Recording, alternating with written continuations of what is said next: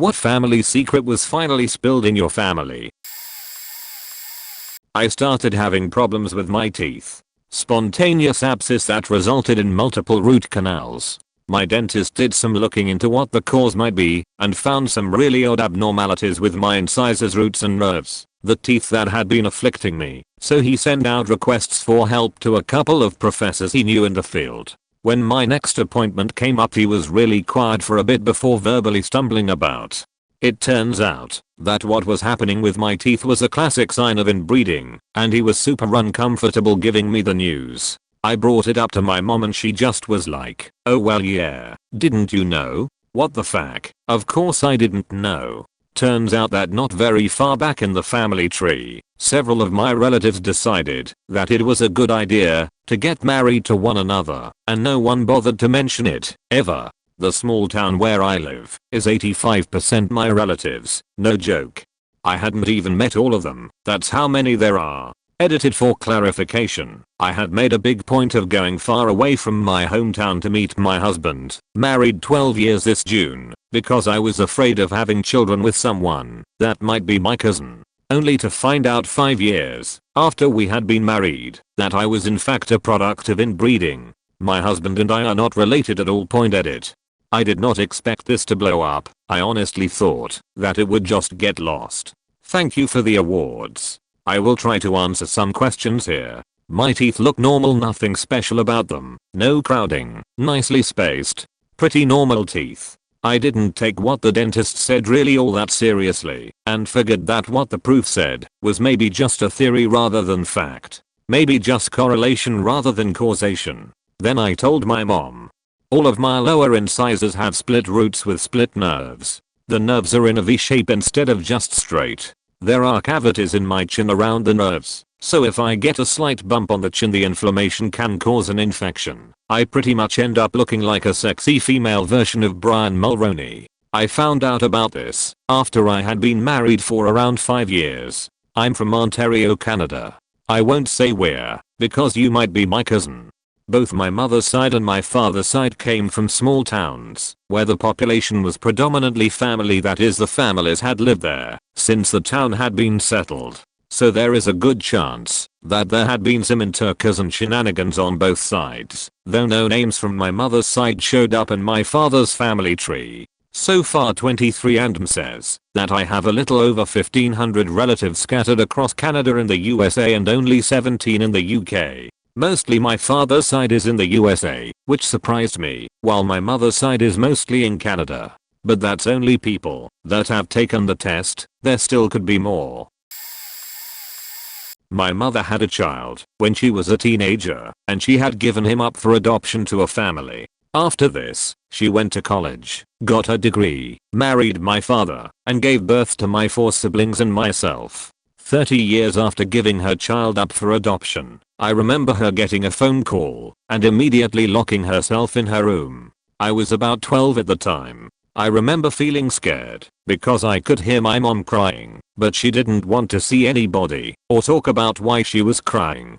On an evening later that week, my parents sat each of us kids down and told us about my mom's past and explained that my half-brother had reached out to my mom wanting to meet her and get to know her. My dad had known ever since he and mom were dating in college, and I believe my oldest sister had been told previous to this point. But the rest of my siblings and myself and all of the in-laws on my dad's side, my grandma, aunts, and uncles etc., didn't know about this part of her past. We are fairly religious/conservative, so it was really shocking at first. My mom then flew out to the state where my half-brother lived with her sisters and met him. Both my mom and my half-brother were both very nervous about the whole thing, but by the end of their trip meeting each other, they got to rebuild a relationship. After a bit of time, we, my siblings and I, got to meet him too. Fast forwarding to now, he's since moved to our same state and we see him much more frequently. He's in all of our family pictures. We see him occasionally for holidays and birthdays, and we all see him as part of our family. We are a very close-knit and extroverted family, while he is much shyer, so at times he can be a bit more distant than we would like, but we give him his space. I know my mom stays in close touch with him, and we love it when he's able to make it for family dinners and whatnot.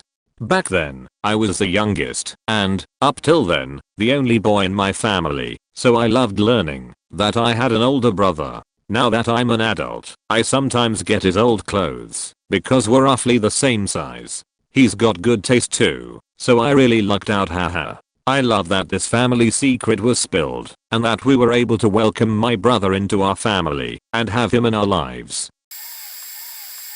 When I was 28, I found out that my dad was not my biological father. The news came out via the following: my dad was battling depression and was suicidal, so I had just flown home to try to take care of him and rescue him from my mom's wrath. My mom had verbally and emotionally abused him during their entire relationship. He loved her so much, and he tolerated it well. During a solemn walk my dad, as I tried to help him out, he confided that he's not my biological dad, and he went on to tell me he knew this all along, but my mom lied to him and tried to convince him that he was my biological father. He knew he wasn't, but he wanted to play the role. When I was 10 years old, my mom finally confessed this to him, and he was worried that upon hearing the news, officially, he'd somehow let this affect his relationship with me. So, when I was 28 years old, during this walk my dad, as he pours out this story to me, he frames it by telling me that his two most proud items in his life are: 1. How I turned out his raising me. 2. That he had completely forgot about the news my mom told him earlier in that day, when I was 10, about him not being my biological father, and that it was only upon tucking me in at night, when I was 10, that it briefly crossed his mind. It was at that point that he knew nothing would ever come between us, and our father-son relationship would be as awesome as ever. He also confided that my mom did hard drugs while pregnant with me, and this broke his heart to witness firsthand. They were very poor. My dad grew up in a foster home without parents. My mom grew up 6 siblings and ill-equipped parents. She dropped out of 9th grade, whereas all of her other siblings dropped out earlier. Many of them are barely literate. I'm now mid-30s, and tragically, my dad committed suicide mid-March 2020, right as COVID was hitting. I was out of the country at the time, but immediately flew 30 hours, 30 minimum layover, and made it in time for his funeral. I do everything in his honor. Update: wow, this thread blew up overnight. My most popular comment by 2 orders of magnitude, and it's about my sorrow. I'm just glad so many of you read about how amazing my dad was, and I truly appreciate the outpour of kind, thoughtful words and wishes. It warms my heart. I could go on and on with countless examples about how amazing he was. After graduating from the orphanage at age 18, he moved up to Atlanta by himself and taught himself woodworking. He was incredible and would build fine furniture pieces for renowned interior decorators, and his items would be in magazines all the time.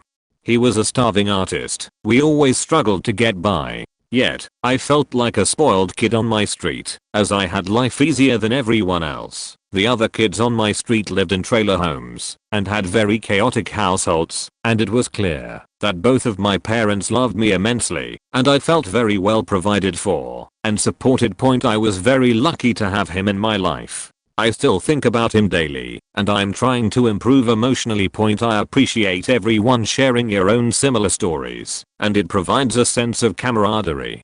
Hearing the shared pain and empathy, and seeing that this resonated with so many people, it motivates me to finally write a short stories book that would include snippets from my relationship with him.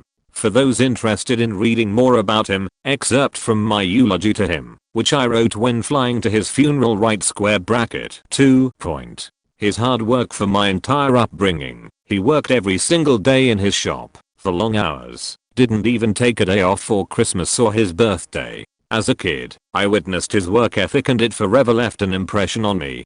Importantly, he didn't appear as if he was working for someone else. He was working for himself. He found what he loved, woodworking, and he completely immersed himself into and dedicated his life to making perfectly crafted items because he wanted to. He had passion, a pursuit of perfection, and an unlimited tank of dedication to fuel it. He didn't just make items. He didn't just work. He made masterpieces. When I was 18 and left home to go to college, I aspired to be like my dad. He set the example. I was trying to make something of myself and to really give it my all just like he did. His work ethic was ingrained in me. I would get 4 to 5 hours of sleep many nights every week. For years. It was hard, but I always thought about how much harder my dad worked. I would recall memories of him working in his shop late at night. I'd hear the saw spinning, the compressor running, memories of huge sawdust piles under his table saw. He did so much to provide for our family. He always provided. I remember being a kid, hanging out with him in his shop, admiring his dedication to the craft, and strive for perfection. So, when I was 18, starting college, I was trying to make him proud, and I was also trying to do everything I could, so that I'd have the opportunity to do anything I want in this world. Not just for myself, but on behalf of my dad. A part of me felt that whatever opportunity I gained, whatever success I had, it was in hopes that he too would somehow benefit. That he could vicariously get what he deserved. He deserved the world, and I've just been trying to channel his hard work and do my part. Anything I've accomplished, it's because of my dad. 3. His creative problem-solving abilities. Not only did my dad work relentlessly hard, but he masterfully found creative solutions to everything. He truly dedicated his life to solving problems and designing furniture for others. There is no physical item he could not figure out. His ability to do so was way beyond anything I've ever witnessed. None of my colleagues at MIT, Harvard, Brown, or whatever fancy place I've worked at could remotely come close to having my dad's unique ability to creatively make things work. Whatever the problem, my dad could find a solution point. When he was 12, he was excited once he learned that you could repair some radios just by replacing the diodes. When I was a kid, he made me an incredible treehouse with its own electricity line. When I was a teenager, there was a large ice storm in Georgia that caused 500,000 homes to lose power for up to a week, our house included. My dad had an old portable black and white TV. He grabbed his car battery and rigged it up so that we could watch TV for days, despite not having power. His vehicles over the years had so many contraptions and workarounds. They were often like modern day Flintstones cars. This was how he did things his entire life. 5. His strength and character. His perseverance was unmatched. He handled so much adversity over the years, especially the past 10 years, when he was in so much pain. He was the strongest person I've ever met. Hands down. In recent years, he experienced and recovered from Stevens-Johnson syndrome, a rare, horrific deadly skin disorder that covers the entire body. He was resilient beyond belief, and he endured so many personal obstacles that were thrown his way. His strength wasn't just in his ability to endure, but in his bravery. I have many stories from my childhood where he stepped us to save the day in crisis. He was fearless. Not only was he courageous in his character, but he was also physically strong as an ox. It was uncanny. In his 60s, he could often lift more than I could in my 30s, despite my being really into weightlifting. But I'll spare you the fun, humbling details. 6. Vulnerability and gentleness. Once I became an adult, he was strong enough to admit to me tough moments in his life. He was willing to confide in me painful times that he endured. He was willing to call on me for help and to tell me when he felt he wasn't strong enough. We all feel this way at times. He was vulnerable to cry. He showed me that one's willingness to show vulnerability is in fact a product of strength and bravery. 11. Closing. As I close, I want to mention one of my favorite artists, Alanis Morissette, who has a stanza that challenges us by asking, how about remembering your divinity? How about unabashedly bawling your eyes out? How about not equating death with stopping? To this effect, I know that my dad will continue to inspire me and influence me for the rest of my life. Without question. I'm who I'm because of him. I've always aspired to uphold the principles and he stood for. And I hope that others see in me his virtues and pieces of his personality. I want to continue his legacy. Thus, he hasn't stopped. Further, I challenge all of you to do the same and never equate death with stopping. That is, we can do better than just remembering someone. We can do better than just remembering my dad. We can continue to learn from what he's taught us. The element I've mentioned today, when you find something you love, whether it's work or a hobby, put everything you have into it. Be willing to think creatively, to solve problems. Take the time To enjoy the so-called minutiae in life, the alleged trivial details make it significant. Point B, willing to play and be silly. Don't take yourself too seriously. Point B, brave. Be strong. Be so strong that you're willing to be vulnerable. Point B, a teacher and be a lifelong student. Point mean everything you say and speak earnestly. Point connect with others, form a community, and be there for others. We could all benefit from the help of others, so be unafraid to rely on others for support. I would do anything to have my dad with us here today. In his own words, which he often told me, it's not what happens to you, but how you handle it. So again, I urge you all to handle this tragedy by staying strong, connecting with community and the support of others, and continuing to learn from my dad. Point thank you all for being here. It means the world to me, and I know it means the world to my dad.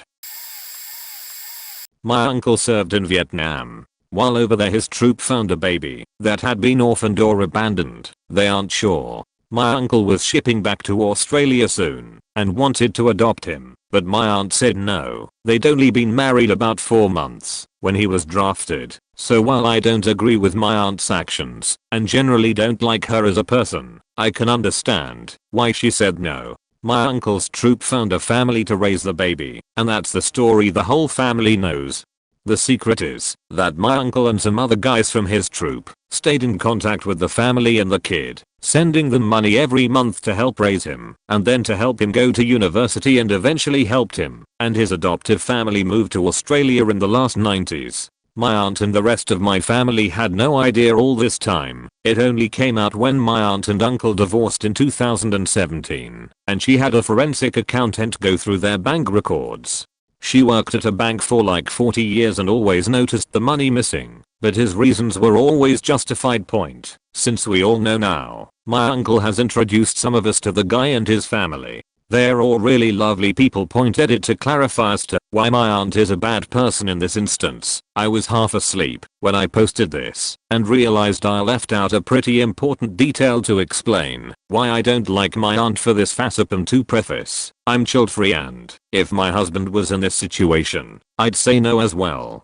It's not the fact she said no to adopting the kid that makes me dislike her for this. It's a reason. Point aunt is very racist against Asian people.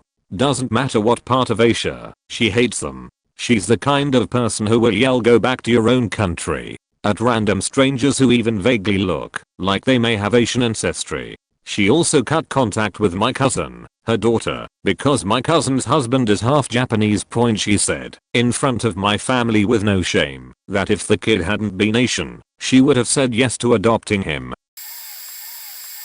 I grew up in a Mexican family and have 2 younger cousins. My aunt married another Latino guy who basically looked white. The oldest child was a girl and came out looking exactly like her dad. Full stop. The second was a boy and came out looking like his mom. Maybe. He was dark.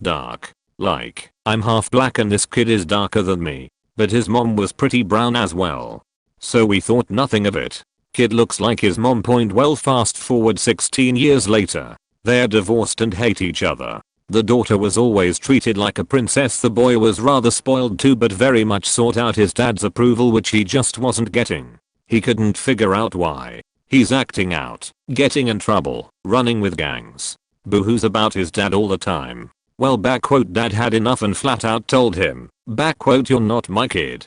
Your mom is a hoe, and I don't know who your dad is. He even was kind enough to offer up a paternity test. His mother never said shit about it. She took the ostrich approach and hoped it would go away. We know now his dad was a Pacific Islander, and while there is one who has always been a family friend for many years, he took a paternity test too and was completely cleared. So the mystery remains on who she cheated on her ex with. She says she doesn't even know. When my paternal grandfather died, the federal government reached out to do a state funeral. He'd been career army and a colonel, so we didn't question it. Then the funeral came, and they went all out. Huge procession, people showing up who are really big names, like heads of debts, senators, retired senators, people from the CIA and state dept. It was nuts, and we were all super confused. Turns out he was a key dude in the OC during WWII, and when the OC splintered into the CIA and Secret Service, he went the Secret Service route. He wasn't on White House detail, but instead worked in a covert office that dealt with counterfeiting and currency. He went blind when I was a toddler and retired from the army. For whatever reason, he told no one about all his covert work with the OC and Secret Service, and the only person who knew, my grandmother, was sworn to secrecy and never told anyone. My father grew up thinking he was just a colonel working on base. Only after his death were we given all sorts of cool sheet-like publications by him, lectures given by him, and all kinds of things from various things he did and was known for. All I knew him as was a blind old man who was perpetually smoking, drinking and being a crotched bastard. Turns out he was a bad motherfucker and all but none of us knew. My mom cheating on my dad with my now stepfather. My parents divorced when I was really young, about 1 year old, so I don't remember anything about that. When I would ask as a curious kid why they split up, both said that they just fell out of love. I already had a feeling that this was not true, because through my grandma I knew the divorce was in 1996, but my mom and stepfather started dating in 1995. On my 18th birthday my stepfather confessed to me in private that they had an affair all that time ago, and he still feels awful because he feels like he broke up that family. I told him that all is fine because everyone is happy now, and I already kinda knew it. Some years later my stepmother told me that my mom actually kicked out my dad without telling him why. She just needed a break. Remember, she just had a newborn and my dad could barely see me at the beginning.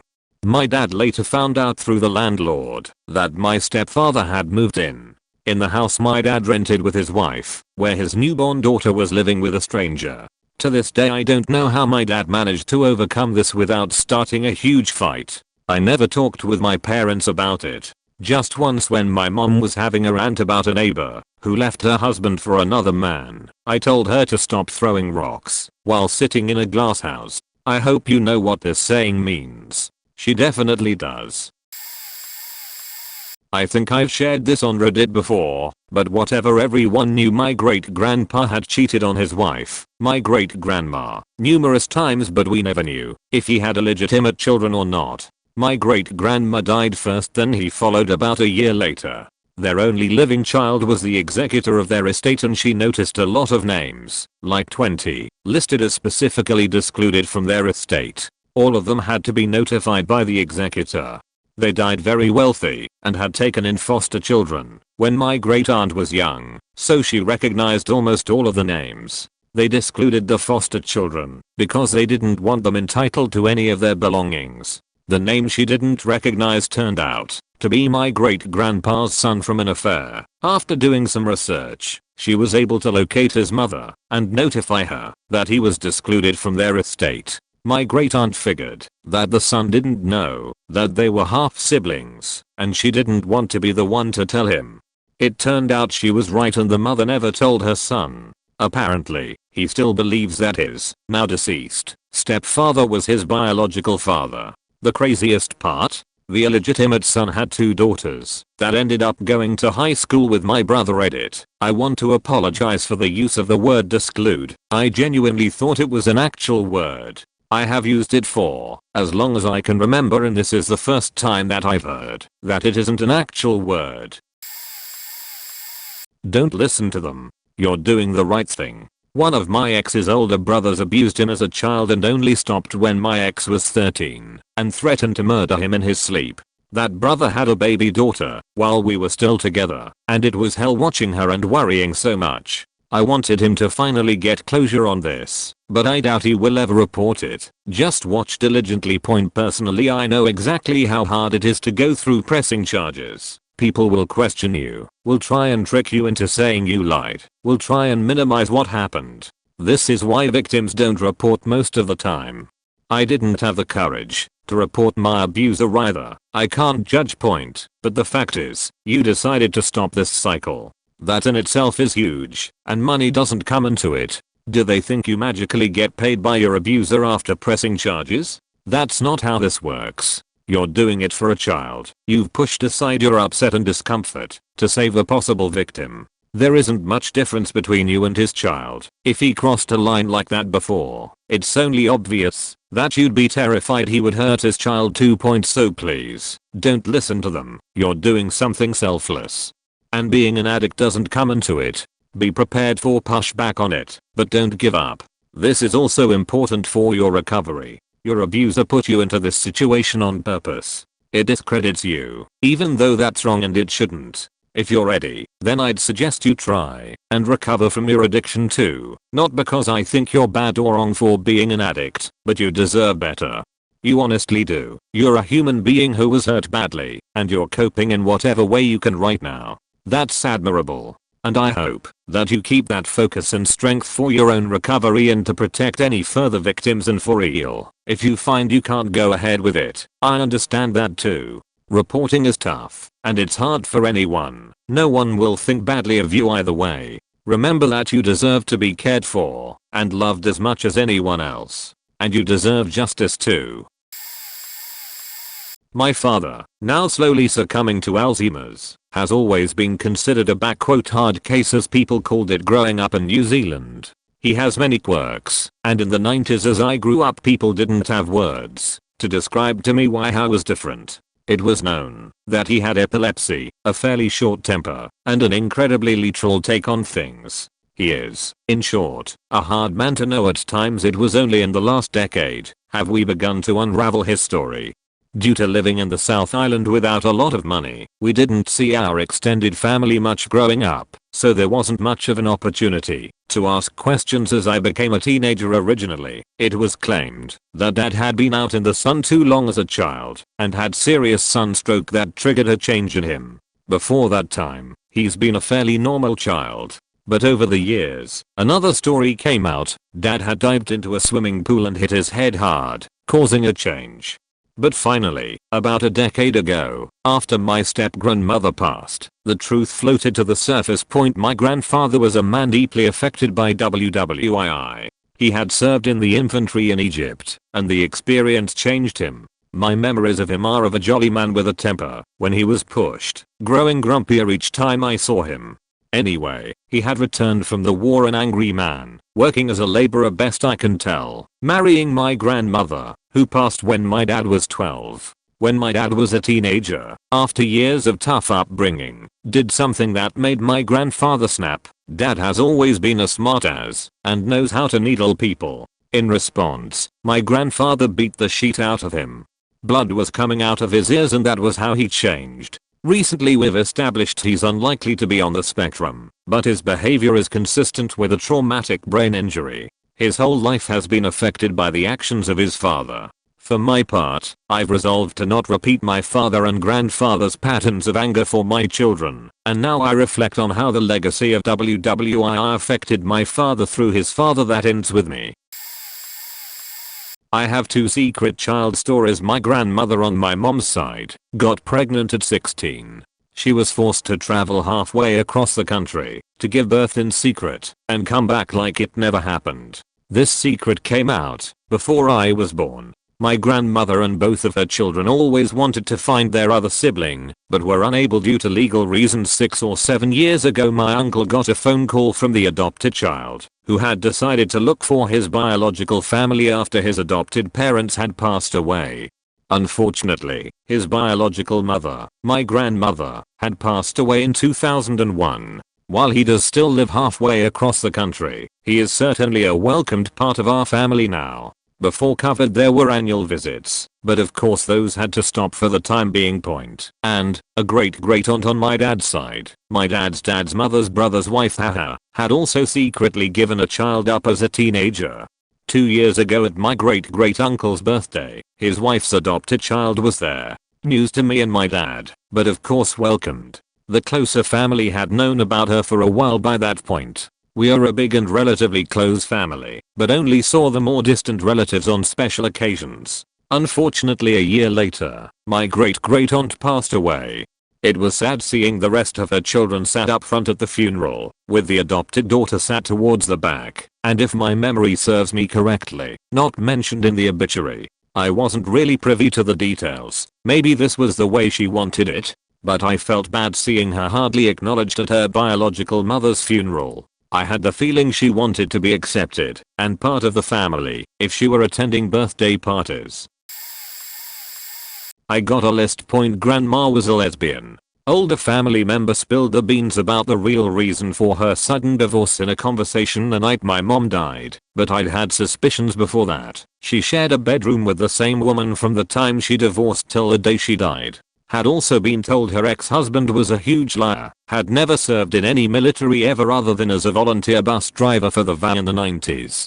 Found a bunch of telegrams clearing out stuff after dad died. They were from various European locations via the US Army to my grandma, talking about missing her and when he'd be back stateside. Was also told great-grandfather, same side, was a giant of a man and towered over the rest of the family. His immigration papers, found around the same time as the telegrams and dated at least a decade later than we'd always thought. He came to the US, put him squarely at 5'7". His wife was a 6 feet tall woman. According to various hospital paperwork we found, both were sadly long gone before I came along. Mom wrote a suicide note sometime in the mid-80s. I found it about a month after the previous ones. I'm the only one that knows about this one in the family and honestly see no reason and have no desire to tell any of the rest.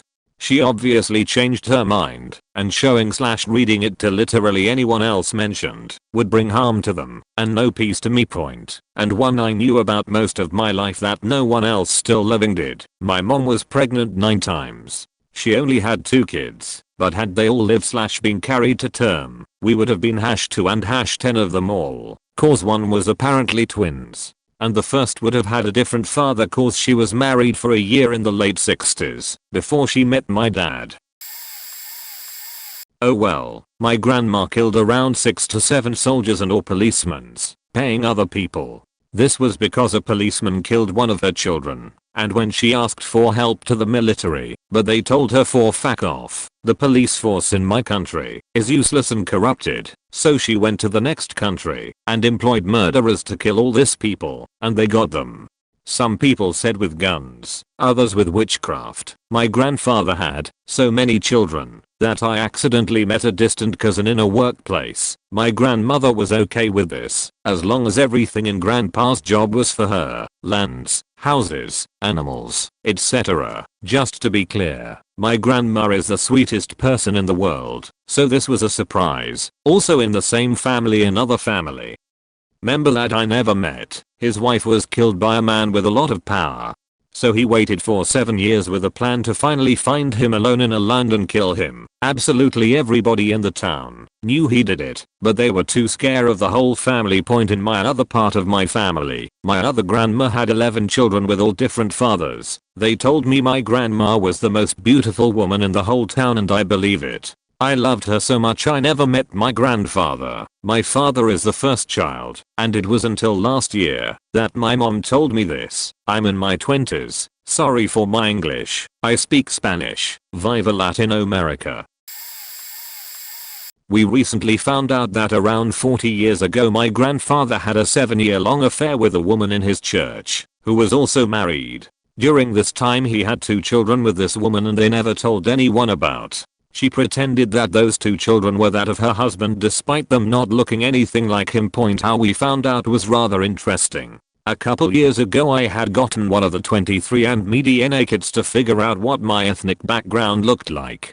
My aunt and uncle had done the same about a year ago as well. Once you get your results from 23andMe, it also will show you any DNA matches you have with relatives. A couple days after Christmas, a woman had reached out to my aunt and uncle asking to speak with them because 23andMe was telling her that they were her half-siblings and that I was showing up as her nephew. Coming from a very strict Catholic family, this was very confusing and concerning to her. They ended up meeting and pieced together everything and then approached their parents about it, who at first denied it, then came clean about the affair. It's been pretty hard on the family. For the longest time my grandfather was too stubborn to even apologize to the family and my grandmother for all the pain he's brought, but he finally did. Shockingly enough, my grandparents are still together despite all of this coming to light. I've never told this story to anyone, but I doubt anyone will read this anyway, so I'm gonna go ahead. I's gonna be long point. My father died when I was 7 years old after a super bitter and contentious divorce from my mother. We never went to his funeral. To this day, I'm 36 now, I've never even visited my father's grave, but that's something I will fix soon, I hope. My siblings and I were told by my mother that we were abused and unwanted by my dad and his new wife, so just before he died he sent us away so he could enjoy his life without us and with his new wife and son, my stepbrother who was just a baby at the time.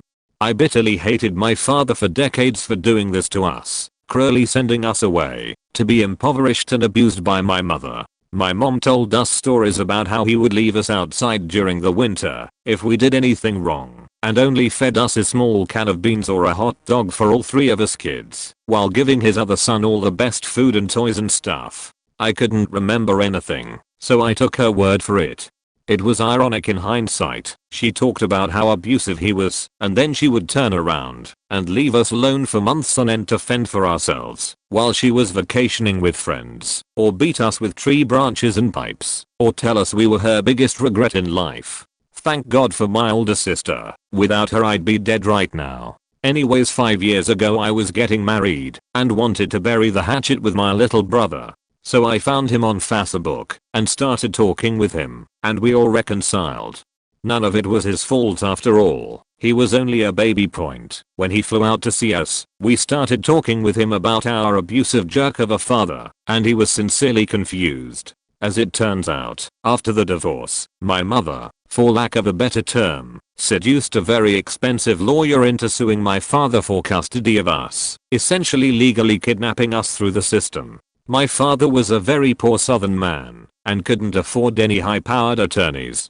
We found out that not only was everything we knew about my father a lie, but he fought tooth and nail until the day he died trying to get us back, or to at least see us again. We didn't attend his funeral because, of course, they didn't want my mother there. My paternal grandparents and my stepmother, who is a very kind and wonderful woman, by the way, tried to get us kids to attend it, but my mother wouldn't let us. She told us my dad said in his will he didn't want us there, which is absurd in hindsight. He died suddenly of a heart attack and had no time to write a will banning his kids from his funeral. Anyway, we found out my dad tried to send us mail, gifts, voicemails, and none of it ever got to us because my mom intercepted and destroyed it all. My dad loved and missed us intensely up until the moment he died. My stepmom kept court documents, photos, letters, home movies, all proof of his devotion to us in the hopes that one day we could reconcile. Sometimes I think about it, like what must have been going through his head when he was dying. Did he think about us? Did he see me specifically? Did he feel like he failed by not getting us back and now he'll never see us grow up? Did he die so young of a heart attack because of the stress my mom put him through by taking us away? If he knew the horrible things we thought about him, he would have been crushed. I spent so much time being manipulated into hating my father that I don't even really miss him. It feels good to know my dad loved me, but it doesn't change anything now. I can't call him when I need advice. I can't talk to him about marriage problems or repairing my car. It's the same as it's ever been. I'm just numb to it, and I think that's the saddest thing. I don't know if there is a heaven or afterlife or whatever, but I hope somehow he knows I'm sorry for thinking that way about him, and that I would give anything to be able to talk to him a little bit or feel what his hug is like. Was talking with my dad and stepmom last week and finally revealed how I hacked their words, not mine. I in no way hacked anything. The family computer password after they had locked it, so they liked to lock the computer when they were gone at work, and as a teenager I liked to surf MySpace and later Facebook when I was supposed to be doing schoolwork, so they put a password on it. Unfortunately my dad and stepmom have the mental capacity of a rock on creating strong passwords, so they would put like my dad's first initial and last name, which ironically is mine also as Emma Jr. Figured that out easy. Then they would change it to be like my stepmom's initials and my dad's initials. Then they capitalized the initials, and it went on like this with weak passwords that are easy to figure out points. So finally my grandpa recommended this USB device that locks the PC when it's not plugged in. After a few minutes I figured out how to bypass that. There was a 30-second window of inactivity upon restart, so I'd restart the machine, press Ctrl plus Alt plus del, bring up the task manager, find the program, and kill the program right when it was about to start, preventing the computer from being locked when I was done with it. Or if they got home early or something, I'd just restart the computer and let it lock like normal. Point, they knew I was getting onto it but couldn't figure out how, and they never asked me. They just assumed I was hacking into the computer somehow. Ironically, if they had asked me, I would have told them. So here I'm like 13 years later, visiting them and my grandma, and they brought up how I often hacked into their computer, and I finally broke the news to them that I never hacked into it and revealed how I actually did it. It was basically just weak passwords and knowing how some Windows programs work, though I'm now going to school for cybersecurity, hoping to eventually get a job in pen testing. When I was 13, my sisters a year and 2 years older than me respectively, we flew to our hometown to visit our mom and some extended family out there. We started out by staying over at our aunt's house for a few days, when out of the blue our dumb lying cunt cousin came and stayed over with us too. It was fine at first. We had been having a good time with our aunt and uncle and reluctantly catching up with our cousin. One day we, my sisters, cousin and I, all decided to walk to the park in our aunt's neighborhood. My sisters and cousin got on the topic of smoking weed and wishing they had some to smoke. I wasn't interested and didn't think they would be able to get any, so paid it no mind. Until cousin said she had friends who could hook them up. Walked home, had dinner. The night panned out as the previous ones had, until the security alarm started blaring throughout the house because of an opened window in the room my sisters and cousin were hanging out in. Turns out cousin had asked her friend to bring them weed and pass it through the window, but lo and behold, no one knew there was an alarm. Uncle stormed in, cussing up a storm, angry as all hell for no reason. Rest of the night was tense as we were all sent to bed early. Morning comes and my sisters and I fix ourselves breakfast, cause uncle and aunt and cousin are nowhere to be seen. They were having a private discussion in the master bathroom, while we had no clue one was happening as we weren't invited to partake. When our aunt emerged, she sat us all down and told us we couldn't stay at her house anymore because she didn't want anything to happen when she went to work. Super out of the blue, but she had already called our mom and asked her to pick us up. We were upset and didn't understand why or what. Cousin had said to have us kicked out of our aunt and uncle's house when she was free to stay. Drama unfolded OFC as everyone in the family heard something or other about why we weren't able to stay, but the only explanation we were given was our aunt not wanting any accidents to happen when she wasn't around. Our family relations fell apart. We didn't talk to any family on my dad's side after that trip for a long time because of the way they had treated us and kicked us out without explanation. To this day I still don't talk with any of them regularly. Why? Because I recently found out my dear lovely cousin told my aunt my sisters and I were trying to sell our bodies for cigarettes at the park and were planning to sneak out that night to try again. And she must have believed it. To this day, it still hurts to think about how unfairly my sisters and I were treated, on top of having such a shitty accusation put against us and believed by someone I loved and admired. My cousin can joke for all I care. I bet the reason she said those things is because she had plenty of experience firsthand. Anyway, that's the family secret I can share within my immediate family, because I could care less what kind of secrets the rest of my extended family has. When I was a kid, we didn't hear much of anything about our family's history in Louisiana. Poor white family. My grandma was one of 11, grew up on a sugarcane farm. Everyone moved to Tulsa for work during the Depression. My great uncle Possum stayed on the farm. That's it. A couple years ago, the family's having wine and dishing. My aunt and I start arguing about removing Confederate monuments from public spaces, so she takes me aside.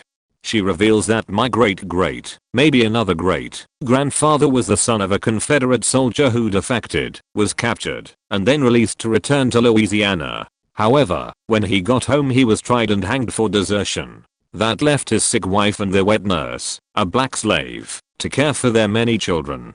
After the war ended, his wife died of her illness. Despite being freed from her legal ownership, the wet nurse remained with the family and raised the orphaned children to adulthood. My aunt used this family ten as a basis for her view that most slavery in the South was actually a mutually decent and consensual arrangement, but that version of American history has been erased from our culture. As she wistfully put it, our family wouldn't have survived if not for the love and care of a black woman whom they saw as a second mother.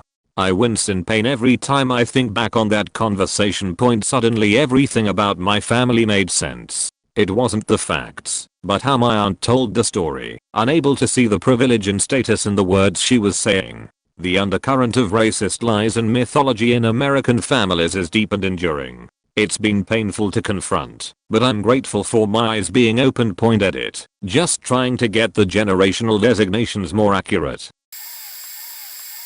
My foster parents told me that my birth family hated me and told my birth family that I wanted nothing to do with them. I was adopted when I was 12 by a family that seemed nice, but after I signed the adoption paperwork their whole personality flipped like a switch and they started treating me awful and cut me off from my birth family entirely by making me think that they all hated me.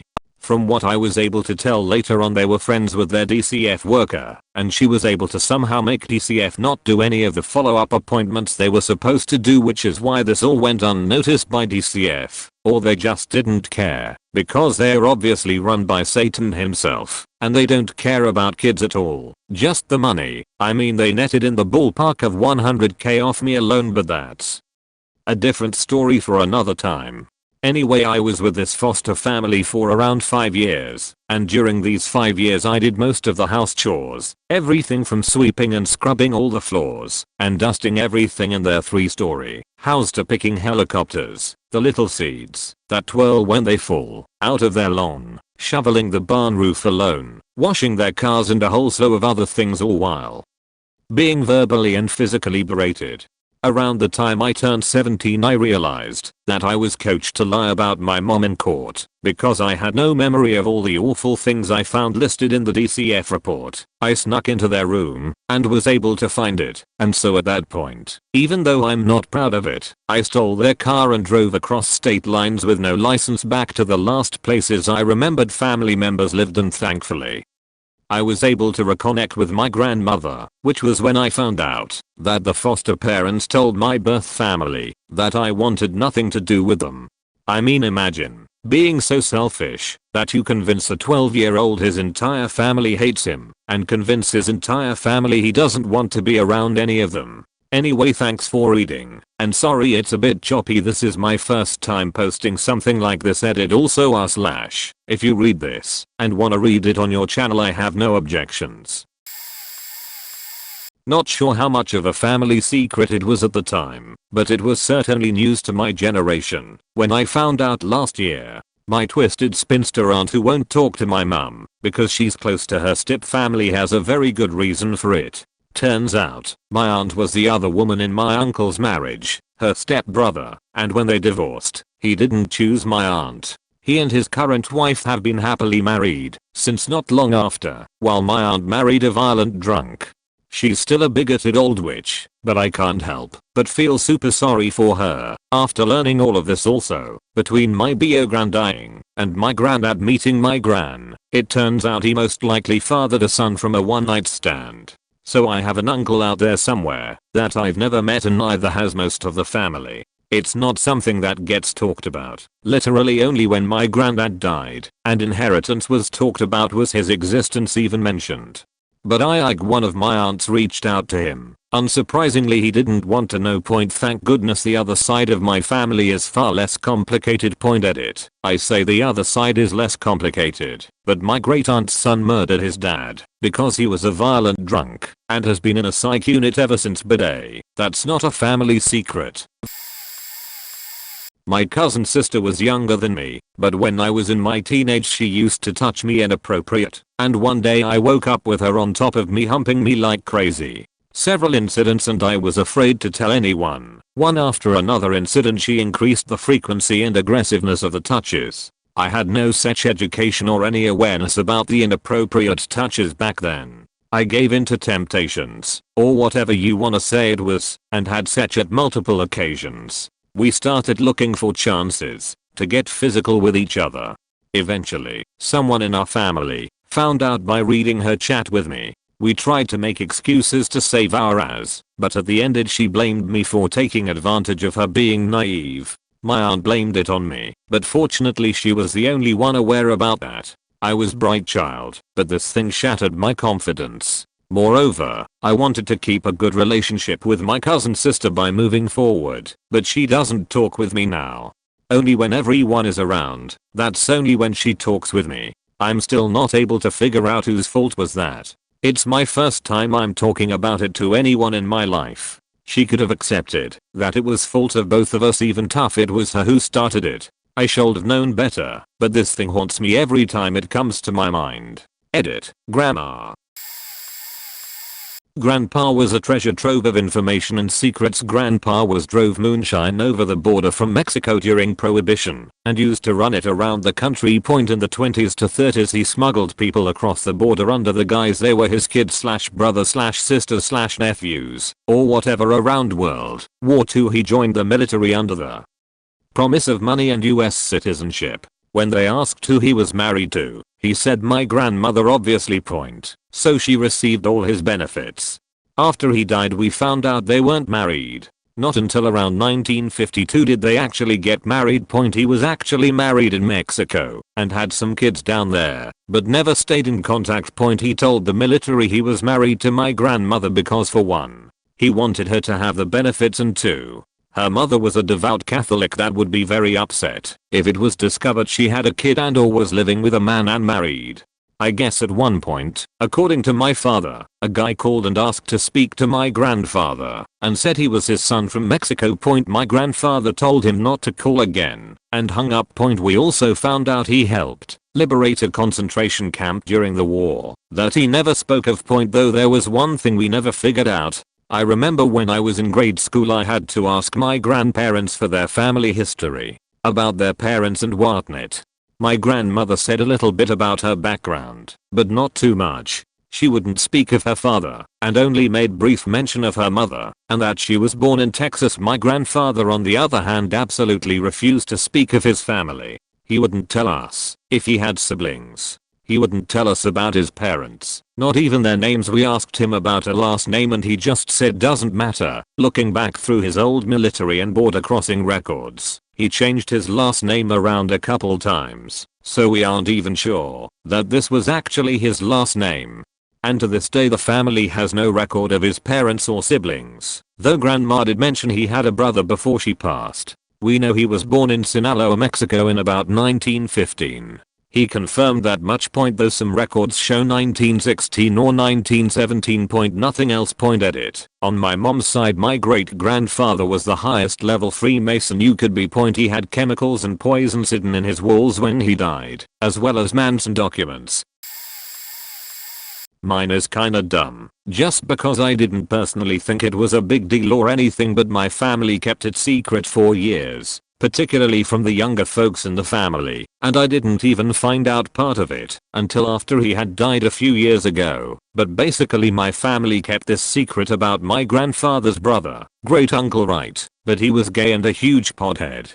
I know, what a dumb thing to keep a secret, but back in the day it was a huge deal obviously, and my family always acted like it was a huge deal. Both of those things equally. Uncle Dan, as we all called him, was an awesome guy. He loved cars, worked for a auto manufacturer too, baseball, and gardening, both regular and the fun kind. Lol. He would help us with car stuff all the time, would buy my whole family tickets to our city's minor league baseball team games, and season passes for our zoo for Christmas every year. He also was always super nice, and loved all the kids in the family, and helped take care of them. He married for a few years himself, and had one son who has his own daughter, and he was always great with them, but his marriage didn't work out, for obvious reasons looking back on it now. But since he wasn't married, and his kid was out of the house, he moved in with my great grandmother, his mom. when she got too old to take care of herself, and he lived with her and took care of her for years. She lived to be 89, and they ended up dying the same year, about 3 months apart, both from cancer. I found out he was a big time pothead when I was a teenager, but we never smoked together unfortunately, and then after he died my mom let on with the whole him being gay thing. I don't know, it made me feel bad cause I know he couldn't live his life the way he wanted to when he was still around. Even if my family never treated him badly for it it was still something most of them felt like he needed to hide about himself, which is wrong in and of itself. I know, a couple of silly things when you look at it today, but the being gay thing was a secret that sort of controlled and in a way ruined his life, and I was still shocked to hear it when I did, even if it made sense later on as I was an adult. I wish I would have known when he was alive, so I could have told him that I didn't mind, that I still loved him and accepted him for whoever he wanted to be, but unfortunately life doesn't work that way. Oh well, Uncle Dan I know is living it up in his own afterlife in his weed garden, getting high and blowing guys, or whatever. Sorry if that sounds graphic, but hey, it's what he would have wanted, damn it. My brother and I, from a young age, suspected that our dad was not our father. Our parents played it off, and by our late teens we gave it up. 20 plus years later I get a friend request from a woman in TX. At the time I was a low-key craft personality on YouTube. She was into knitting, so I figured she saw my tutorials, so I accepted. The next day I get a message from her explaining that her stepfather was my biological father as well as my brother's. Her story checked out, and when I saw his picture I knew she was telling the truth. I told no one in my family for a year and a half. I couldn't look them in the eye, or any one of my relatives for that matter, because they were all in on it. Turns out my mother was married to the dude, and divorced him a year after I was born. Quickly met my dad, unless there had already been some infidelity happening, I don't know, and married him 6 months later. My brother was 2 years older, and he was more adamant as a child about it, because he was 3 to 4 when it all went down. When I finally decided to let the cat out of the bag, I booked a trip to meet him, and set off to my parents' house alone to have dinner and tell them. I told the woman that I would be coming by myself, because my brother was fragile, and he may have a very different response than mine. So I confront my parents after dinner, and of course I'm the asshole, and my now adopted father says back, quote, "The only person hurting from this is your mother, because I just stabbed her in the back." I was expecting that, and didn't take it to heart, because I had just dropped the bomb on them, and they had thought they were in the clear for good. The next day my mother convinces me that it's not fair to go alone, and that I should cancel the trip, same book it with my brother. I fold and oblige. Of course my brother flips out, and can't understand why I didn't include him in all of it. Well, remember Carrot when I said he was fragile? He was a very Midwest rural type, who was insecure to the maximum, and quite abrasive. With equal empathy, compassion, and romanticism of a hyena. A few years later, after he decided that there was no one he could trust, he ate a bullet, leaving behind 2 young children and an evil to the core ex-wife. Faked up sheet, but honestly I think he's better off now, because had he made it this far he would be suffering from a clinical case of QAnonosis. 10 years later I still haven't met the man. My great-great-grandmother was not half Native American, she was half black. Generation gaps in my family are somewhat small, and she lived long enough that I met her and remember her. She passed away when I was 5. I remember when I was little, being so enamored by her pretty darker gold toned skin. I also have gold toned skin, and she was the only one in my family that had it, though I have darker skin than the rest of my family, not as dark as hers. I asked my grandma, her granddaughter, once, and she said great-great-grandma's mom was an Indian who died when great-great-grandma was little. My grandma took so much pride in that. Fast forward. I'm 25, and lamenting to my wife that my grandpa, on the other side of my family, was never told about his heritage, and now anyone that could tell him was gone. We have an unusual last name too, and I thought it'd be cool to know where I came from. She ordered me a DNA kit. I have no Native American ancestry, but I have enough African ancestry that matches up with great-great-grandma being half black. I told grandma, and she was not pleased. I've come to learn this was common in great-great-grandma's era, because in our area of the country, it was less shameful to claim Native American ancestry than it was to claim blackness eater. I should add that I know it didn't come from grandpa's missing ancestry. Before my wife ordered the DNA kit, I looked up my last name and found it to be an old Scandinavian name, which matched up with the results of the kit. Thanks to Ancestry I found that I almost dated my half-brother, so my parents were real sociable people, potheads, and we always grew up with lots of people coming in and out. One particular group of friends were this really cool southern rock band. They would come over and bring their kids and we kinda grew up together. Fast forward to 16. One of the older boys, we'll call him John Smith, that I had thought was really cute, I know faking gross in retrospect, was always nice to me. And I needed a date to a school dance because my boyfriend had cheated on me and we broke up right before. So as revenge I thought it would be awesome to show up with an older handsome guy. So I asked him to go. My mom was really hesitant, making the excuse he was too old for me, 19, that he smoked, that he was a bad influence etc. In the end we went together anyways. I didn't know till later that she begged him not to let anything happen. It was all for nothing though. We went, we danced. He knew I was trying to make my ex jealous, so he played the role well. I never felt that spark though, and in the end it was just like going with the good friend I had grew up with. Fast forward to Christmas 2019. My husband buys me a DNA test, and come January I'm excited to get the results. Here's the thing though, none of my cousins on my dad's side are popping up, and instead I have a whole list of Smiths, including one that's being listed as a half-sibling. I recognize her immediately as John Smith's sister. At this point I'm really confused. Unfortunately both my mom and dad passed away already, so I reach out to my mom's sister. She confirms that my mom did cheat on my dad, a lot, especially with two of the guys in the band I grew up with. She blamed it on my dad also cheating, and both of their drug problems, when they were younger. I'm pissed the hell off because my mom died when I was 18, and I grew up with a complex as a child, because I never thought my dad loved me. No one could tell me this. I'm not sure if my dad knew, but I definitely think so. I look nothing like my original siblings, but found out in total I have 6 more on my biological dad's side. Papa was a Rolling Stone, one of which looks just like me. Here's the other kicker. My biological father had passed away from cancer about a year before this, and I had went to his funeral out of respect for John Smith as we're still close. In all I had watched both of my fathers be buried in the same year and never knew. Fact family secrets. I look back now and I'm so grateful nothing happened. It could have been a nightmare. Also fuck all my family members who have come out of the woodwork now saying they suspected all along. Not necessarily spilled as it never got confirmed, but here goes nothing. My great grandma, God bless, had a hard life and she grew up as a maid for a rich family. She never knew why they took her in as she made several mistakes, but never got fired, and as she told me her mom died at an early age, so she stayed there once she died. Years later actually, my mom told me a theory she had, and it made sense.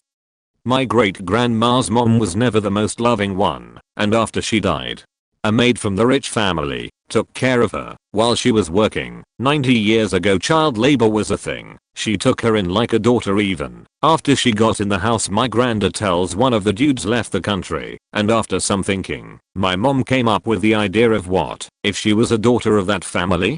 Dude had an adventure with the maid and left her pregnant, and the family took them in because they were not that heartless. They gave the child to another woman, but she didn't last a lot. After saying more anecdotes my grandma said that it could be true. My mom suggested a DNA test for the family tree, but my grandma told her to keep it down. She had outlived the rich family by then, but she knew her sons would make a fuss out of it just to take money out, so she took it to the grave. After years my mom told me, and the one daughter that would not make a fuss. Everyone was pretty surprised, because it was a theory that made sense. But we will never truly know. Edited typus.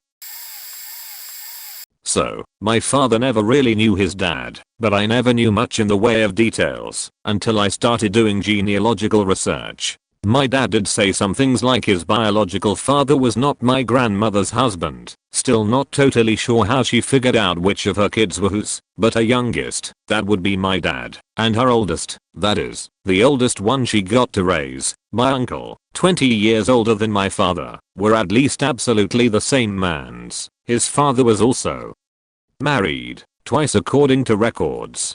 Neither time to his mother, and the second occurred during the 20-year timeline between Gran's oldest and youngest. The first one I'll get to in a minute. There was a sizable age difference between them, though my father didn't know how much. Implicitly, Dad thought this is why they never married, because their lives were out of sync, but they kept up the affair. Not sure what to call it, you'll see why. So armed with this knowledge and some names, after my father passed, I start digging around family search, aka the free Mormon resources that Ancestry.com makes you pay for, and the age difference between my grandparents was 18 years. Okay, times were different. Moving on. I also find out my grandmother started having children very young. Like, her first baby was at 13, kind of young, and she had 5 children before her supposed oldest, who she had at 21. It's weird, they are noted on records with a birth year, but no birth date, so either they were stillborn, despite no death dates at all, suggesting they might have lived, or adopted out in quotes, because this was the late 1910s and early 1920s and the adoption system as we know it today didn't exist then. So who knows what happened given to neighbor/family/random stranger. An arrangement with what rudimentary agencies existed then. Unwed mother's home type deal? Your guess is as good as mine.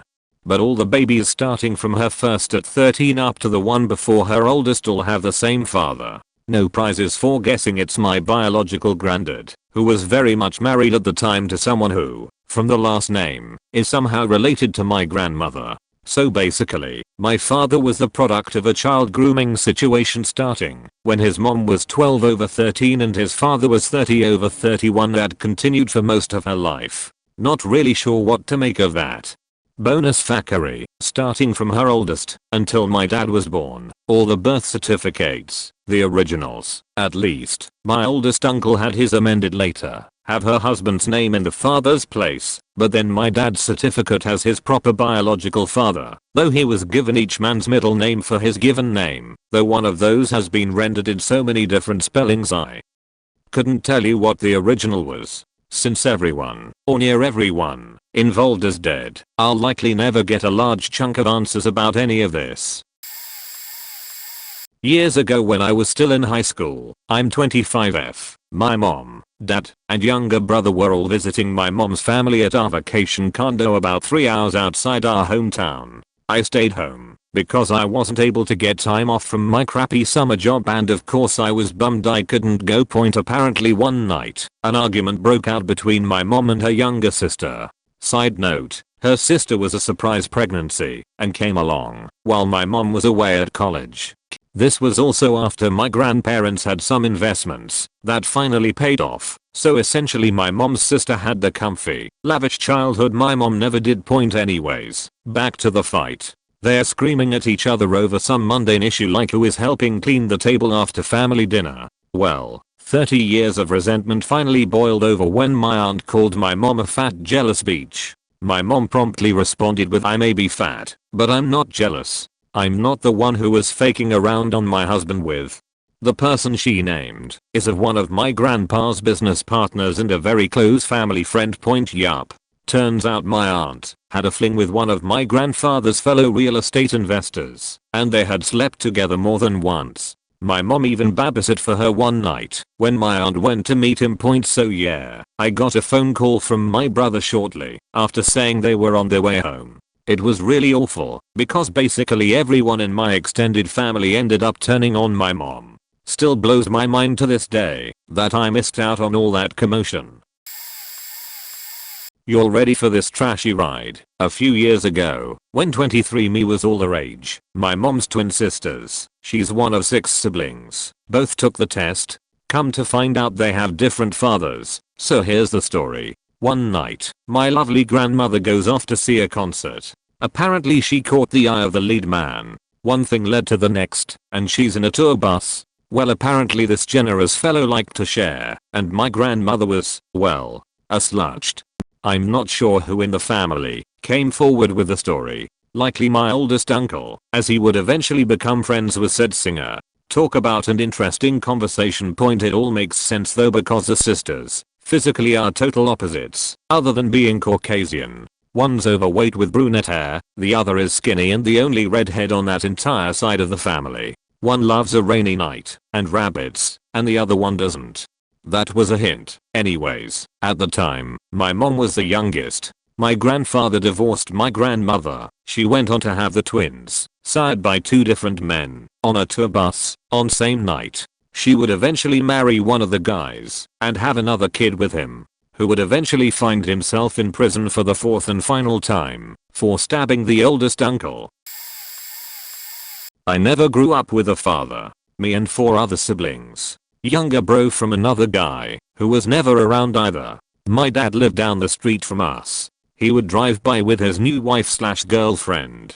I'd be playing in the front yard, and would get excited, and wave as he went by, and would proudly tell my friends, there goes my dad. Don't know why. Years later at 23, what I thought was a rumor from my aunt to my wife, after she told her that my real dad was looking for me. I told my wife she's just starting shit, to spite my mom, and she should mind her own business. It lingered around for a while in my mind, as I suspected could possibly be true, because it made sense as cold as my dad was. I get home one day at 37, I go to my man cave and grab a beer, told my wife I need time after the day. I hear the phone ring, and on the TV is the caller ID, and it's the name of my rumored father. I'm FKN frozen. I hear my wife answer, and she knocks on door, and says, it's your dad. I spoke with him, and he's talking fast, and I'm guessing, because he thinks I'm going to hang up, I told him to relax, and spoke with him for a while. He then says, I need to get home, please answer. When I call you, brothers and sisters would live to talk to you. Holy shit. I assured him. He calls back, and I speak to my 15-year-old brother, 8-year-old bro, and 12-year-old sis. He was looking for me since I was 23. He says he spoke with a woman when he found a number and got the courage to call. He says he was told to leave me alone, that I wanted to have nothing to do with him, that I was a man now and no longer needed him. To this day we have no idea who that was. He lost hope and stopped searching till I was 37, and his new wife encouraged him to. I lost all those years. I got the courage to ask my existing siblings and my mom, and no one denied he was my dad. No one ever told me, led me to believe the other guy was my dad. What the fuck? Everyone knew, even uncles and aunts. It was a huge secret by everyone except me. What the fuck? I decided to grow my relationship with him, which was great for about 9 years. Covered took him in January. I am glad I opened up to accept him, and we did what we could while we could. I would visit, and would go swimming in the river and other things with my 1/2 brothers and sisters, and forgot I was 37 years old. I have no regrets besides my family, still, and all that time I could have spent with him, and whoever he talked to on the phone to turn him away. I grew a successful company with the last name of my dad on it with pride. Now it's not even my real name. I feel I should rename it, but it's well known. Sorry for long story, couldn't stop writing. Going to my oldest 1/2 brother's wedding on Saturday. We all swore to stay close. My mom bought my fiance and I 23andMe DNA tests for Christmas a few years ago, after being obsessed with researching her entire family tree. I'm talking, bought poster boards, cut and pasted pictures of faces of people, and drew lines to connect the lineage, dated our side of the family back quite a few generations to the Italian mafia. Pretty neat, actually. Right off the bat, I get a hit with a name I don't recognize, but we shared a significant amount of DNA, so I brought it to my mom, since she had the big poster board, and she didn't recognize it either. Has to be from my dad's side. At this point, just over 2 years ago, I had cut contact with my dad, so I wasn't about to ask him about it, so I sent a message to the lady. After going back and forth for a few days, we finally figured out a name in common we both recognized, my grandma. Turns out, my grandma had an affair with her dad a month before he got married to her mom. This lady ended up being my biological aunt, who only lived a couple hours away. Met her once. Very nice lady. This totally explained why this beach, my GMA, made my life a living hell my entire childhood. Despite the fact I was the only one in my generation to accomplish anything and not get hooked on drugs, I was the product of her infidelity. Also, my adopted fiance ended up getting a hit 6 months later. He finally got into contact with his biological mother, father, and brother. TLDR, my mom bought my fiance 32 meters and I 30F DNA tests. I found out my grandma was a hoe. He found his biological family. My stepdad had a secret daughter and was almost charged with attempted murder because of it. When he was in his late 20s, he started dating a woman in his apartment complex. After a few months, she cut off all contact. Turns out, she got pregnant, but was super married and never told him. Her husband must have been a special kind of unaware because she hid the pregnancy from him, covering it up by claiming she had stomach cancer when she delivered. She left the baby in a dumpster. It was found and rescued by a janitor at the hospital. The woman came forward a few days later. My stepdad knew nothing about the pregnancy at all and hadn't heard from her for the better part of a year. As soon as he saw the baby, it was undeniable it was his, and he did everything he could to claim custody while having to go through a rigorous process to prove his innocence. He also had to go through months of parenting classes and prove that he deserved to keep the child. In the meantime, the story made national headlines and offers for adoption were pouring in.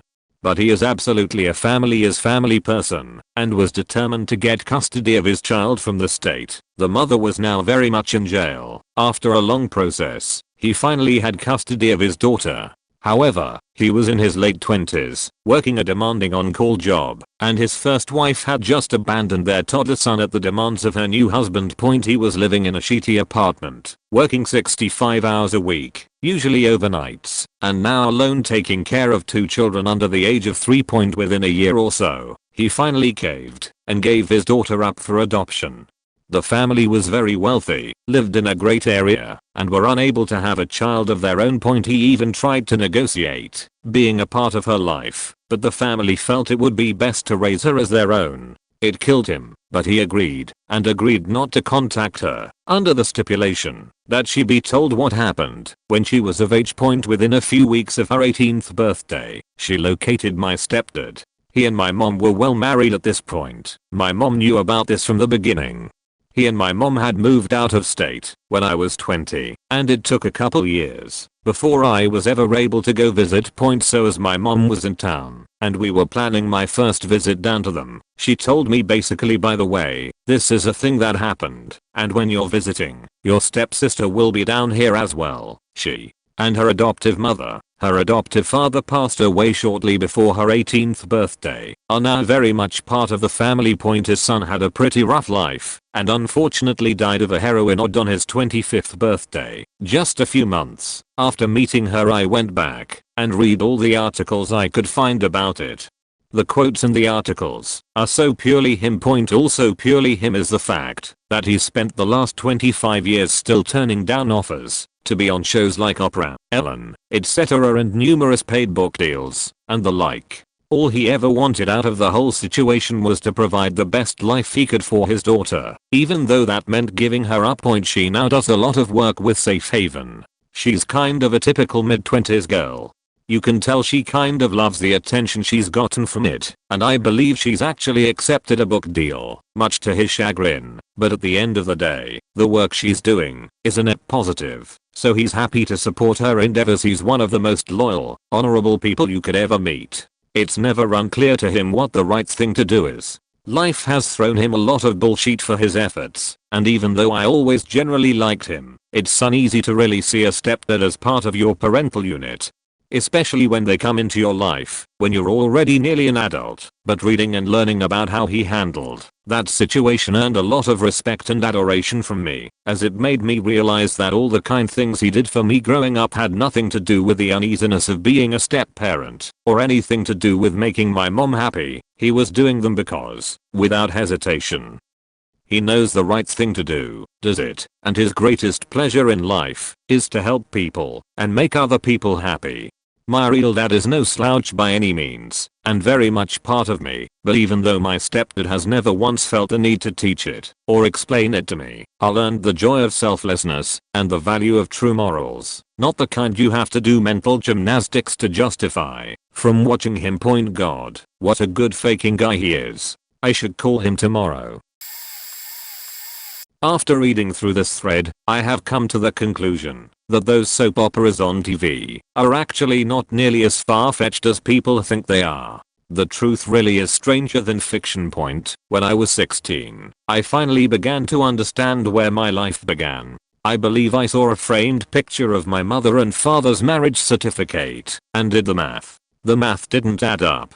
As I got older and started going through puberty, I noticed my mother was extremely strict about me being out unsupervised, being around boys, being out after dark, etc.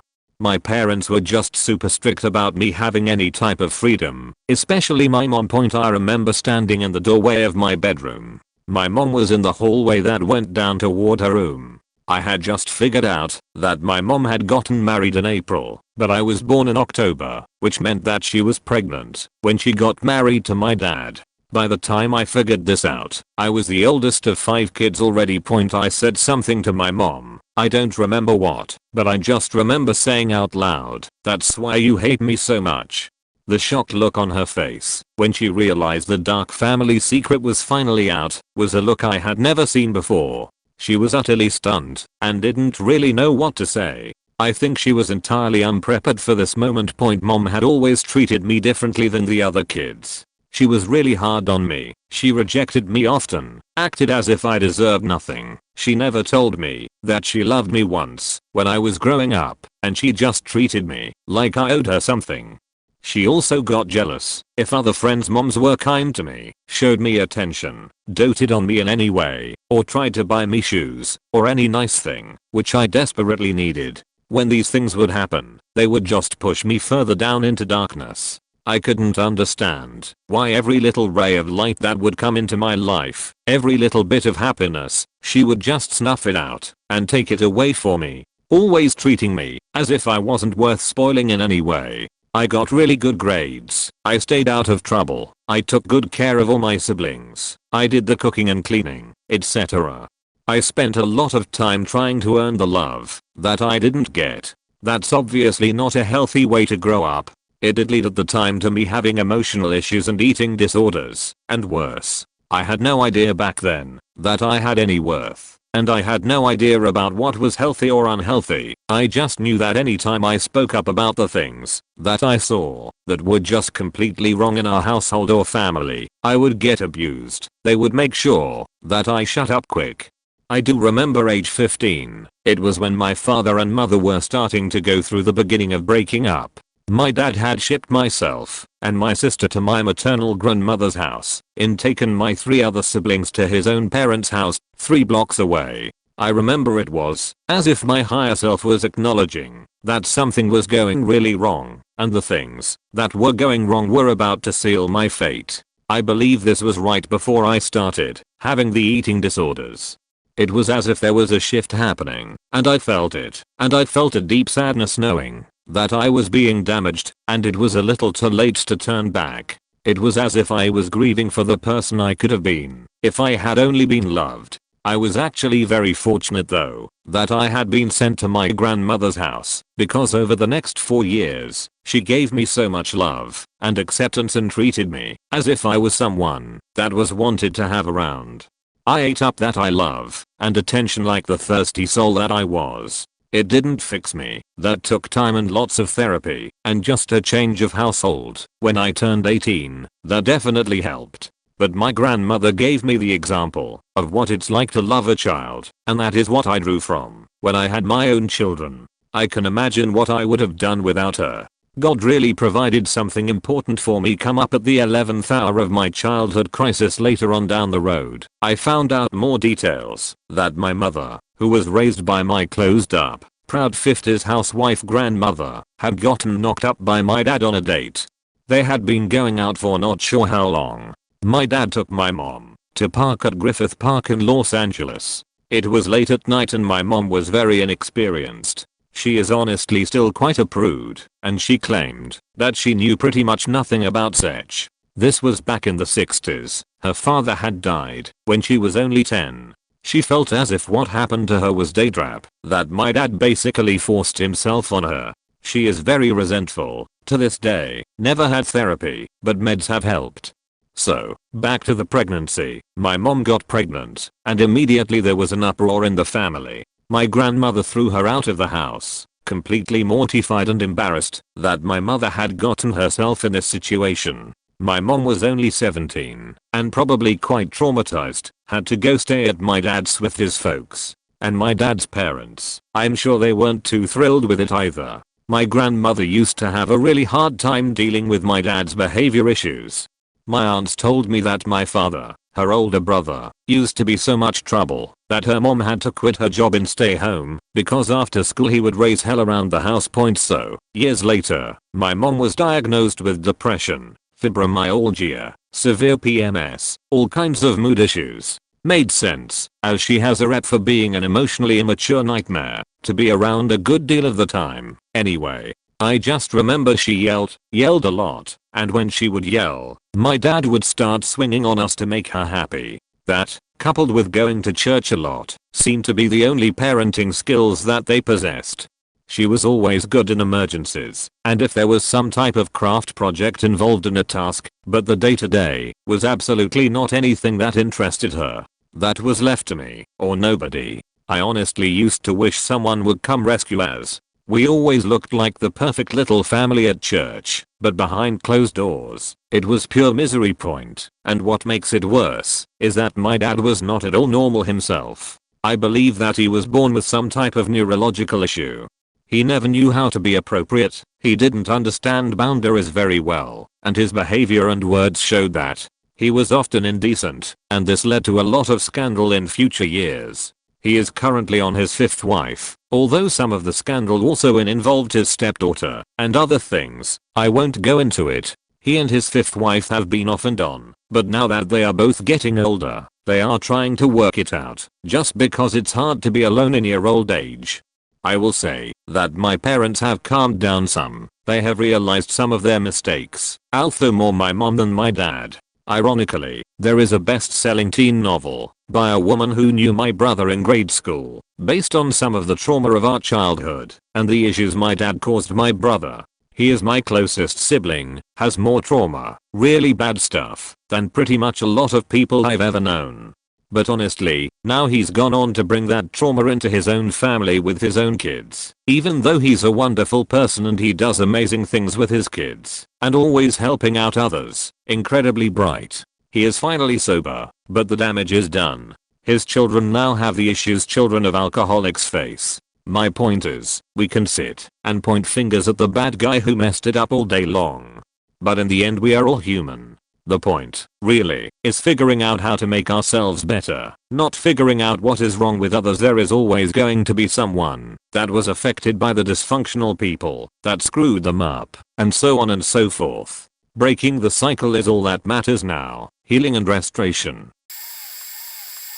My father told me I was supposed to have a little brother, but my mother miscarried and never wanted my older sister. She was 4 at that time, and myself, 2 at the time, to ever find out. We ended up having another sister 2 years later, but this was apparently a secret my mother wanted to take to the grave. I only found out because my dad, parents have been divorced for 20 years, stopped by to visit my daughter for the first time a couple weeks ago. She was born just before the pandemic and my stepmother made it impossible for him to visit due to a medical condition. Since she passed due to COVID, my father was finally able to come out to visit in person. My mother still doesn't know I know, and my 2 sisters have no idea. I'm not sure I should say anything to anyone. I don't think it is a huge deal, and my mother should absolutely not feel any shame about it, but I think it is more a sensitive subject, since apparently she was pretty far along. I also found out my great-grandfather was murdered during the Great Depression while working on the railroads in Chicago, but the police refused to do anything, since my family were immigrants and the police were pretty racist back then. We will never know who did it, but only the why. He was a semi-wealthy immigrant and someone wanted him dead for both things. injured by a blast in combat, which gave me a seizure disorder. Despite no family history of seizures, doctors insisted that I search my family history for genetic seizure disorders. My birth family was extremely abusive, and my final tie to them was cut forever when my severely autistic sister, who can't and has never administered her own medication, died to an accidental overdose. Side fact 1. At the time, my parents referred to my sister as mentally retarded because that's the diagnosis doctors gave.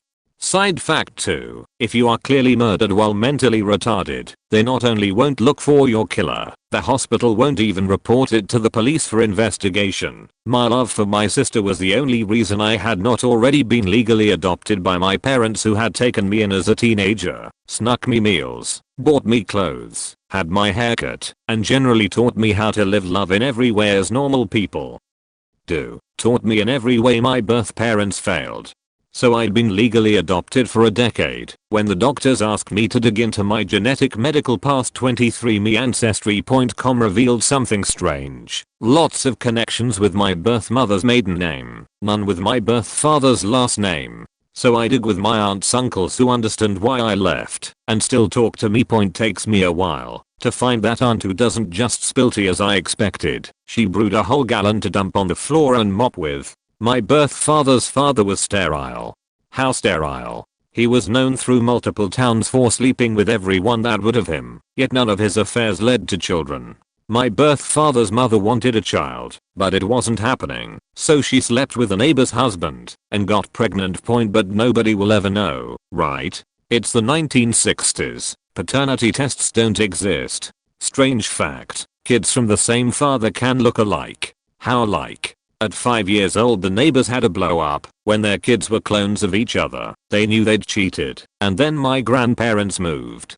How do I know this? I met my birth father's clone, who was literally as if a twin of him, and he spilled the tea on what he remembered from his parents arguing at 5 and knowing he had a twin in the same town. He wasn't stupid, but also didn't care to meet whoever this was. I wanted to see this man again and explore more about my genetic past beyond him confirming there was no history of seizures he knew of. Strange thing happened before I could talk to him again.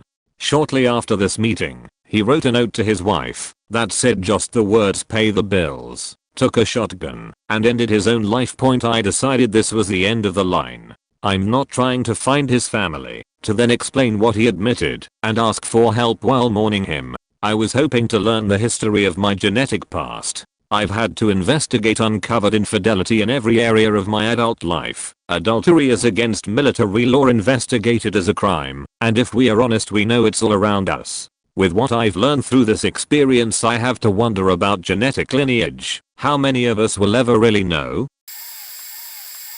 I'll start off by saying my uncle was never a very good person, but he loved me and my cousins more than anything. He was a heroin addict, and we frequently smoked pot together. Once when he was homeless, he got 3 single-room campers and a school bus and welded them all together to make a sort of home. He installed a wood-burning stove in it to keep warm, seeing as how this was during the cold wheaty months of Ohio. My aunt, who I lived with at the time, which was his ex-wife, allowed me to go stay a few nights with him. I was 15. My uncle had a pig he was giving living outside in a little pen, and he had dug a wild roasted in. One night we are sitting at the table playing cards, and he had a friend stop over who was an old native guy. Let's call him Kenny. Kenny gave me a very awkward feeling. We had a generator hooked up outside in a shed to use electricity in rare occasions when we needed to charge phones, etc. So a few nights go by with Kenny coming over. We play cards, we smoke, and just hang out. One night I was out cutting wood for the wood burning stove while my uncle and Kenny were inside, probably doing heroin. When Kenny came outside to leave, he came up to me and told me how much he loved hanging out with me, but it felt very predatory, more than he just liked hanging out. Like he wanted me as a small child. Few nights go by and Kenny hasn't been over. And late one night my uncle and I were asleep, and I woke up to the fire being out.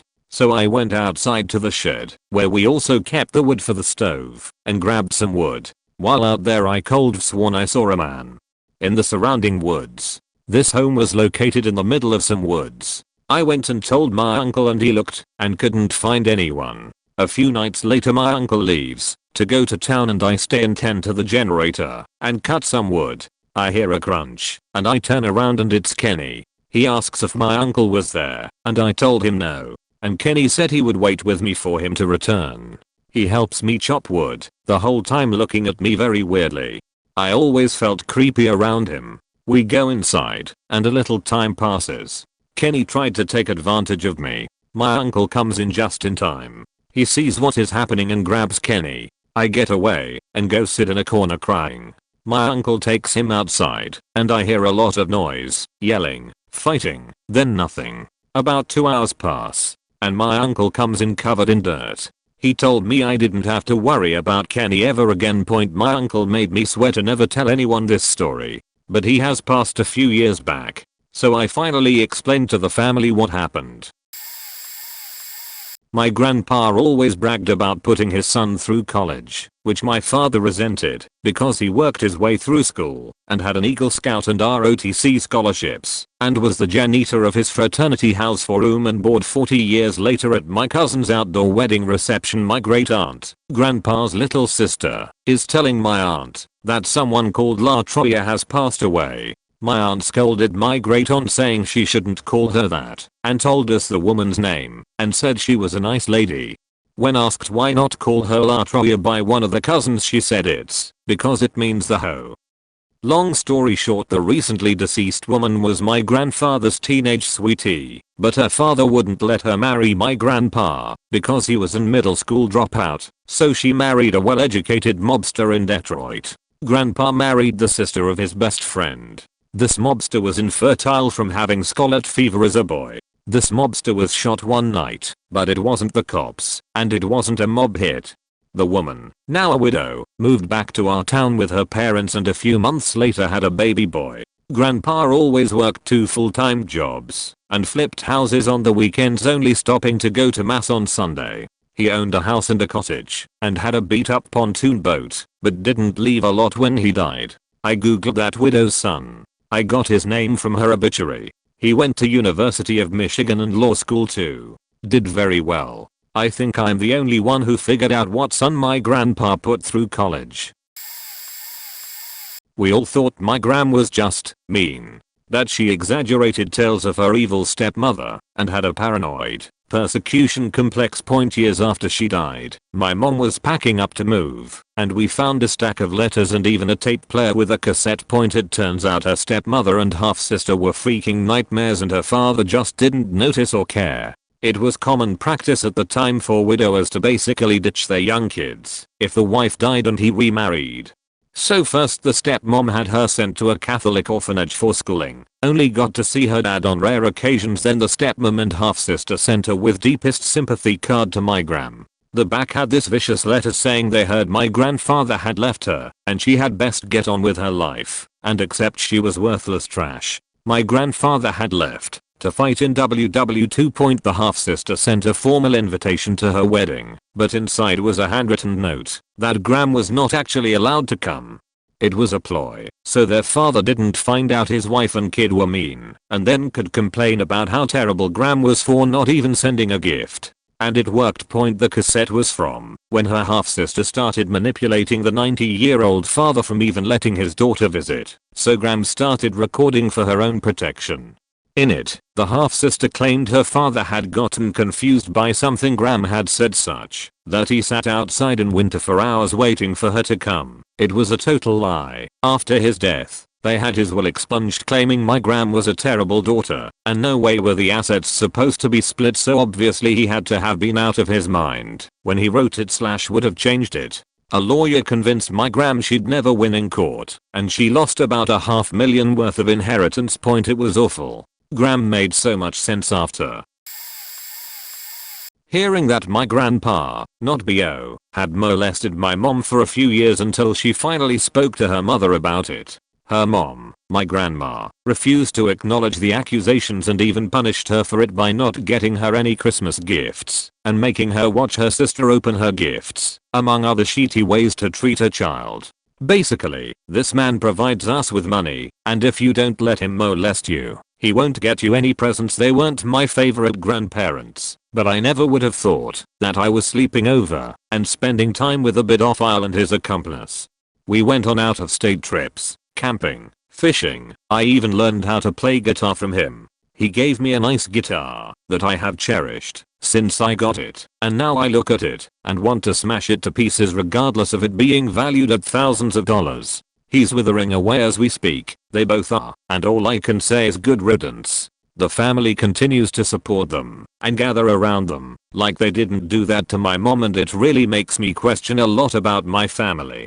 I have no idea who knows, and I don't know how my mom handles it at all. I try to be a good son and not make a scene at the family gatherings because it seems like it's for the best right now. I haven't discussed this with her since she told me what I've just told you. I just wish she could have got the justice/recognition and support she deserved decades ago.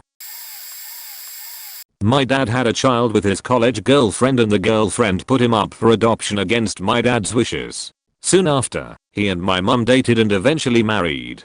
She knew about the child, but he was never spoken about. It wasn't until I was 23 that I found out about him. He was married and had recently had a child, so he reached out to the adoption agency for health records. They gave him his birth mother's number, and after that conversation didn't go well, he called the agency back for our dad's information.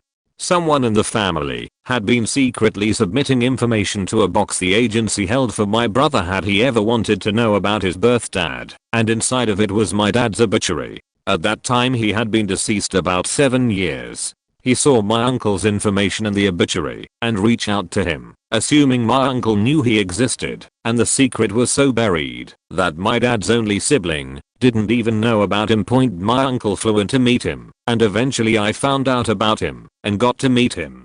Found out he was adopted by a family that lived a half hour away from my family my entire life. He worked at the only mall in the area that I would go to. Even weirder is that one year his company had a Christmas party at the restaurant I worked at, and I was their server, having no idea that I was waiting on my half brother. He is awesome, and I'm so happy to have him in my life. What makes me sad is that my dad suffered from a lot of mental health issues, depression, anxiety, self-medicating, alcoholism, and he took his own life when I was 16. I can't help but feel like the weight of knowing you have a child out there that you never wanted to give up and not being able to talk about it with anyone played a role in his issues. A relative once just left and never came back. About a year later we found out through a friend of theirs that they lost the plot and started an alternative community. They think Jesus was a literal magician and anyone can learn to be a Jesus. We thought they had disappeared or died and had filed a missing person police report. Turned out they were living with about 100 other people off grid, growing veggies and having weird sex magic orgies, and he wouldn't return to society because it was controlled by Satan. Our grandpa is a conservative Christian older man, and if he found out it would have killed him. He was about 85 at this point. Everyone carried on like no one knew the whereabouts of this deranged relative around our grandpa. One of the younger family members spilled the beans by accident at a family gathering, and we had to tell him what we knew. He didn't take it well. I think he was equally as hurt that we'd kept the information from him, which in hindsight we shouldn't have done. We all felt terrible about it as well. He left shortly after with a few terse comments and choice words to select family members. I still remember what my gramps said to me. It actually makes me tear up. He leaned in close and whispered in my ear, "I need about $350." Well, it was about this time I realized that my grandpa was about 8 stories tall and was a water-dwelling reptile from the Mesozoic era. Rapid inhale. OK.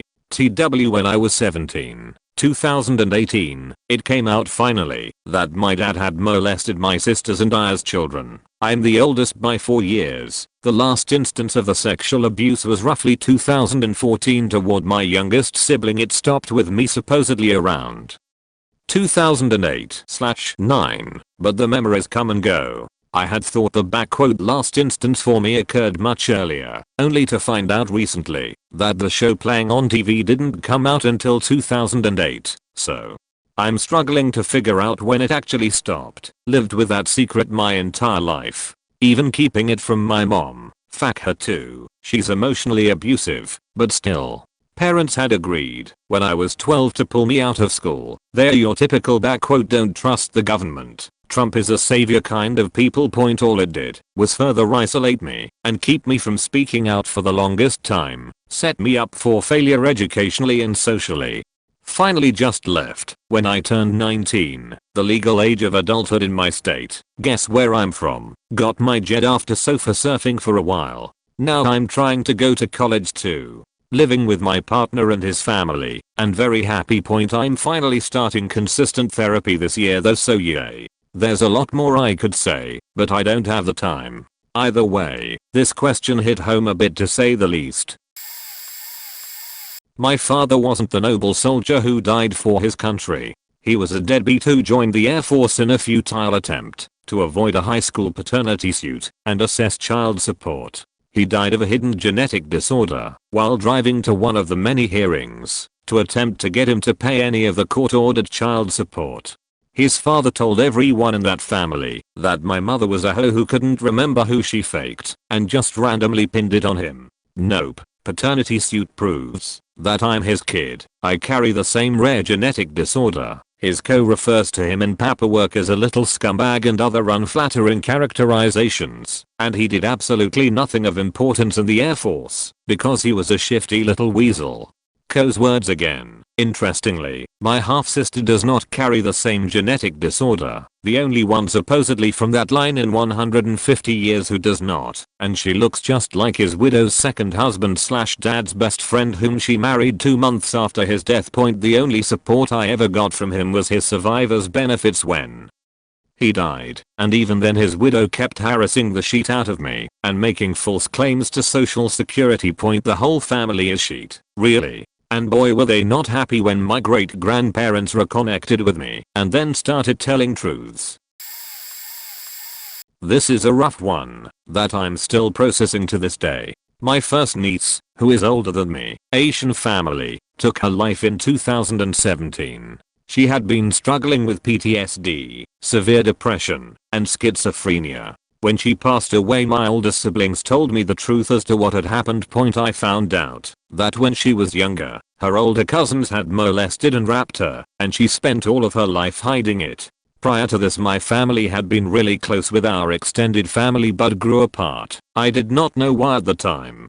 My family oftentimes housed her and took her in when times were rough, and during that time she broke her story to my siblings. This was during the rise of the #MeToo movement, and I soon found out my sister was also a victim to the same group of cousins. There are still other victims who have not come forward. Regardless, prior to her passing she had confronted the offenders at a family party to which they denied ever happened and called her crazy.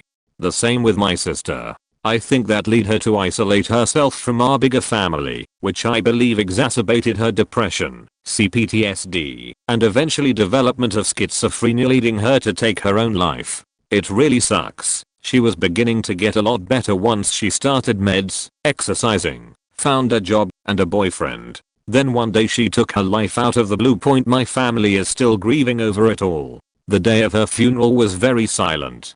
Everybody had felt that the offenders were responsible for her death in a way, but they themselves would not own up to it. I no longer see that side of the family. In fact, it has disrupted a whole family dynamic. My parents rarely even see her siblings because of the fact that their children had molested / raped my parents' daughter. I'm sure we are still grieving the loss of our family as well.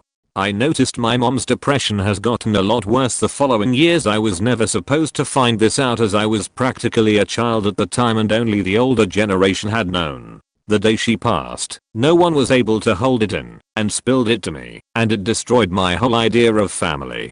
Prior to this, I believed family was everything and would spend summer and holidays with the larger family. That doesn't happen now. It feels like as you grow older your circle does become smaller. The families with the abusers choose to side with their brother's stories in that they never did it. However, I know for a fact that one of them apologized to her before she took her life because he had a daughter and felt immense guilt. My sister and her husband helped facilitated that apology as they were really close to him and our niece. Surprisingly, she accepted his apology.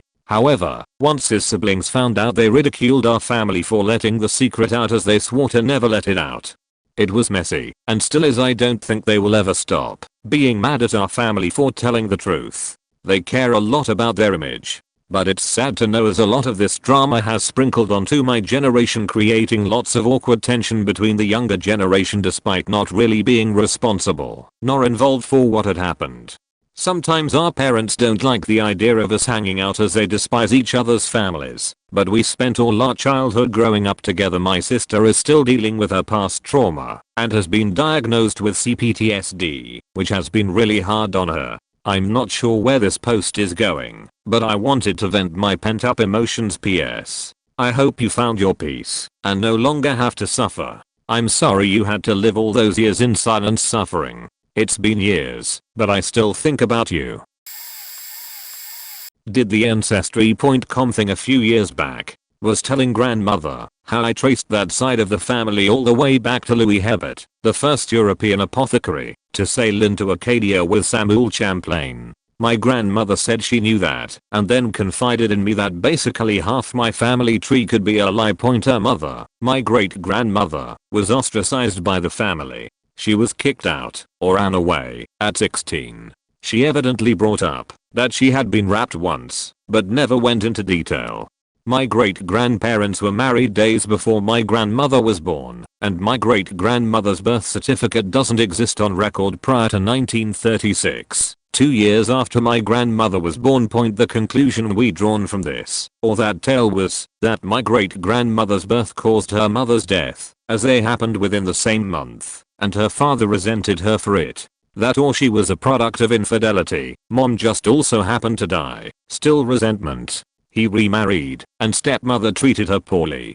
She was raped when we was roughly 17 or so, and then married whoever she was dating, or with, or whatever. They had a family of 12 children together, totaling 13 kids. My great-grandfather is most likely not my biological great-grandfather. My great-great-grandfather could also not be biological, therefore leaving my somewhat distinguished bloodline somewhere up in the air prior to 1914. There's a lot of weird coincidences and whatnot that comes up from my family tree now that I think of it. When I was 16 or 17, my mom called me into the kitchen to casually tell me that one of my dad's best friends is actually his ex-nephew. Literally no context, just hey Choco Penguino, can you come in here? I guess post spaghetti night was the time to spill some tea. Turns out he was married for 20 years before my mom. They got divorced about a year before my parents got married. I've got questions about that timeline, and she died when I was 7. My dad was close with ex-wife's sister's son, and has remained close with him ever since. I knew him well and always thought he was just dad's friend Jim. I texted my brother who was away at college and he already knew. For at least 2 years he sat on this information. My mom then proceeds to tell me that she was engaged her senior year of high school to her emotionally abusive longtime boyfriend, but they broke the engagement off because he got another girl pregnant. They then got back together after high school, still planning to get married. He went out one night with his buddies, got into a road rage fueled tiff, someone pulled a gun, he was shot in the head and died. Blessing in disguise for my sweet mother. Fast forward, I'm 21 years old. It's Thanksgiving with my mom, dad, brother, our lesbian neighbors. Their sexuality is not relevant here but sort of, and our 2 family friends. We are sitting around, and one of our neighbors is talking about some family secret that came to light, and my mom chuckles and goes, I don't think we have any more family secrets here. Those all came to light years ago. Cue laughter and such. My brother turns to me and goes, well, wait, Choco Penguino, do you know that I'm gay? And I laugh, thinking he's kidding. All eyes turn to me. I snap my head around to my parents trying to gauge their reaction, and I slowly realize everyone in the room already knew except for me. I suppose a coming out story is not a family secret except for the fact that he came out to my parents 2 years before me, and I'm, like, infinitely cooler and less judgmental than them. Which is fine, I'm fine. No worries. Right, totally didn't go to therapy about that point. My mom also just broke the news that she has at least 5 half siblings. two of which she just found out about within the past year. Not as scandalous as some of these, but here's my story. I'm the oldest child in my family, one younger brother, and one younger sister. A few years ago, when I was 27, my mother rang me. We are not close, and usually only catch up on birthdays/Christmas. So I thought a grandparent had died or something. Turns out she said a guy got in contact with her. That was her firstborn, who she gave up for adoption, because she was 16. The father wasn't my father, just some random schoolmate of hers. I don't have contact with my dad anyway, haven't for 15 years, so for 27 years of my life, I had an older brother out there in my small country somewhere, that my mother, aunties, uncles, and grandparents kept from me. To be honest, with my non-contact with my father, I cold really used an older male in my life. Anyway, turns out he's got 7 children to 5 different women. He settles down for a few years and then, probably because of how he was raised, or a mental illness, freaks out and disappears. I got in contact with him. Turns out he lived only 4 hours from me. Me and my wife went to meet him and his current partner and kids. He looked a hell of a lot like me. We got on really well with a lot in common too. I got to meet 2 of my nieces, and it was really great. We kept in contact often after that point. Then a few months later, he did what he always does, had a breakdown and fled, and I haven't heard from since, about 7 years ago. So, somewhere out there I have an older half brother, and multiple nieces and nephews, that I'll never know. When people ask me about it all, I just shrug, and say back easy come, easy go apostrophe. Thanks for reading. Sorry for issues. I wrote this on mobile. No one was talking about my great uncle, killed by neighbors during the epuration after WW2 at age 17. My grandmother wouldn't talk about him. It was too painful and shameful, so we had little information, but everyone knew he was a collaborator who was part of a local group that helped the Gestapo. People would instead talk about his brother who was a war hero. But last year my father decided to learn more about it and he asked for an investigation, so we would know the fact. Turn out he went to that collaborator group for a few days when he was 15 because of stupid belief, but he hated that, changed his mind, and learned that he was wrong, and then asked an important group of resistant from another region to be part of them. He wanted to fight the Nazis. The resistant agreed to welcome him, but asked him to stay in the collaborator group so he could spy them, which he did for almost 2 years until the end of the war. He also helped some Gestapo prisoners, other resistant or Jewish people to escape.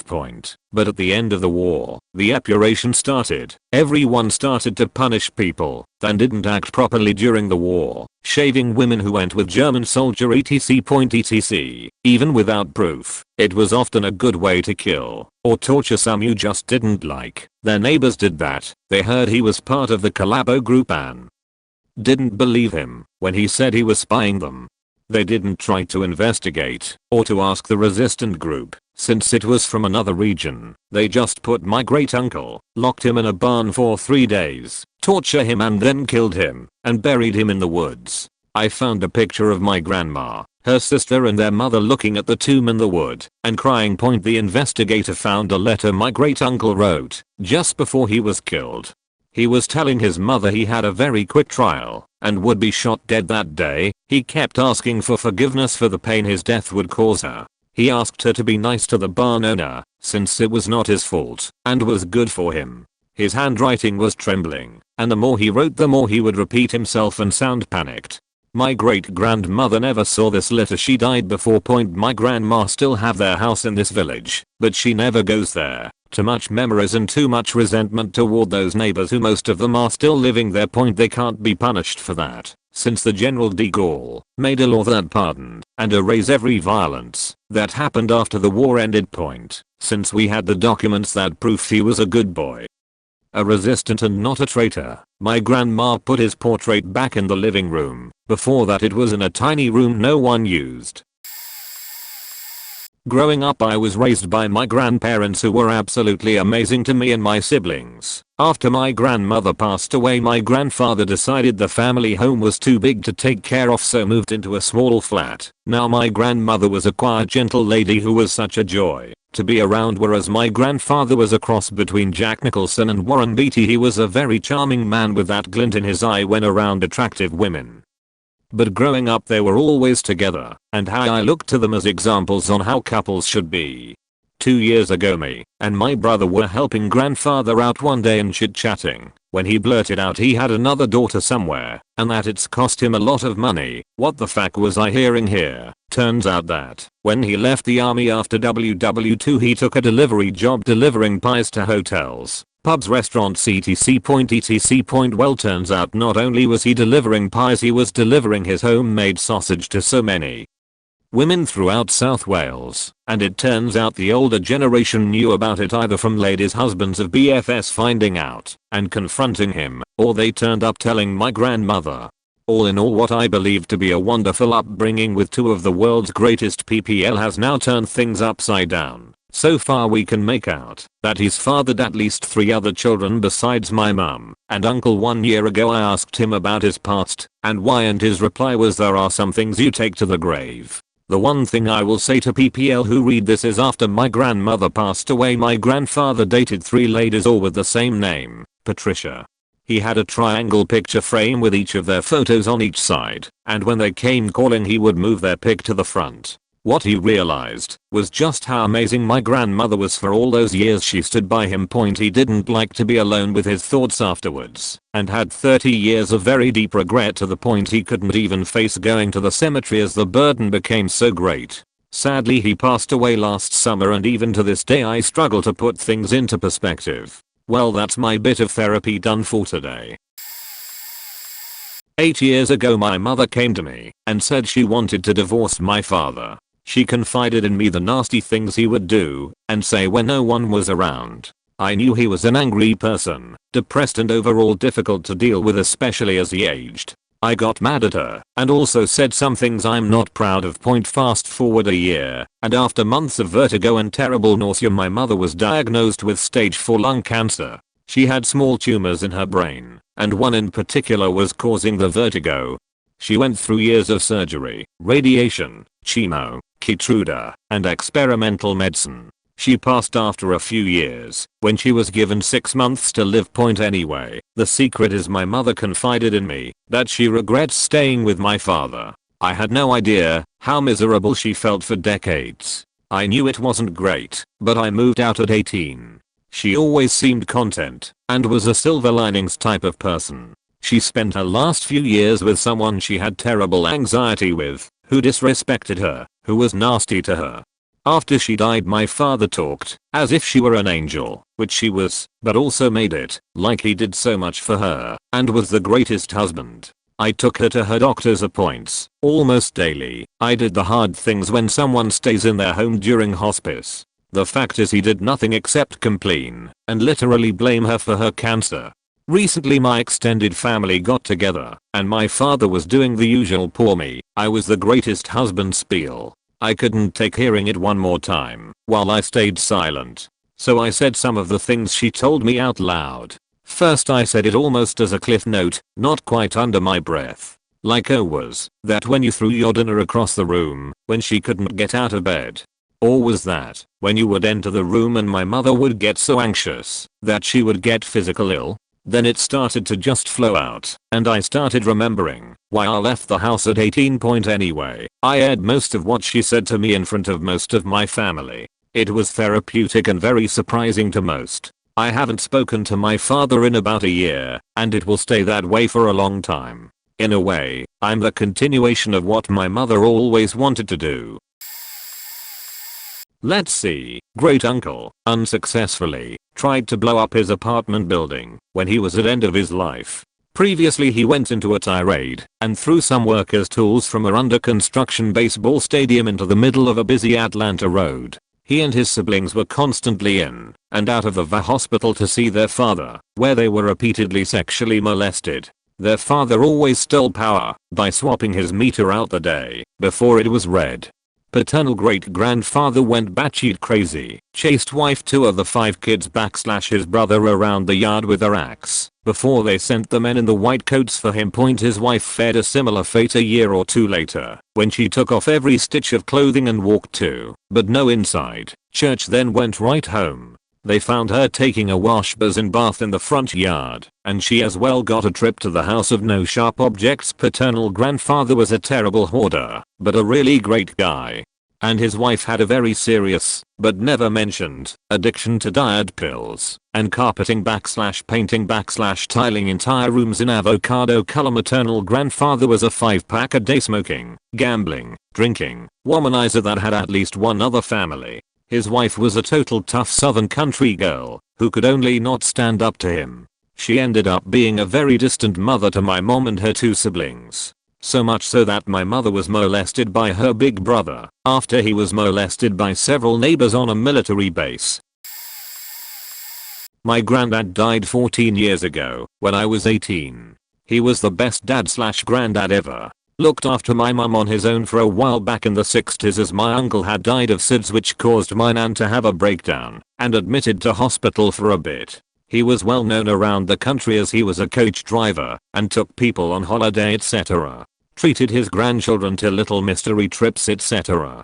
Just a great guy. A few years back, my nan had told my auntie that some people had been to the door looking for my granddad.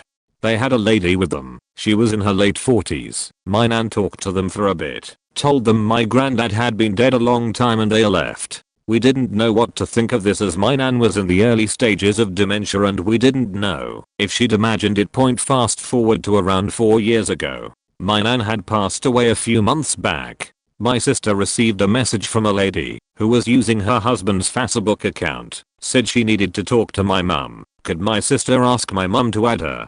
My mum spoke to this woman. She said she had found her after she saw my nan's obituary with my mum and auntie's name on. She must have looked my mum up on the records and then seen my sister's name and found my sister on Facebook. My mum didn't have Facebook then. The woman claimed that my granddad was her dad, that he had been seeing her mum back in the early 70s when her mum worked in a shop and my granddad used to deliver there. This story checked out as my mum knew he used to deliver to this place back then. My auntie wanted nothing to do with any of it. My mum agreed to meet up with the lady.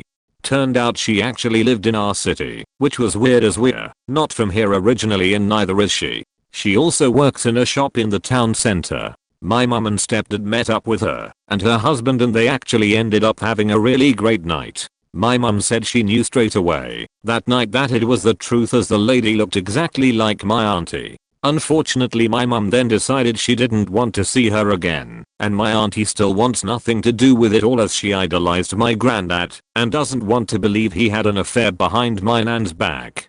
So yes, I have an auntie somewhere in my city that I probably have passed many times when shopping. Another family secret that I finally revealed myself after some time was that my mum's second husband, I refuse to call him stepdad, had been beating my sister and me ever since they got married. My mum used to work full time and he would look after us. We would get belts, strangled and God knows what. He even once cut my sister's head open and it needed gluing and he made her lie that she must have done it at school. One day I just couldn't hold it anymore and told my friend's mum. She marched me straight round to my auntie's house as she lived on the same street and it all went off from there. My mum kicked the pose out and divorced him. When she was clearing out his stuff, they found loads of empty vodka bottles hidden in various places in the house/garden and my nan and granddad figured out that he had been watering down the alcohol in their liquor cabinet all the times he had watched their house whilst they went away. So not only was he a child beater, but an alcoholic too. My mum said we could go to the police, but it was entirely up to us, and in the end we didn't want to go through that. I regret this to this day as I always think what if he did it to others.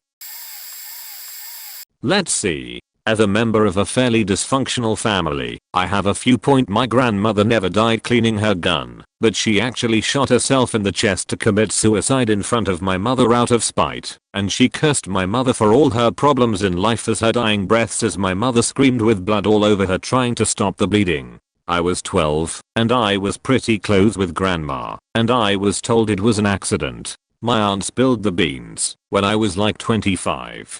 My grandfather I never met on my father's side because he didn't want to meet me, was married 7 times, and fathered about 15 kids. I only know 3 of them, including my father. I was told he was just so busy we never could visit. He died in his 90s. My grandfather on my mother's side was apparently not dead. We were told our whole lives he died in Vietnam. He did go to Vietnam, but apparently my grandmother hated him so much for joining the Navy in like 65. Rather than risk being drafted, she disappeared from his life and told everyone he died in the war. We only found out her lies from her journal we got after she committed suicide. We connected on Facebook and turns out he had been looking for my mother, his daughter, for decades. Neat story, cause my mother finally met her real father, but then he died like 6 months later, and I never got to meet him though we had a trip planned. Last thing. Apparently my uncle on my father's side, who I met only one time in Boston, got mixed up with the Italian mob and now works for them in Philadelphia. I have made friends with my cousins on Facebook, but we just have nothing in common beyond blood, so we've never really gone out of our way to meet up. Oh, and final scandal of just my own family, as we are Catholics converted to Mormons, at least my mother. Well, Mormons are super strict about the whole no sex before marriage thing. My mother got pregnant with my sisters and told everyone they were premature twins when she had them 3 months early, just 6 months after getting married. I have the knowledge now to know they were right on time lol.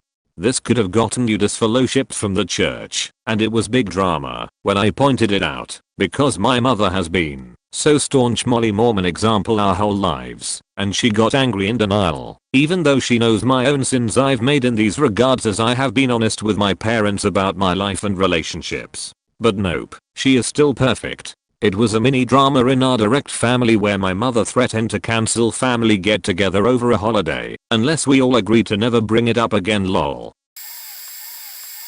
Found out my dad wasn't my biological father when I was 18, and we had gotten into a heated argument. It hurt but I always had a feeling that he wasn't. Never really spoke to my mom about it until years later. At 34 my wife and I did ancestry and I matched with some cousins who didn't connect on my mom's ancestry. Through research and social media I was able to find out who my bio dad was, and that I had 2 half brothers. They lived about 5 hours south of where I currently lived. Was able to connect with a grandmother, an uncle and aunt, and a few cousins. Through conversations with relatives on the new side of my family I had found out that my bio dad does not want to meet me. While it hurt at the time of finding out, it is probably for the best. I still am in contact with the grandmother, uncle, aunt, and cousins. Due to COVID restrictions I have yet to meet any of them, but we have plans to do so once the COVID stuff ramps down. Ultimately my dad is the guy who stepped up big time and chose to be there from my birth till now. We have spoken about the whole situation, and he has been very supportive of me exploring that side of my family and we are pretty close to this day. One thing that he said to me that I will never forget: I will always be your dad no matter what. That other guy missed out, and it's too late for him. I wouldn't change a thing about being there for you and your mom, and I'm proud to call you my son. TLDR, found out my dad wasn't my biological dad through ancestry. Once when I was about 15, we got a phone call, living in British Columbia. "Hi, this is your 3rd cousin from Quebec. So and so, distant cousin many times removed, has passed away. Is your mom or dad home?" Turns out my dad's dad, French Canadian, had left his family and not told him. Grandpa died when my dad was 18, but before that he'd been a fully French Canadian with a ridiculous French surname that featured 2 weird accent marks in it and everything. My dad grew up believing he was of Irish descent. Old man had been living in a brutal 9-child farm family, where my great-grandfather was a physically abusive slaver driver who thought kids were nothing but employees. One incident, the tractor rolled over on the old man. Kids notice. He's not hurt by any means, but he's pinned and needs help. "Get me out of here," yelled the old man. The kids just bolted and spent the rest of the day playing. The old man spent the next few hours digging himself out with his bare hands, and then the next few hours after that beating the fuck out of his kids. But I'm sure the few hours of play were worth the beating. Last straw for my grandpa was when he was 17. He asked his dad to borrow a pair of shoes so he could go to the dance and meet girls. His father refused, so he went to the dance in his work boots, and when he left he hitchhiked out to Prince Rupert and worked on log booms, met my grandmother, got married and made my dad point. Somewhere in that time he changed his name from his ridiculous French surname to an equally ridiculous Irish surname because his father hated the Irish. My father came from a proper Catholic family in Chicago. I had never heard he had a brother until I was maybe 12 years old. The FBI had come looking for his brother who had been running from the law for 14 plus years at that time. He had gotten out of jail to attend a family funeral and was never seen again. He was convicted in absentia. My father was very successful, and every few years the FBI would come visit my father at work and try to determine if he had seen his brother. His brother initially went to prison for petty crimes that involved theft and wire fraud. It never occurred to my 12-year-old self that the FBI would not still be interested in my uncle when I heard these stories. Fast forward 15 or so years when my father had not heard from his brother for over 30 years. My uncle made contact, was a truck driver living far away, and my father would help him financially. He also had a new family, having left a wife and 3 kids in the 70s. We always kept our distance and I only met him once at a funeral of the only relative that was leaving him money. Years later when he passed away my father learned at the funeral that his brother had lived his second life under an alias and after running from the law in the early 70s was an enforcer in the Mafia. He allegedly left the state he was in as he was being forced to testify against his employer. There were articles to back this up. We have no contact with my uncle's family, which is a story for another Reddit thread. A while back I read an article about an archaeological excavation in Korea where the remains of a woman who died in the 6th century AD were analyzed. They were able to determine she ate a lot of seafood, indicating wealth or high social status, and found she had a few signs of early cancer. So here's the thing, 1400 years after she died, scientists were able to know things about her health that she didn't know about herself while she was alive. In some ways they knew more about her than she knew about herself. So let's extrapolate from that. Imagine how much more advanced genetics and data mining will be, or 1,000 years from now. It's likely that, no matter how hard you try to delete it, a significant portion of your browser history, email history, movements as tracked by GPS, and computer use history will survive. They will have analytical technologies and algorithms we can't even imagine now. They will be able to deduce personal things about you, or 1,000 years from now, that you don't even know about yourself now. Maybe your long-term eating habits, genetic susceptibility to certain diseases, infections that you had that were so minor as to be symptomless, so you didn't even know you had them. Maybe a species of bacteria you picked up during your vacation trip to Paris that isn't native to your hometown. Patterns in your born viewing habits that are indicative of a certain personality type. Who knows? I got an Ancestry DNA kit for my birthday for half the normal price. The aim of the kit was mainly to see if I could find my long lost grandfather on my dad's side and maybe reunite them. Plus, learning about what percent of my DNA originates where sounded cool. Well, in the process, we actually made 2 discoveries. The first was that we did identify a close living relative on my dad's side, who we never heard of. However, he wasn't my biological grandfather but his brother. Finding my grandpa took some digging through truthfinder.com as well as another DNA test, this time for my dad. My dad found his number, where he lived, Facebook, etc. and contacted him. They met up, and it was a pretty cool experience for him. I didn't go, however, because I'm terrified of flying. The second and more surprising thing was that I found fairly close cousins and relatives supposedly on my mom's side that she never even heard of. One name in particular stuck out to her. She remembered her mom, my grandma, introducing her to a man many years ago who went by the same name. My grandma told her he was her real father. However, she didn't believe this for a few reasons I won't get into. Now she knew it really was true. She contacted some of the relatives, met her father, though he had dementia or Alzheimer's, and met siblings she never knew she had. In November my grandfather, girlfriend, passed away and we found out some shady stuff about my uncle. He never worked a day in his life and had been collecting disability payments while living with my grandparents for 46 years. My girlfriend had his own company and traveled for work up until the start of last year when the pandemic hit. My was the accountant for this company, so he was able to do small finances and sign papers. The day of my girlfriend's burial my disappeared and went no contact for a few weeks, and we still don't know where he is. Turns out he opened a line of credit in my grandparents' name, spent $70k plus, didn't make car payments on my grandmother's car, and signed half of their house over to himself with an agreement that he also receives an additional $48k from the sale of the house. He also never paid for rent or groceries. A real kicker to this story is that he also had a debit card in my grandparents' name. He would frequently take cash out, then drive 20 minutes to another bank and deposit the money into his own account. He even had the nerve to do it multiple times when my girlfriend was in the hospital, including the day he died. Did I forget to mention both my grandparents worked until the age of 79, and he's also trying to sue my grandmother due to harassment while trying to get her money back.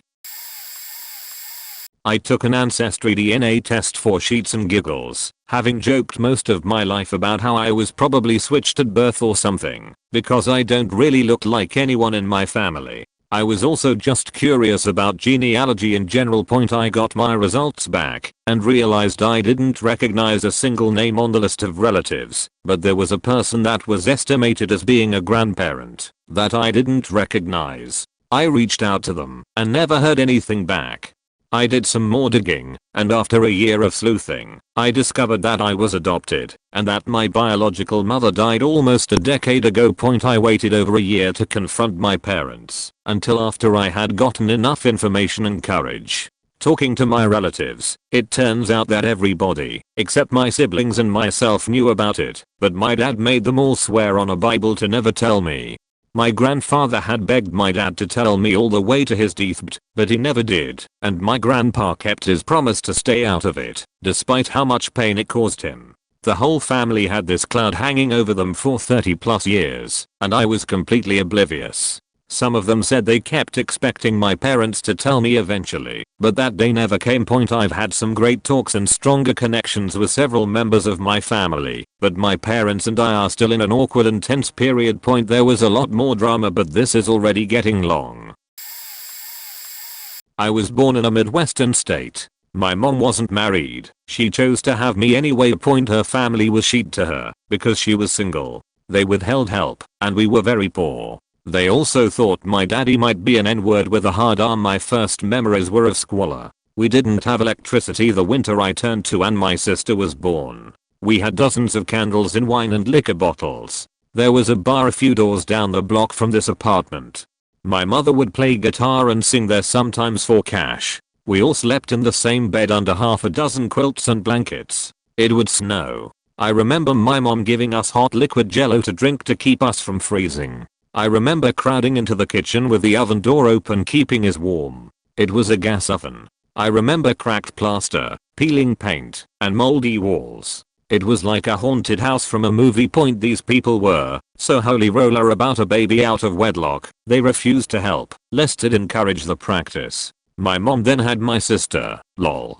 Let me tell you about these people. My aunts, who were the main ones keeping help, were faking each other and each other's husbands while judging my mother for having a child out of wedlock. One of those husbands raped my mother while she was pregnant with me. My mom's father wanted nothing to do with his daughter once he found out about me. Funny, he was pretty interested between the ages of 5 and 17.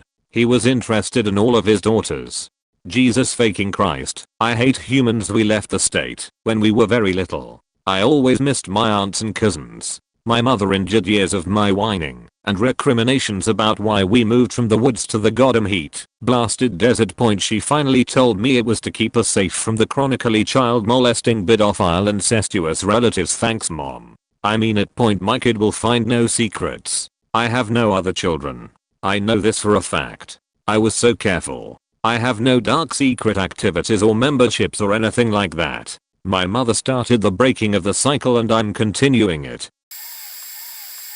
Okay, I got a bit trauma out of this. First, I was raised in Amazonia. We lived at the capital, but dad had a small farmhouse at a community halfway buried in the woods. The only thing keeping the house apart from the wall of greenery and the creepy noises was a thick chainmail fence. I remember having to wait for mom to check inside shoes and clothing for scorpions, and if we forgot to close the tarp above the pool overnight, it would dawn filled with frogs and toads of all shapes and form. There was this tall, massive poodle dog that resembled a small tank, territorial and fierce. After guarding our piece of land in the jungle for a couple of years, it became a blooded warrior that would lay waste to 1 or 2 snakes every night. Whelp. It was scary but fun. Until this. Once we visited a bunny farm and each of us, me, bro and C's, got a bunny to raise. We spent the week happily bonding with the new pets. When the weekend arrived and we were let out from classes, the entire family drove out to the farmhouse. Friday to Saturday, overnight, 1 out of 3 bunnies went missing. Terribly sad. My sister, 6, and I, 8, asked mom about it. Mom told little sister that the bunny fell in love with a wild forest bunny and ran off to get married. Little sister believed her. I was a little brat and refused to swallow that down, so I pestered mom the entire day to allow me to venture into the woods Indiana Jones style to find that naughty bunny. Of course, the least thing mom wanted was for a 6 and 8 years old girls who could easily get lost inside potentially deadly woods to go headlessly into it. So after a while of failing to dissuade me, she let out a secret that little sister wasn't allowed to know. Actually, a wolf dug under the fence and ate the bunny. Thank you mother for the nightmares. So she didn't want me to go look for it, least I be eaten as well. I barely slept, terrified. Saturday to Sunday, the other 2 bunnies are also gone. Mom perpetuated the lie that they were eaten by wolves, and I was so scared of the farmhouse that I refused to ever step foot on it again. After a while of ruined weekends filled with tantrums, dad gave the house to his ex-wife as part of their nuptials agreement in exchange for something else. We never saw that house again. Years later, I can't remember how old I was really. We were together as a family and going over old picture albums. The farmhouse came up, and I figured sister was old enough to know the truth, and told her the sad ending of the bunnies. Sister was very obviously just as terrified as I was. That day, mom briskly pulled me aside and confined an even harder truth. The one who killed the bunnies was actually my little brother. He was 4 at the time and was playing with the bunnies without sister and I to supervise him. He grabbed his bunny by the neck and accidentally strangled it. After seeing the unmoving bunny, he went crying to mom, who fabricated the elope story to soothe innocent little bro's conscience that he didn't kill the poor thing. Oh, he's asleep. Tomorrow you can play some more. Then quickly bury the dead bunny during the night and pretend it eloped with a wild bunny and ran off. Bro went to play with the other 2 bunnies and accidentally killed them as well. Just how was he playing with the poor things? So mom perpetuated the lie to my younger siblings. While I knew the grisly truth, she purposely scared me so I wouldn't be reckless and risk something poisonous or venomous from sticking to me if I charged into the woods. But I was scared into OCD by that. For years. To the point I refused to set foot into any kind of nature for a long while and had to deal with a compulsion for cleanliness, more out of a sense of paranoia that everything was out to get me. When I learned the real truth, that my little brother accidentally killed the bunnies, instead of soothing me, I gained another trauma. It flares up even 20 years later as I refuse to let him close to my pets. A couple. My great-aunt got pregnant as a teenager and was forced to give up her kid, which really traumatized her and led her to be extremely pro-life. She ended up meeting her son once he was adult, so the whole family knew what happened, but because she is a Trump supporter, he doesn't talk to her anymore. She's decided to isolate herself rather than leave a cult. My uncle also found out he has an older half-brother just a couple years ago. They're great pals now. I found out when I was around 12 that my biological dad has 6 other kids. One is older than me, but the next is just 3 months younger than me. I talked to him and my 3 younger sisters. I've never talked to the oldest, and the other was adopted out. The oldest 3 share a mom. The youngest 3 share a mom. I'm my mom's only. My parents, I consider my ex-stepdad my dad. I know it's messy, are kinda technically related. My dad was adopted and his adopted aunt was my grandma M. My nana, my mom's dad's third wife, is grandma M's daughter. So my dad wasn't blood related to his aunt or my nana, and my mom is only related to my grandma through her stepmom, so they are technically cousins, but it's not blood related at all. Either way, it didn't really matter, because my mom had her tubes tied after she had me, and they didn't have any kids together. Small town problems, yo. Nobody told me my mom was struggling with addiction really badly until I was like 14. Both her and my dad were really mentally ill, and she turned to drugs, and I later found out my dad tried to kill himself. They are both better and healthy now, but it was quite a shock. When I grew up with normal parents, I really just trauma dumped on the internet, but it's like that sometimes. Not a family secret per se, but a secret from me that my entire family knew about. For 21 years I grew up as an only child until I was 9. At that time, my mom had gotten remarried and had another child with my stepfather. My younger sister, I never knew my dad, still to this day. And until I was 21, I never knew anything about his family. I was always told that he was a bad person / father. Which is very true. Point. When I was 21, I was at work, and the phone rang. I answered the phone. "Thank you for calling, blank. This is Jack. How can I help you?" Convo went like this: phone. "Yeah, hi. I have a question and this is the only number that I have been able to find to contact you. Promise you won't hang up." Me: like, a question for me personally? Sure. I guess. What's your question? Are you Jack last name? And your mom's name is Mom last name? Me: yes. Why? Did something happen? How did you know to call me here? Nothing happened. Don't worry. This is going to sound really strange, but is your dad's name Sheety Dad McDickhead? Me: yeah, actually. How did you know that? I've never told anyone my dad's name. This is going to sound really weird, but me, my brother and my sister have been searching everywhere for you. Sheety Dad McDickhead is our dad too. We're siblings. Me: oh, cool. A family I never knew I had. I'll call you back. And I hung up. I literally fell to the floor. I ended up meeting up with them that day after work, and sure enough, all of us look super related. We all have our dad's features, minus me with my mom's hair color. Ever since, I've spent as much time as I can with my siblings. Dinners, birthdays, holidays. I have nieces and nephews, and my siblings have a nephew from me. I've met my dad's twin brother, who is the absolute kindest man I've ever met in my life. They have become such a giant part of my life. At this point it feels like I grew up with them. I asked my mom about it and why she never told me, and she gave me the excuse of "you never asked," which was horse shit. But that's my mom. She is secretive and doesn't offer any information. It really kind of formed a divide between us. But we've since healed it. And then last year, 8 years after I met my siblings, we discovered there are 3, possibly 4 more siblings on the other side of the country. So, that's neat. My friend found out after her grandmother's death that she was a total hoe. Her words, not mine, and none of her family were actually related to her grandfather. She found the entire thing very funny. Nonetheless, funny side of things, I found out that when she was younger, my own grandmother had been admitted to a mental hospital and was given shock treatment because she had severe anxiety and depression and went into a full meltdown after giving birth to my dad and his brother.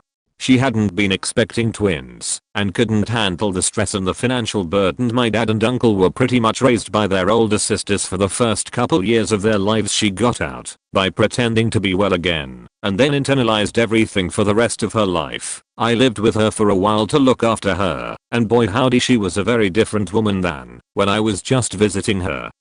I had to give up about a year and a half later because being mentally ill myself, I couldn't handle her. When she had psychotic episodes and the PTSD and trauma she suffered from the psyche ward really faked her up. When she went into a nursing home, she settled in really well at first until flu season happened and the staff had to mask up. She went into full irrational paranoid delusion after that. Hospital visits were so much worse. It was a rough and ugly history, that's for sure, and it explained a lot about why depression and Anxiety runs so wildly through our family. It was how I learned that mental illness can be genetic.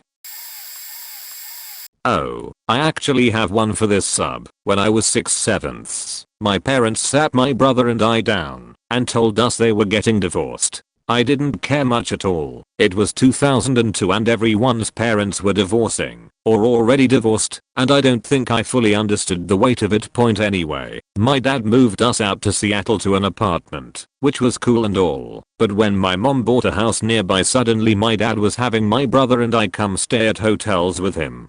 I thought it was sick. I learned the word staycation from these weekends spent at various Red Lion hotels. We would get snacks, watch TV, order pizza. It was really fun. As we got older, my brother and I would get our own rooms on these weekend staycations and get into preteen shenanigans. But just last week, I saw my brother and we got to talking about our dad who was recently given 6 months to live. As it turns out, our staycations were the result of our dad drinking away his life savings and not being able to rent a house, let alone buy one.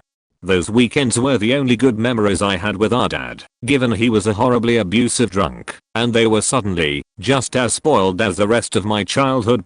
God bless my mother though, she did absolutely everything she could to make sure we were okay, and at least one of us more or less landed on their feet. We are having dinner tomorrow, just 2 weeks before I move across the country, and I don't think I'll miss anyone more than her. I was raised by my grandparents in a tiny sleepy English village. In my late 20s I returned from abroad to my grandfather dying. He eventually passed, and during the wake one of my uncles just casually said, "So do you know who your dad is?" Due to how my mother is, I'd always assumed I'd been an accident or something, so I said no. Turns out my father, his wife, my 2 brothers and sister lived a street away from me for 27 years. Like literally I'd moved 4 times, basically just in a big lap of their house. My mother was an absolute alcoholic monster and basically forbade anyone from mentioning him upon threat of her doing her usual drunk shit. It was surreal, and I was pretty angry for a while, still am, that my enormous family, who had mostly excommunicated my mother anyway, had totally just well ignored the whole situation. Once I actually met them, everything went pretty awesome, but also kinda heartbreaking, in that I'd seen them all around the village growing up.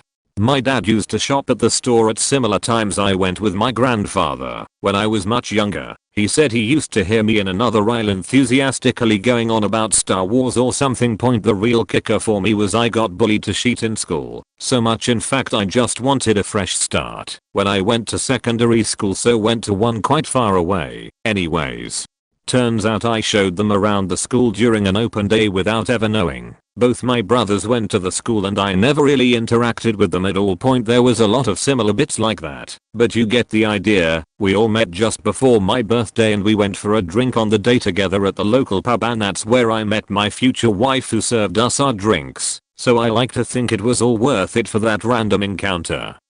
At the end, as angry as I'm about missing out on all those years, they made me who I am and got me here. So my grandfather was the most gentle and kind person I ever knew. He was Armenian, and I knew he came over here as a child early in the 1900s. That's all we really knew. No relatives on his side. No contact with the old country. When he turned 80, we were all laughing and talking about the old days. I was about 10 at the time. He then told us about seeing all of the men in his family buried alive up to their necks and being shot. We were all frozen. He said his mother wrote a letter and told him to keep it always. She somehow got him on a ship as a stowaway, and he came through Ellis Island alone at the age of 13. He made his way to Connecticut where other Armenians were making rugs. I never saw a man cry, and especially someone I loved and respected so much. He sadly said that he had to kill someone to get on that boat. Again, frozen. That was how I learned about the Armenian genocide. When he passed, my mom found his mother's letter in his drawer. A translator told us it said, basically, "I'm the mother of this boy. He has no one." He was a wonderful father, grandfather and American citizen. Never learned to read or write. The thought that he had to kill someone to have a life was shocking, but raised my understanding of the world. Please deep dive the Armenian genocide for me and him. My great-grandma was a freedom fighter in India during the British rule, but had to keep it secret because her husband was a government servant, a clerk. If her involvement in the freedom movement was found out, he would lose her job and the family with 6 kids would have starved to death. She was an illiterate woman, but gave hour-long fiery speeches. Once she was arrested with some other women and all of them were left alone deep in the jungle by their captors, who hoped that they would be hunted by wild animals. Rumors started that they had been killed. Some said that their breasts had been cut off. Others said that their finger and toenails were pulled off. Yet others said that they were hung from trees. Those things happened too frequently to freedom fighters in India at the time. Her husband kept all the kids quiet and calm. No one cried. He went to the office daily so that no one would suspect anything and rat them out. She returned after 3 days, leading all the other ladies out of the jungle. She was very brave. Apparently, she collected some sticks, created fire with food, and made a makeshift torch using a part of her sari, and guided all the women to walk in one direction. They were able to reach a village where other freedom fighters helped them to reach their respective homes. I never saw her, but I saw almost all her children, and her sons and daughters were exceptionally tenacious and courageous as her. This is the story of a friend of mine. Since the turbulent things in my family aren't any secrets, it all started by something very little. When she received her ID, her father's name was written as Victor instead of Victor. In my country, your ID includes your parents' first names. She told her parents, but they told her to leave it, that it was stupid to lose time with that. Then, some time later, she saw her father's ID. He was 32 years old, 14 years older than her, while her mother was 25 years older, and his father's name was Victor. Turns out he was her half-brother, but after her parents broke up he kept contact with her mother and they started a relationship. This could almost be considered normal. What wasn't normal at all is that they broke up because her biological father abused her. When she was 3, she had no idea of these, and her mother tried to leave, but he caught her and started to beat her up. When her half-brother came back home and found the scene, he fought with their father, stabbing him in the neck with a broken glass which killed him. He served in the army, because in my country you get parole earlier if you have a job, and that is the only one he could get. So, she is more or less cool with it now, but it must be freaking weird having to explain that your little brother is also your nephew. I find it interesting in the title the word finally is in there, because timing can make such a difference. I have a secret that I will want to spill at some point, but it's a very sensitive subject and I don't know when will be the right time. Basically, it's telling my young son about a suicide. My father struggled with depression and alcoholism, which naturally creates a vicious cycle. He took his own life when I was young. My son never knew him, of course, and knows very little about him. He knows that my dad died in an accident, which was related to this, but doesn't know the ultimate cause of death. He is a young teen now, and could handle the news, but I don't know how to broach such a sad subject. Someone asked me why I want to tell him. 3 reasons. 1. I think it's important to talk openly about mental health issues. 2. I don't want him to think that there are any family secrets we've kept from him, that we trust him.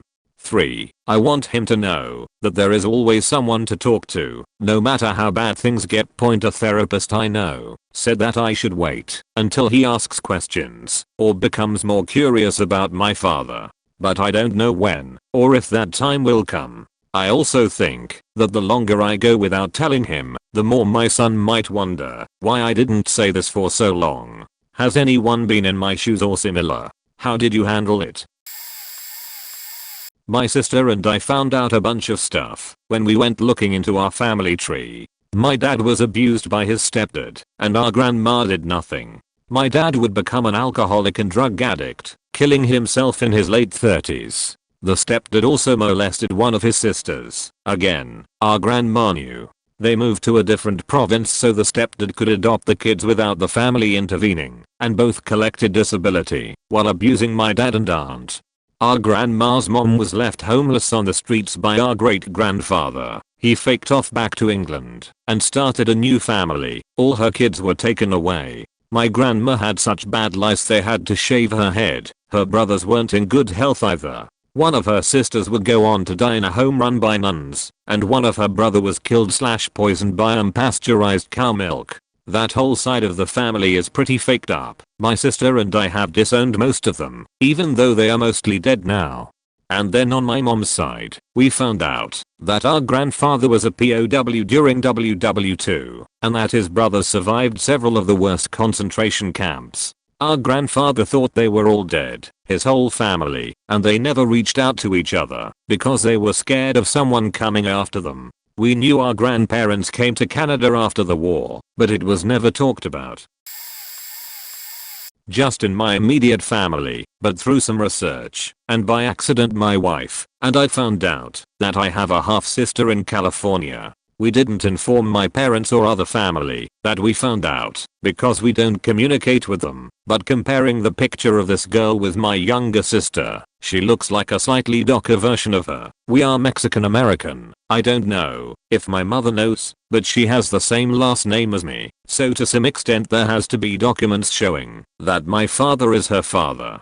My sister took a DNA test years ago to find out just how much indigenous blood we have, a lot it turns out, and saw a couple of DNA matches which we attributed to cousins. But one was in a part of the West Coast that we knew of no relatives living. Almost by accident I was able to find the social media profile of the exact city that the match was in. The town has a very small population, so it was easy just to search my last name. Now, could this all just be happenstance? Could there just be a girl with our not uncommon Spanish last name in a small town that happens to look just like my sister but darker?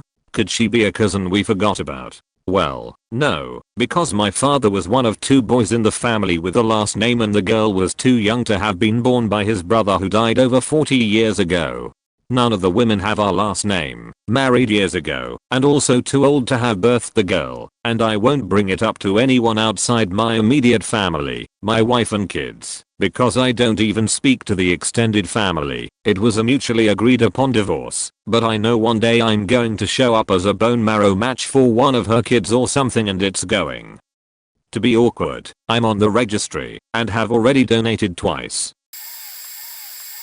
I always knew that my grandparents absolutely despised each other. I also knew that my grandmother had a great love for playing piano and other classical instruments. Also, my grandfather seemed to have some kind of dementia and his mind was slowly going. What I didn't find out until high school was that my grandpa's dementia was not dementia. It was purely alcoholism. And out of spite my grandma was secretly buying huge quantities of alcohol and happily watching the effects. What was even more surprising was the reason she despised my grandpa so much. She was secretly a lesbian and had had a female lover when she was in her teens/early 20s. They had played music together, and for that reason my grandma kept playing her entire life. My grandmother kept contact with the lover's daughter and granddaughter. I have met both of them many times, and I had no idea why we know them. The lover herself died many years ago. The daughter is not all there and doesn't take great care of her child, and my grandmother would always help wherever she could, buying new clothes, feeding her meals, even getting her on vacations with the family that she didn't attend herself because she hates traveling. I had never understood their marriage because grandma is an extremely devout Catholic and grandpa was a militant atheist from an early age. It turned out that, because of this relationship, she was labeled a bad girl, and no Catholic guy would marry her. Why my grandfather agreed to the marriage I have no idea.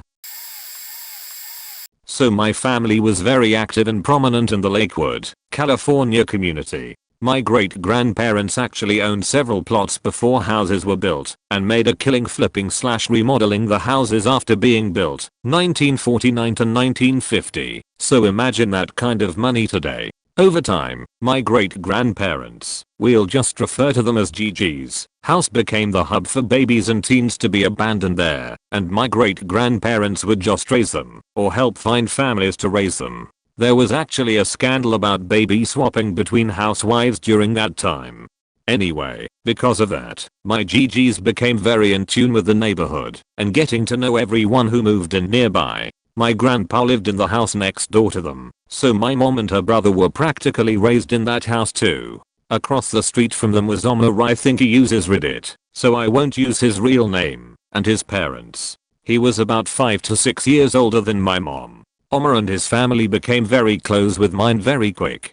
Not in a weird, creepy, I want to see what you have inside your house way either. Like, we are still friends with their family to this day point. When my mom was a teen, she really struggled because my GG spoiled her and all the kids. Outside of flipping houses, my great grandpa was one of the head bosses at Firestone in South Africa before my mom was born in 1972. I think they got back to the States in 1969 to 1971. So needless to say, they were well off enough to spoil any kids.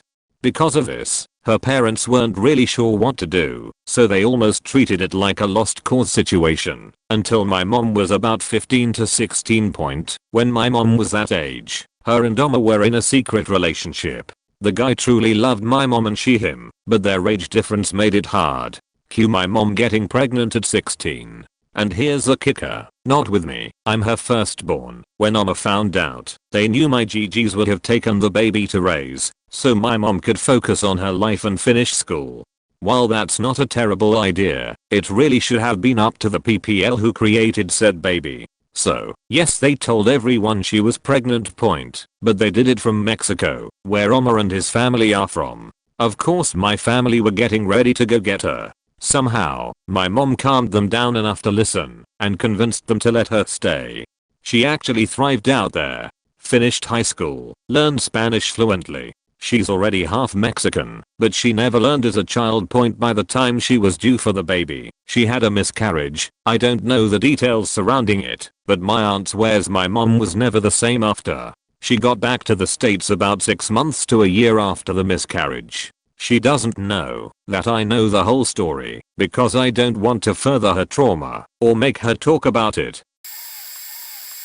My parents married right after high school. Both were 19 at the time. My mom had previously lost her mother at age 7. She passed away giving birth to my mom's youngest sister, her 5th child. Her father, now a single parent to a 10-year-old boy, my 7-year-old mom, a 4-year-old girl, a 2-year-old girl and a newborn with mental retardation due to lack of oxygen from my grandmother's passing.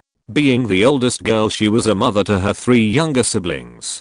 At age 19 she married my dad and had her first daughter, my sister, at age 20. At age 21 she got pregnant with me. While 8 months pregnant with me, her father passed away from his pancreas bursting. Her 2 younger, teenage, siblings were going to end up in foster homes, so my mother took them in. At 21 she now had my 1.5-year-old sister, myself a newborn and her 2 teenage sisters, one with disabilities. This caused my dad to start drinking and gambling to get out of the house. He would gamble all the money away and there would be no money for diapers, no money for bills and ECT. This continued for 4 more years. They had another daughter together 2 years after my birth. So 5 girls total, 3 together between them, and 2 of her siblings. My dad had a brother in the Navy at the time. He had been secretly sending money for my mom to live on and care for all of us. My dad had no idea. This became more than just an uncle that wanted to help, and my uncle ended up becoming our step-parent when I was about 6 years old. Because of this, my grandparents on my dad's side had nothing to do with any of us. I understand in a way, now that I'm a mother of 2 boys. I wouldn't want one of them taking the other's family. I can remember my mother having us sneak my dad a plate of food out our back door, while she would take my uncle stepdad a plate each night. My dad was pretty much homeless for a while. He moved from one place to another, sleeping on anyone's couch he could. This actually all backfired, because years later my uncle stepdad became an alcoholic and decided not to work the majority of our life. And my BO dad went to school, changed his life, and never drank again, after knowing it caused him to lose his family to his own brother. My grandparents passed away without ever getting to bond with us, yet only living blocks away. I currently have 3 children of my own and my disabled Aunt Millie. She lives with my husband and I, and we make it work. My BO dad is married again and has a gorgeous home.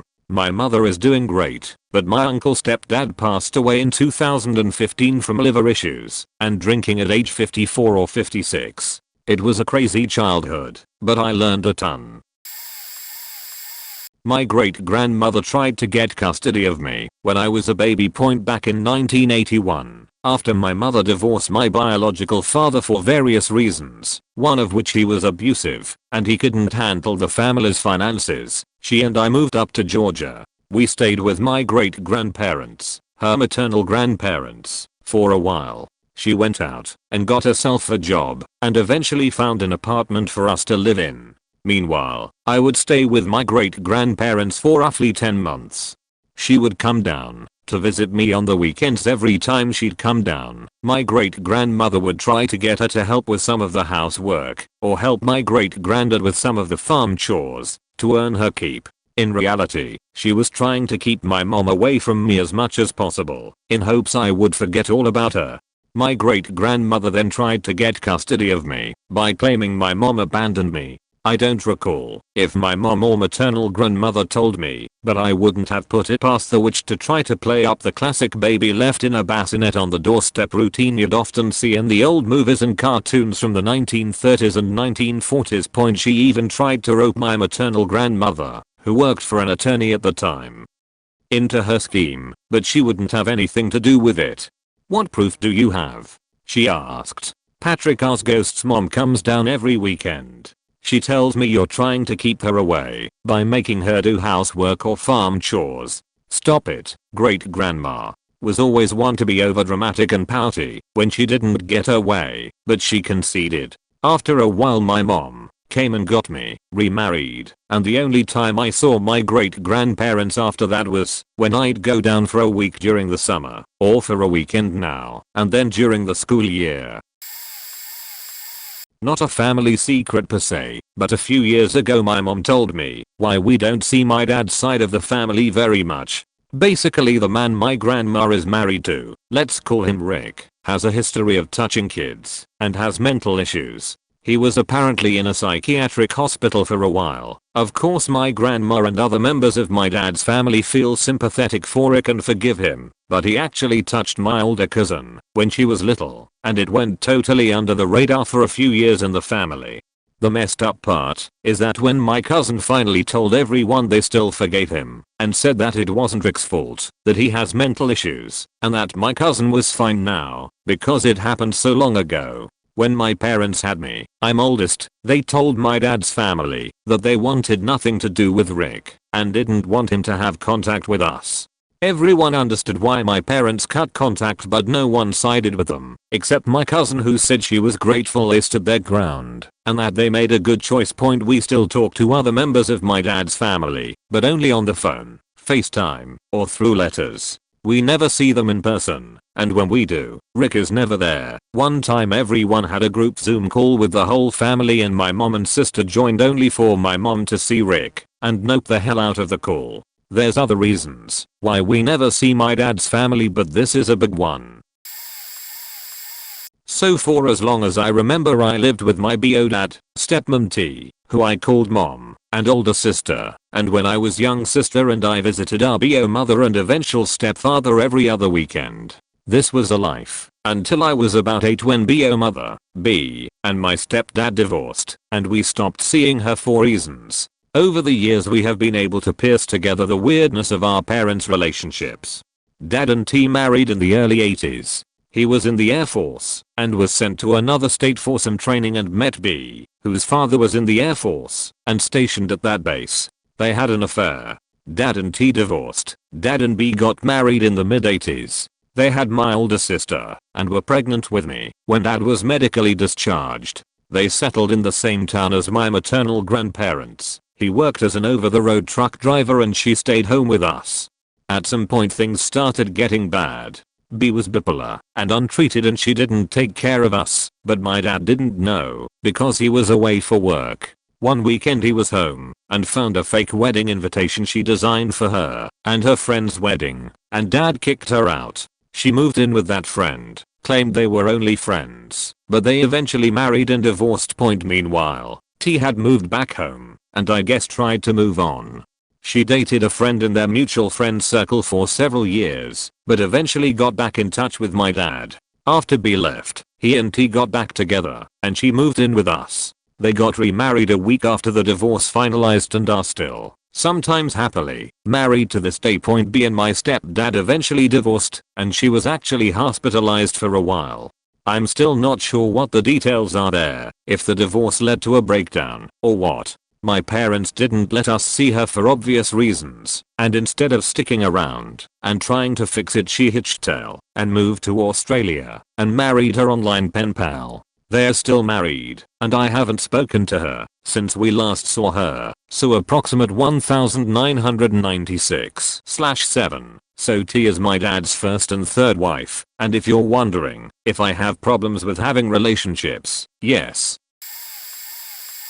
23andMe says I'm 1/4 Italian. Family history says granddad is 7th generation American out a drop of Italian blood anywhere. He hated Italians, all of them. Refused to even eat spaghetti and red sauce, etc. Disowned one of his daughters for marrying a guy with the last name Pasquale. Like, straight up hate for Italians. So I can only assume he realized that his drinking and being a dick to my grandmother, who had 6+ kids to feed at any one point in time, meant that she either had to prostitute to get groceries in the house, or she took a lover when they lived in a majority Italian neighborhood. And that's how my dad, 2 of his brothers, and 1 of his sisters had dark curly hair and dark brown eyes when the rest of the kids were blonde or redheads with blue or grey eyes. I tell myself that she just fell head over heels for the nice widower down the block, and taking in washing didn't mean something a little different.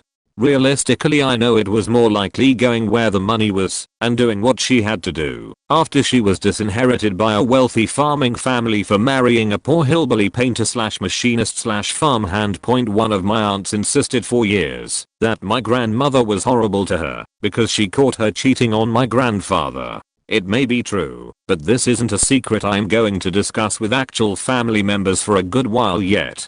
When the last of the 4 bastard children passes, maybe the youngest of them is almost 80, I'd like to compare DNA from a handful of my cousins and see, but not while there are still aunts and uncles alive that would be hurt by the reminder of what a dirtbag their father really was. Makes me wonder how many of us have done ancestry DNA etc. and are going now wait a second, but not saying it because of these relatives that we love too much to hurt. And for that matter, why we love our grandmother and her memory more than her husband ever did. Who shot the cow? Now, at the time this story came out, I was only 2 years old. I have no memory of this conversation, even though apparently I was in the room at the time. In 2001, my great grandpa on my dad's side had sadly passed away after drowning in a pool. My whole family was devastated, and after the funeral everyone gathered at my grandpa's house. There was a ton of family there, but in the basement was me, my mom, my grandpa, both of my grandpa's brothers and my great grandma. That's when my mom decided to stand up and say, alright, he's dead. Your secret can come out. Which one of you shot the cow? You. See, back when my grandpa and his brothers were younger, they helped my great grandpa take care of their farm. They had this one cow that was a milk cow, and my great grandpa loved this cow. Well, one of his 3 kids apparently accidentally shot this cow in the ass. The cow didn't die, but she could no longer produce milk anymore, and my great grandpa was pissed. But unfortunately, he couldn't figure out who shot the cow and no one would fess up. This was back in the late 1940s or early 1950s. No one wanted to admit that they shot the cow. So my mom asks the question and it's just silence for about 5 seconds before my great uncle starts snickering and my grandpa starts stuttering. It was then, for the first time in about 50 years, that my grandpa finally admitted that he was the one who shot the cow. He was stuttering about how it was an accident, but he also didn't feel bad about it because he hated that cow. Everyone in the room just started laughing, and when my mom got home later that night and told my dad what had happened, he didn't want to believe her. My dad couldn't go to the funeral because of his job, prison guard, so he missed that conversation. This story has recently come up in our family again, as both my grandpa and my grandma have moved into assisted living, and we were cleaning out their house. Well, apparently my grandpa made a special request that my mom gets to have the gun that he used to shot the cow, because in his words, I still can't believe my daughter-in-law managed to squeeze that story out of me first. Sit down because it's a doozy. Point. My maternal grandmother is actually my great aunt. She adopted my mother, who is the youngest of 5 after her mother died from childbirth. We were told her bio dad couldn't take care of all the kids. He was an alcoholic and basically shipped all of them off to different family members. My mother got adopted by her aunt as an infant. Decades later, while her adoptive mom was slowly losing herself to dementia, did hints come out that my mother's bio mom didn't die from childbirth, but rather a month before, she'd had a fight with her husband, who then beat the crap out of her stomach. She hemorrhaged during/after labor and birth. Oh, and we later found letters between the bio mom and her brother-in-law, which we think means she may have been having an affair with him. On my father's side, we found out that my grandfather was not actually raised by his mom and dad, but by his mom and stepfather. My great-grandmother was a crazy person, and so she got pregnant, they married, and almost immediately divorced. When my grandfather was 12, she changed his legal name, first, middle, and last name, in fact. So, my grandfather's surname is to a man he is not blood related to. His bio dad had another family after leaving, and we have since connected with them. So what it comes down to is that I'm not blood related to any of the surnames that my parents legally have, despite I myself not being adopted.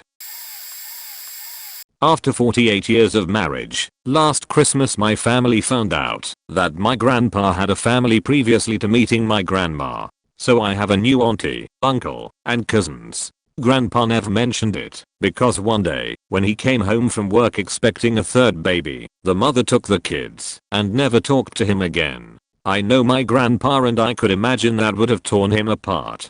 My side of the family did some simple math and concluded that the ages did not match up to the timeline that this occurred, and now have a suspicion that they are just after money. The aunt and the uncle's age lined up good, but the other uncle was older than my mother and looked nothing like his siblings, my grandpa or any of us. Unfortunately, grandpa is suffering from dementia as time does its number on him, and since this came to light, it's been a big fight between the two sides. He asked my grandma what it would take to get rid of her, that of which only me, my mom and my sister know that occurred. Currently trying to get them to move closer so they can relax some more and finally get to spend some quality time with us, since this pandemic threw a wrench in everything. My newfound cousins only said hi over Messenger, and I tried to keep up a conversation, but didn't seem to go anywhere when only one person is putting in the effort. One of my cousins, I'll call her June, isn't blood related and all the older relatives knew, but didn't say anything. Basically, June's mom got pregnant as a teen and then married her boyfriend who adopted June. He was honestly a great dad, but looking back, there were a few hints she wasn't related to him. June's kids look nothing like them. I even asked as a kid why they didn't. He has a dark skin tone and everybody else is super light skinned, but as a kid you don't know any better, and everybody laughed.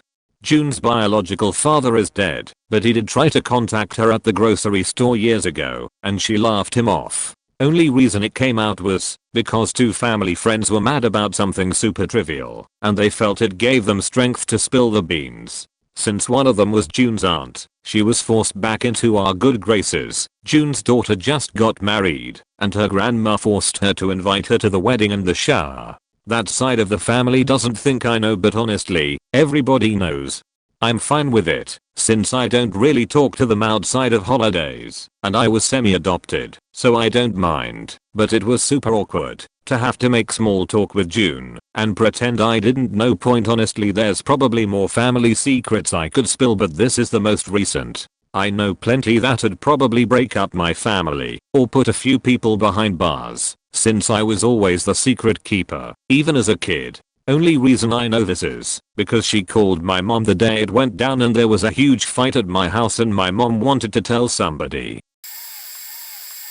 Been married 27 years, just found out my father-in-law molested all of his daughters from 5 years old till they were teens. My husband's oldest sister committed suicide 3 months before our marriage. Husband's family tried to cover that up by saying it was a heart attack. She was 20 years old. Found out a year later it was suicide. Have 3 grown children all in their 20s. They met my husband's parents only once in their lives, and it was brief in a public place. My husband was on edge the entire time. Never spoke to them again. I always thought his family hated me and that's why his family were never a part of our lives. Turns out my husband hated his family and didn't want them to be a part of our lives. So yeah, we are in therapy now. I was molested by a caregiver when I was 5. Husband felt he couldn't tell me. He was ashamed and disgusted at something horrible his father did. Something he understands is extremely personal to me and my history as well. All of his siblings claim they have forgiven their father, even though he was never confronted or faced any consequences for what he did. They fawn over him. I find it incredibly sad. My husband cannot forgive him, and he can't accept that his siblings have. I completely admire and respect his stance on that. It's been a rough past years mentally to say the least. I did a family DNA thing to find more info about my biological mother's side. And I did, but noticed that one person showed as being a potential child to my great-grandma, but from what I was told, she only had one, my grandpa. So I asked my great-great-auntie, her sister, if her brother had kids, since my auntie didn't, and she said no. So the only child from that generation was my grandpa. Well, once I showed her this info, my auntie finally fessed up and said that my great-grandma was raped by their uncle as a child and she gave birth and was forced to put the son up for adoption. Since the child was proof of incestual rap going back to the DNA test site, that lady has been in contact with me asking if I know anything about her side since she was put up for adoption. She's old enough to be a child of my great-grandma's adopted out son who would have been 20 at the time of her birth. But I refused to tell her by saying I don't know anything, sorry, since I don't think anyone would want to know that, and the fact her great-great-uncle is also her great-grandpa and my great-grandma is also technically her cousin. Added to that, I'm assuming it showed the lady as my great-grandma's child because they shared more DNA than a normal grandchild would, so said website.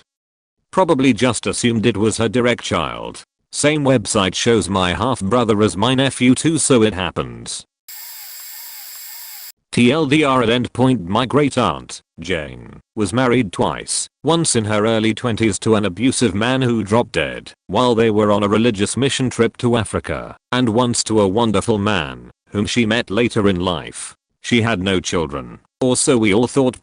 Jane became pregnant by her first husband before their trip to Africa. He refused to give up the trip to stay home with her and refused to allow her to travel while pregnant or to give birth in Africa. So he made her stay home until she gave birth in secret and then made her give the baby up for adoption and join him in Africa to play the part of the perfect wife to a perfect man of God without being burdened by a baby. He dropped dead of an aneurysm after a year in the Congo, and she returned home to grieve for her child in private since she wasn't allowed to tell anyone in her life that she was even pregnant. Later, she married her second husband, who eventually passed as well, and ended up living with my grandparents. One day, Jane gets a phone call from the now grown daughter she put up for adoption, who wants to meet her bio parents. Jane has never told another soul about the baby, even her own brother, my grandfather. She tells my grandmother the whole story, begging her not to tell my grandfather or anyone else, and asks my grandmother to drive her to meet her daughter, since Jane no longer drove. After having a stroke, my grandmother drove Jane to a truck stop halfway between their home and the daughter's home, about 3 hours away. There was a meet, a hug, and one photo taken of the 3 women together. At the end of the meeting, the daughter requested a medical history for her family, but did not want to maintain further contact, and my great-aunt passed away a few years later. My grandmother kept her secret until after Jane's death, when she told my grandfather and my mother what had happened, from the abuse to the adoption and so on. The picture was found in a box in my great-aunt's things, in a lovely frame, but had never been publicly displayed. I only found out because I was scanning and digitizing a ton of family photos from my grandmother, and I found the picture from that day, still in its frame. I called my grandmother to ask who the third person in the picture was, since she didn't appear in any other pictures from that branch of the family. My grandmother told me, "Well, you are the oldest grandchild. I suppose I can let you in on the secret." I was gobsmacked. I didn't know Jane was married before the man I thought was her only husband. She doted on all of us kids, as if we were her own. Thinking back on it, she was very careful to say Richard and I were never blessed with children, but we love our nieces and nephews. When asked if she had any kids, I would have understood more if she'd gotten pregnant out of wedlock, since that was socially more problematic in the 1930s and 1940s. But she was married, and her husband, the father of her child, made her give the baby away and kept her from sharing her pain with anyone. I hate him for doing that to her. Honestly, I know the death certificate says aneurysm, but I really hope she killed him. He would have deserved it. TLDR. My grandfather's sister had a secret baby that she gave up for adoption, which nobody knew about except for my grandmother. That my grandfather damn near killed a man in his late teens, between the ages of 17 and 19. It's a bit of a long story, so I'll try and condense it. My grandpa was Canadian. His dad died in World War II, so he was raised by his grandfather until he was 11, when his grandfather died, then was adopted by his mother's husband, who was American, and moved to the USA. His stepdad was an abusive prick, and my grandfather had a lot of pent-up anger from that. As such, he used to get into a lot of fights, and one time, damn near beat a man to near death. He took the man to the hospital, claiming he'd stumbled upon the man lying in the street. The man suffered amnesia and couldn't remember that it was my grandfather who did that to him. My grandpa claimed he was praised as an upstanding citizen for rushing him to the hospital, and he quickly left town after that, unable to handle the guilt. The man, thankfully, survived, but had minor brain damage. Soon after, he met my grandmother, who was also a Canadian expat living in the USA. They eventually moved back to Canada, uprooting their 3 children due to their belief that my grandmother could get better healthcare in Canada than the USA due to her diagnosis of manuscript. My grandpa told me this story over 10 years ago, after his wife passed, but never told his own children, for fear they'd think less of him. He claimed that, besides his wife, I was the only other person whom he ever told it to, because he saw so much of himself in me, the good and the bad, and wanted me to know I wasn't alone in my struggles with anger and resentment with the world at large. It only came out after my grandpa died last year, when my aunt found his memoirs on his computer while trying to find pictures for his funeral. In them he confessed to the truth, and that the only living person who knew was me. She's a cop, and she practically interrogated me about it, asking why I never told anyone in the family. I told her that my grandfather was ashamed of what he did, and that he never wanted his children to know that their dad was anything but a good, loving man. My mom couldn't believe that he'd kept it from her and her siblings, and was even more shocked that I'd been able to keep it to myself for as long as I did. My parents never stopped having sex with each other until recently. For this to all make sense to everyone on the outside looking in, I'd need to give a little background and backstory. I just turned 32. My mother is 54, father is 56. They broke up in 1995. I'll never forget. Very traumatic for a 5-year-old to witness. Anyways, this one particular day in 2012, I was in my early 20s. I go to my mother's house and she's not there. I call her. I ask her where she was, because I was confused to hear all the commotion going on in the background. Sounding very pissed off, she stated, "I'm at the clinic. Your damn daddy gave me a MF disease." I called and told him. He told me that he knew he had it, went and got his shot for it a week ago. He knew he had it, and didn't tell me. I was shocked. As we continued talking, she stated that they never really stopped messing with each other after all this time. Now they both had relationships with other people the entire time from 1995 to now. My father was married in that time frame. I have 2 younger brothers, one from my mother and one from my father. But they obviously didn't care. I never looked at them the same again, because they were both dead as wrong. TLDR. Parents were fuck buddies from 1995, the year they broke up, until here recently, 2020. I only found out because he gave her an STI, and I called her while she was at the clinic getting treated for it. My aunt is a piece of work. Like 15 years ago, she was trying to get my grandma, her mom, to give her money and said, you know, people here in the farm town my dad's side is from think my dad's dad isn't my dad. How do you think that makes me feel? How do you think that would make him feel? So my grandma ended up telling my dad that his legal father isn't his bio father. She'd had an affair at 19 with the married man across the street. She and her husband were separated at the time and had already had 2 kids together. They reconciled, but he always was cold and abusive to my dad as a kid. My dad was 55 when he found out his bio dad was still alive and living in the same town and, as far as he knew, had never had kids. Both his wives had been infertile. My dad was his spitting image. They managed to start to have a relationship and we met him once, but he passed a couple years later. His sister has welcomed my dad as family and they're in contact. About 10 years before this, my great aunt, my grandma's sister, had to tell her daughter to stop dating the guy she was dating because the great aunt had had an affair with the guy's dad and they were half siblings. In true trashy fashion, that cousin, who was in her 40s, said, I've had a hysterectomy and we're in love, and then dated him for a few years after that. When my dad first went back to the town to meet his bio dad, he'd stopped to see his cousin, the one whose sister was dating her half-brother.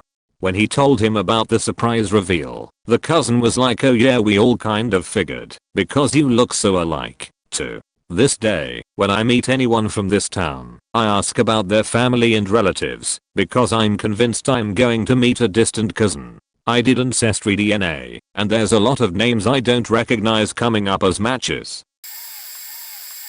Shortly after my father passed away in January, I got my 23andMe results. I received a message from someone that matched as a first cousin that I'd never heard of. After telling my sisters about this message, my eldest sister rushed over bawling her eyes out and said, you need to stay away from these people. I was confused and asked her why. She said, because I think his uncle, the cousin that messaged me, is your father, and he is a loser. I don't want him around you. I laughed and said, what the fuck are you talking about? Our dad. My dad just died. She told me that our mother and father used to party with this guy around the time our mother got pregnant with me in the 80s. I told her, no way is this guy my dad, and so I looked him up on social media and it was immediately obvious he was my bio dad. I then found out that I had a half sister and a half brother, and honestly I was devastated about it all. I still am. It's hard to explain, but I feel illegitimate and like a outcast. But the craziest part was that they live a couple of blocks away from me. All this time I never knew. I don't even know if he knew about me. Maybe he did and just didn't want me. I really hope my father, the man that raised me, didn't know that I wasn't biologically his, because that breaks my heart even more. I never said anything to my mother because she isn't in the best health, and I don't want to stress her out with all of this because she is fragile. I've been having a hard time processing everything and want answers, but I found out today that I will never get any answers out of my bio dad because he just had a heart attack and passed away just this morning. I don't know how I feel about everything, and I think it's really crazy because my father had a heart attack and died in January, and then I find out I have a different bio father and then he dies of a heart attack as well. I regret ever doing the 23andMe and wish I could take this knowledge back. You know that saying, what you don't know can't hurt you? In this case it's absolutely true. My paternal grandmother died from loss of blood while attempting to abort what would have been her 5th child. My paternal grandfather spent most of his life in prison for involuntary manslaughter because he admitted to helping his mill. My great grandmother testified on his behalf that he did not want to do it and begged my grandmother to change her mind. But she kept berating him and was dead set on it. She eventually told him she was going to try it, with or without his help. So he helped. My father was the eldest of 4 children. He and the next sibling, a sister, took care of the 2 youngest, a boy and then a newborn baby girl. BC, and this was a recent revelation. Both adults were alcoholics. A fair amount of time passed after my grandmother's death before my grandfather went to prison. During that time, my grandfather began molesting his oldest daughter. When he went to prison, a pair of grandparents adopted the baby girl, but my dad and his other siblings went to a children's home. I knew that part for a long time, but no one bothered to explain why they took the baby and not all the kids, beyond pointing out that a baby is easier to raise as your own, because I guess it's a fresh start. It never sat right with me though. I get it, but it seemed cheaty. And then recently I found out the baby girl, my aunt, she actually has a different father than the other children. So I don't know what set of grandparents adopted her, or if she was adopted by the parents of her father. So my grandmother had been unfaithful at some point and had another man's child. I don't know the paternity of the lost baby. Eventually my father and his other 2 siblings were unofficially adopted by a couple that worked in the children's home. When they left employment there, somehow they got to take my dad and his 2 siblings with them. I'm grateful for that, particularly because my aunt, who was sexually assaulted, really bonded with that couple. She needed them, so they took her and her siblings along to keep them from being separated. When I think about my grandmothers, both of them, I feel incredibly lucky to live in a time where, for the most part, I'm in control of my body, and when I want to reproduce, I have the freedom to marry only if I want to, and that even though we have a long way to go, there are more resources for addiction than there were back then. When my grandfather's Alzheimer's progressed pretty far, he started to tell more stories about his life. He'd never really shared much with me, so I spent as much time listening as I could. Grandpa had a rough childhood growing up in the Depression. His father was a machinist at the National Mint and later the post office, but was also largely a useless drunk at home and beat his wife till my grandfather and his brother kicked his ass, and he never did it again. My grandfather and his brothers fought a lot, but when his brother Bill died fairly young it really scarred him, and he was mostly estranged from his family till he reconnected with his sister in his 80s. Grandpa served in Korea as well, but did not consider himself a veteran because he was a quartermaster and never was in combat. Learning my grandfather was a quartermaster made so many things click for me with his personality and organizational habits. He was also a wheeler dealer and was 100% probably in some way capitalizing on his position. Later in life he was an electrician and worked on most of the large government buildings in DC. Digging through some paperwork with my grandmother later on, I found a radiation dosing record. Apparently grandpa worked on a lot of nuclear reactors. Also once his foreman accused him of stealing materials from the job site to build his house. Grandpa didn't like that so much, so they got in a fist fight, but he still kept his job because it was seen that the accusation was a reason to fight. Joke was on them though, because he had been stealing sheet for months and built his house mostly for free. When he met my grandmother, she was working in a government office he was also doing a long job in, and he asked her out every day for over a year before she caved. In her words, he was a bit of a jerk, but he never gave up. Grandpa was kinda runners in his life. He was a soldier, an electrician, a realtor, a real estate investor, failed, operated a worm farm in his basement, had a business wholesaling lobster, and was constantly making deals and working an angle.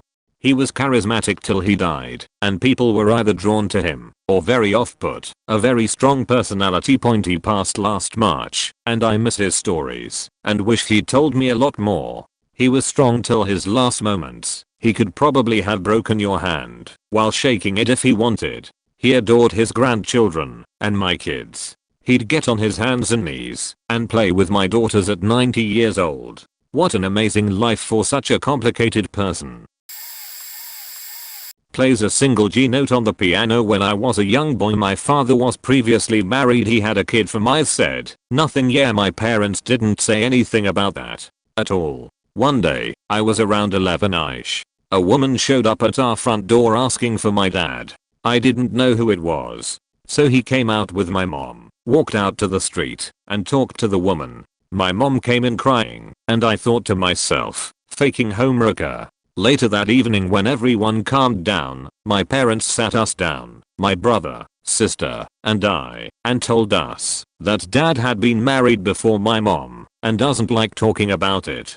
The woman was his daughter from the marriage and was coming to ask for money. We all accepted that people have a past and left it alone. No biggie, right? Cut to 20 years later, my brother and sister have a friend that mentions his mom. Turns out his mom is my dad's daughter. So my sibling's friend is technically our nephew. Wow, small world, but hey, it's life, right? Cut to 2 years later, I receive a letter in the mail from an attorney. I'm being listed as an heir at law for someone's estate. I don't know the name at all, so I call my mom. She says, I dunno, call the attorney, there might be some money for you. So I called him. No answer, left a message. Then my mom calls me back and starts stammering, rambling, your dad and I talked, and we want you to know we still love you, etc. Literally every line from every movie when someone is about to say you're adopted. So I ask, Mom, am I adopted? She says yes, starts bawling on the phone, and the attorney calls back. So I swap over. He can't tell me why I'm listed. I told him I just found out, at age 36ish, mind you. He says it's my biological father's parents' estate. My father's cousins have been taking care of them before they passed. I'm a good person, I said. I don't know these people. I don't have any right to the estate. Can you please just pass along my contact info? I would love to know about my father. Over. The next year, I found out my bio father was murdered in a break-in. He was home and the robbers stabbed him. But, I was able to be put into contact with my bio mom. Fantastic woman. I have 5 half siblings that I love so much. So it all worked out in the end. Cut to 5 years later, I'm on a road trip with my cousin and brother, and my brother mentions that his wife bought him a 23andMe kit for Christmas. Turns out, dad isn't dad. Dad had a vasectomy after his first marriage, so our parents used artificial insemination to get pregnant. Mind blown. Our parents don't know we know this last part, but it's in the universe now. Point, we love our parents, even though they kept bigger secrets from us for way too long. They raised us to be good people. Now we just wait for whatever the next big secret is. After my parents divorced, my sisters and I were visiting my dad, and on the way to his house he was talking about work and made a racist comment about working with Mexicans. I don't remember what he said, but it was way worse than that. I was completely shocked, and it was the first time I ever considered the idea of my dad being racist. My grandfather was racist, his dad, so I might have never seen my dad say anything like that, but considering who he grew up with, it wasn't surprising. My dad has a bad temper and flies off the handle pretty easy, so I decided to wait until I got home to ask my mom. My parents were married 17 years, so if it was true then my mom would know. Well, I asked my mom, and not only was the answer yes, but apparently my mom, dad, and my mom's parents were in a racist group called the Christian Identity, or I think that's what it's called. I always forget, because I find it absolutely crazy making. I wasn't raised racist, so it was a big shock, and my mom asked that I keep this to myself and not tell my sisters. I'm not sure when my youngest sister found out, but the middle sister, she found out last, didn't find out until her 18th birthday. I have no idea whether or not my dad knows that we know. If he doesn't, well, I've known now for about 15 years, so yeah. The secret that's not so secret. I have a secret that hasn't yet been shared with any of my family. My grandfather is not buried where my family believes he is buried. In fact, he isn't buried at all, at least not in the formal sense. Point. When I was 8, I found my grandmother's dead body. She'd been strangled, and I found her when I came to her house so she could drive me to school. We were very close, so she rented the house next door to ours so that we could spend every day together, and she would drive me to school. The main suspect was my grandfather, who lived in the house that he and my grandmother shared and where all of their children were raised. My grandmother was planning to divorce him. Even though he was the main suspect, the case was never solved because the local police never secured the crime scene and let anyone who came by into the house. So my grandfather ended up in the background of almost every crime scene photo, so of course no evidence was admissible, because of course his hair / prints / etc. Point, were at the scene of the crime. There he is in all of the crime scene photos. He died of cirrhosis of the liver a few years later. My mother had always been certain that he was the killer, and she broke off all tie with him. We didn't even attend his funeral. He was cremated and buried at the foot of my grandmother's grave. Point. My mother asked me if I wanted to visit my grandmother's grave one night. Of course I said yes. My mother was crying the whole way there, about a 30-minute drive. The whole drive she was muttering through her sobs things like "you don't deserve to be at my mother's feet," etc. When we arrived, she dug up the small box that his ashes were in and repaired the dirt and grass in that spot. She then walked a little closer to the edge of the woods and threw it with all her might. She was a very strong woman, and I heard it explode off of a pine tree in the dark point. All of my aunts and uncles and everyone else still believes that he is buried there. The forest wooded area where he was thrown was bulldozed, and a new church building was erected in that spot about 2 decades ago. New father was evacuated to the south of England from East London during the Blitz as a small boy along with his little sister. He entered the barn on the property one morning and found the farmer about to sexually abuse my dad's little sister, who was 5 at the time. My father begged him to stop, and the man said, "I will let her go, but I'm going to do it to you instead." And he did. For many months, sometimes daily. The abuse was finally discovered by my dad's pet teacher. He was in so much pain, he couldn't participate in class. My dad and his sister were removed from the home and moved to another home where they were treated properly. Fast forward to my childhood, and my father had terrible night terrors. Awful screaming and crying in the night every now and then. I used to run into my parents' room and find my mother comforting my dad, who'd be inconsolable. Sometimes he would vomit, sometimes he'd be curled up on the bed, sobbing. Sometimes I would ask what was wrong, but I never received an answer. When I was 14, my father, mother and I were in London. We live out of the country now, and my father told me he wanted to take me on a short road trip. We borrowed my uncle's car and drove out of the city. This was a work trip for my dad, and I thought that I was just tagging along for the day and didn't really ask where we were headed. We chatted about random things the entire time, but as the area became more rural, my dad got very quiet. We finally pulled up in front of an old home with a barn on the property. It was clear to me by that point that this wasn't a work jaunt.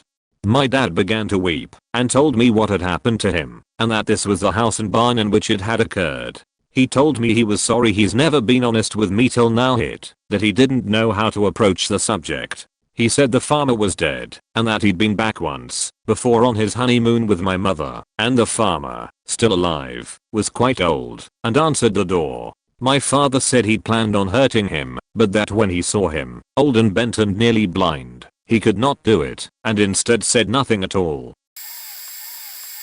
When I, 42 meters, was around 18, I found out my aunt was a rap victim to my step-grandfather. My siblings and I were the last to find out in an extended family that has 6 siblings from my mother's real father and mother and 4 step-brothers and sisters from the piece of sheet my grandma married after my grandpa's death. As I understand it, the rapping started when she was around 9 and didn't end until she was 16, when she told people about it. There is a lot around this that I have a hard time processing. 20 plus years after finding out, I have so many things I struggle with. For starters, how the fuck do you let that bastard stay in the family for the rest of his miserable life? Hard stop point. How do you not tell your kids? He was there all through my childhood as my grandpa. I was the only male of 6. We were never told. What if he did that to one of us? I can only imagine how everyone else knew not to talk about it around us. There are so many other things with this. How could anyone hang out, fish, defend this piece of shit? Unfortunately, my aunt didn't get to see him die. She died in her early 60s, a few years before my grandma, who died a couple years before he finally died this year. I hope he was faking lonely as fuck. The thing is, he had a hand in both of their deaths. His rapping of my aunt set up a life full of bad decisions and an early onset of COPD, which ultimately took her on Thanksgiving, no less. My grandma, he would tell her, I heard this from family members, that no one would show up to her funeral, that no one cared. Then when she fell for the last time, breaking her hip, confining her to that wheelchair for the last few months of her life, family heard her say that he pushed her. He was no grandpa of mine. I hope no one showed to your funeral, you piece of shit. If he exists, I hope eternity is full of your worst faking nightmares. 3 brothers, all the same point. D oldest brother, R middle brother, C youngest brother. My father when I was around 7. I remember being the one my little cousin, also 7 at the time, I'm only like 5 months older, coming to me and tell me that my father's brother, our uncle R, was molesting her. Obviously not in those words. Despite her asking me to keep it a secret, I told my mom. News spread, and he went to jail. Fast forward less than a year, my father's brother, my uncle D, who lived with us until I was 16, was molesting me. I never told until I was an adult. Fast forward again to Father's Day, 2018. My father attempts suicide and ends up in a coma for over a month, ultimately living. When he woke up, me, my sister, and mother left, as we had all wanted to leave his horrifying abuse for years and never could, so we took the opportunity. He began trying to get us back. When we refused, he began spilling secrets. He messaged me one day and told me that he always loved my sister more than me because they had sex for years. Even after she was an adult, she admitted it was true, but that she was never consenting. She also said he didn't rap her. He threatened to tell everyone, so she continued to do as he said. I still have a secret not a single person has ever been told, and nobody knows except me and the person who did it. My big brother, the oldest sibling, the most loved and adored of the family, my now dying mother's golden child, molested me brutally as a child. I don't think I will ever tell anyone. My mother had a child before me, even though I was raised the eldest, my younger brother, and I didn't even know he existed until they found each other and reconnected when I was well into my 20s. She broke the news to me over the phone. Turns out both sides of my family, aunts, uncles, cousins, knew about her past. My brother and I were the only two who didn't. She had gotten pregnant just before going off to college. Not only were my grandparents extremely religious, they were also pretty blatantly racist, and the father was black. It was pretty much swept under the rug. My mom was kicked out of the house, baby was born, and immediately put up for adoption, and it was basically never talked about again until he reached out to her. She went on to meet and marry my dad a couple of years after giving my half-brother up for adoption, and had me and my younger brother. Not only did I find out that I had an older sibling, I also found out he was married, and at the time his wife was expecting. So, not only did I find out I had another sibling, and I actually wasn't the eldest, I also found out I was getting ready to become an aunt. My world was flipped upside down, and for a while I struggled to even talk to my mom and extended family because I felt so betrayed. Eventually though, I did meet him, and surprisingly I would say I'm the closest to him bonding wise of anybody now. He and my mum's relationship became strained after the honeymoon phase of reunification ended, and sadly my younger brother has taken very little interest in his life. To my knowledge they don't speak at all. He lives in another state, but we talk pretty regularly, and since I'm a flight attendant I make trips out to visit my sister-in-law, and my niece and nephew when I can. I actually just recently had my own child and we are excited to have a cousins meet up for the first time, especially since my niece is so close in age to my son and they are only a month apart. This is kind of a long story. I'll try to condense it to the best of my ability. Throwaway account to protect privacy of family members. My family is very religious, and my great-grandparents are no exception. Throughout this post, I will refer to them both as Gigi and Paige's great-grandmother and papa respectfully. They went to church all the time and were pretty healthy, other than the fact that they both suffered some major health conditions, but were a happy couple until Gigi died in the summer of 2019 due to cancer. Of course, Paige's, who raised two kids with her and took care of her despite her Alzheimer's and taking her to the dialysis clinic early in the morning for years, was heartbroken. She was the love of his life, and I can't imagine the pain he felt losing his partner of 70-something years. The Christmas before Gigi passed, my aunt, granddaughter of my aforementioned great-grandparents, received a 23andMe kit. She took the test, and a few weeks later the results came back.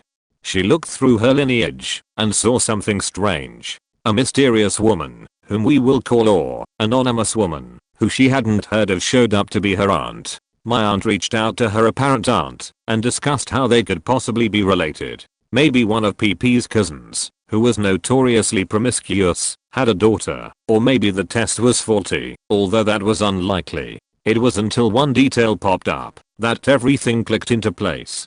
Gigi and Paige's were friends with Or's parents. They lived right next to each other and were very close. Apparently Gigi, always extremely religious from the day she was born, had an affair with Or's dad and got pregnant. They both played it off like it was actually Pages who was the dad, but it was not. My grandmother, I will refer to as GM, never felt like she fit in with her siblings. She didn't have any similarities to them or to her father, but now she had a possible cause for this. GM took a 23andMe test, and it confirmed that GM and Or were sisters, both from the same dad, but from different moms. After this revelation, GM and Or met up, and for the past 1.5 years we have brought them into our big family. They had no family other than their sons, one whom abandoned them due to the son's estranged wife cutting contact with them. They said that it was a blessing that we had come to meet, although not under the most ideal of circumstances. So now everyone in the family, except for Pages and GM's siblings, knows about this, and if we let them know, Pages might die of heartbreak, because he already has heart issues, and is approaching 100 years old, and then GM's siblings are just brats, so there's that as well. Hopefully I didn't drag this out too long. Have a good day, everyone. Also, sorry I can't answer questions, this is on a random throwaway, and I forgot the password and email. Oops. This probably won't be seen, but it's a bit different than some of the other ones, so I'll put it out into the world. I attended a church growing up where we were well thought of. We had friends, my dad was on the worship team, both my parents did children's church, and I was active in the youth group.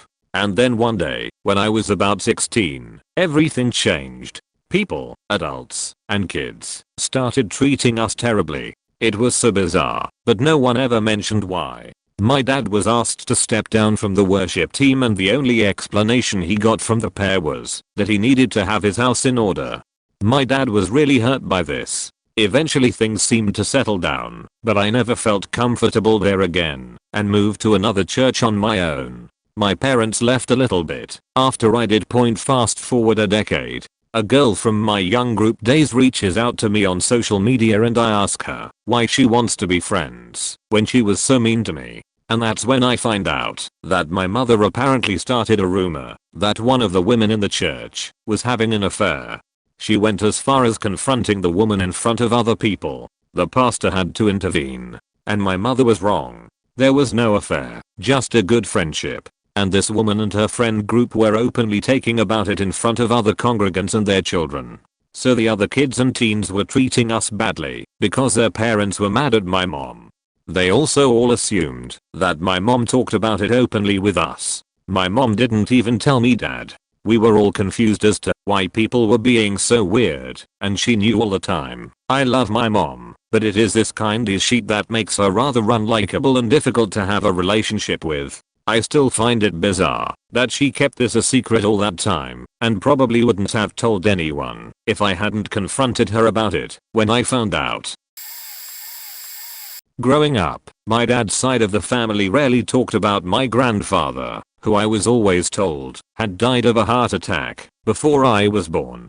Since I resemble him quite a lot, I was curious about what he was like, and I thought it was weird that I'd always get short one-sentence answers whenever I'd ask about his personality, interests, or personal history. Fast forward to my late 20s. I'm living with my parents and really depressed, and I tell my dad one day that I'd been having suicidal thoughts.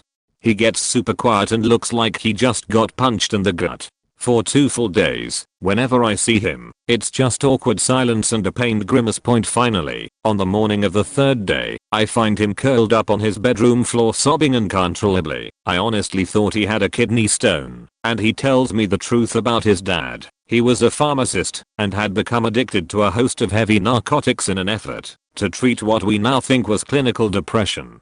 And, rather than face the potential loss of his business and shame from the community they were super religious that would come from admitting his problem and dealing with it, he drove up a canyon one day and overdosed in his car. My dad was the one who found him 5 days later. Yes, the smell was apparently unholy and, I'm told, unforgettable. And had to deal with the shit show that was his estate. The whole family quickly agreed that, in order to save face in the very judgy religious community, they'd tell everyone it was a heart attack, and this fiction was eventually passed on to all the in-laws and grandchildren. As far as I know, my sister and I, now late 30s, are the only grandchildren who know the truth. My mom didn't even know until after my dad told me. My grandfather told my mother her cousin's dad was gay and that he died of AIDS. My mom's cousin was told her dad died of cancer by her family. This was told to me something like 10 years ago, and I was told never to talk about this. Apparently the gay part was relevant as there was some suspicion that my great uncle, mom's cousin's dad, potentially molested my late uncle, suicide last year, but that was never confirmed. So fast forward to 6 months ago, my fiancé and I are at a ski cabin off season with my mom's cousin, her daughter and their significant others as a cheap easy trip to catch up with them. As we all live on the other side of the country now, I thought it would be a fun time point. We all get a few drinks in us in the hot tub and we are filling in my fiancé on family history and how we are all related. When we get on the topic of my great uncle, they tell my fiancé that he died of cancer. Without skipping a beat, I say no, he actually died of AIDS because he had sex with a guy. I then, horrified with what I said, backpedaled and remarked that I was actually talking about something else. She looked confused, but then we dropped it for the rest of the trip. Point: the day after we all go home, she and her sister have a huge falling out with my mom because she perpetuated such a horrible rumor about their father. They also all blocked me and my whole family on all social media. I felt pretty shitty.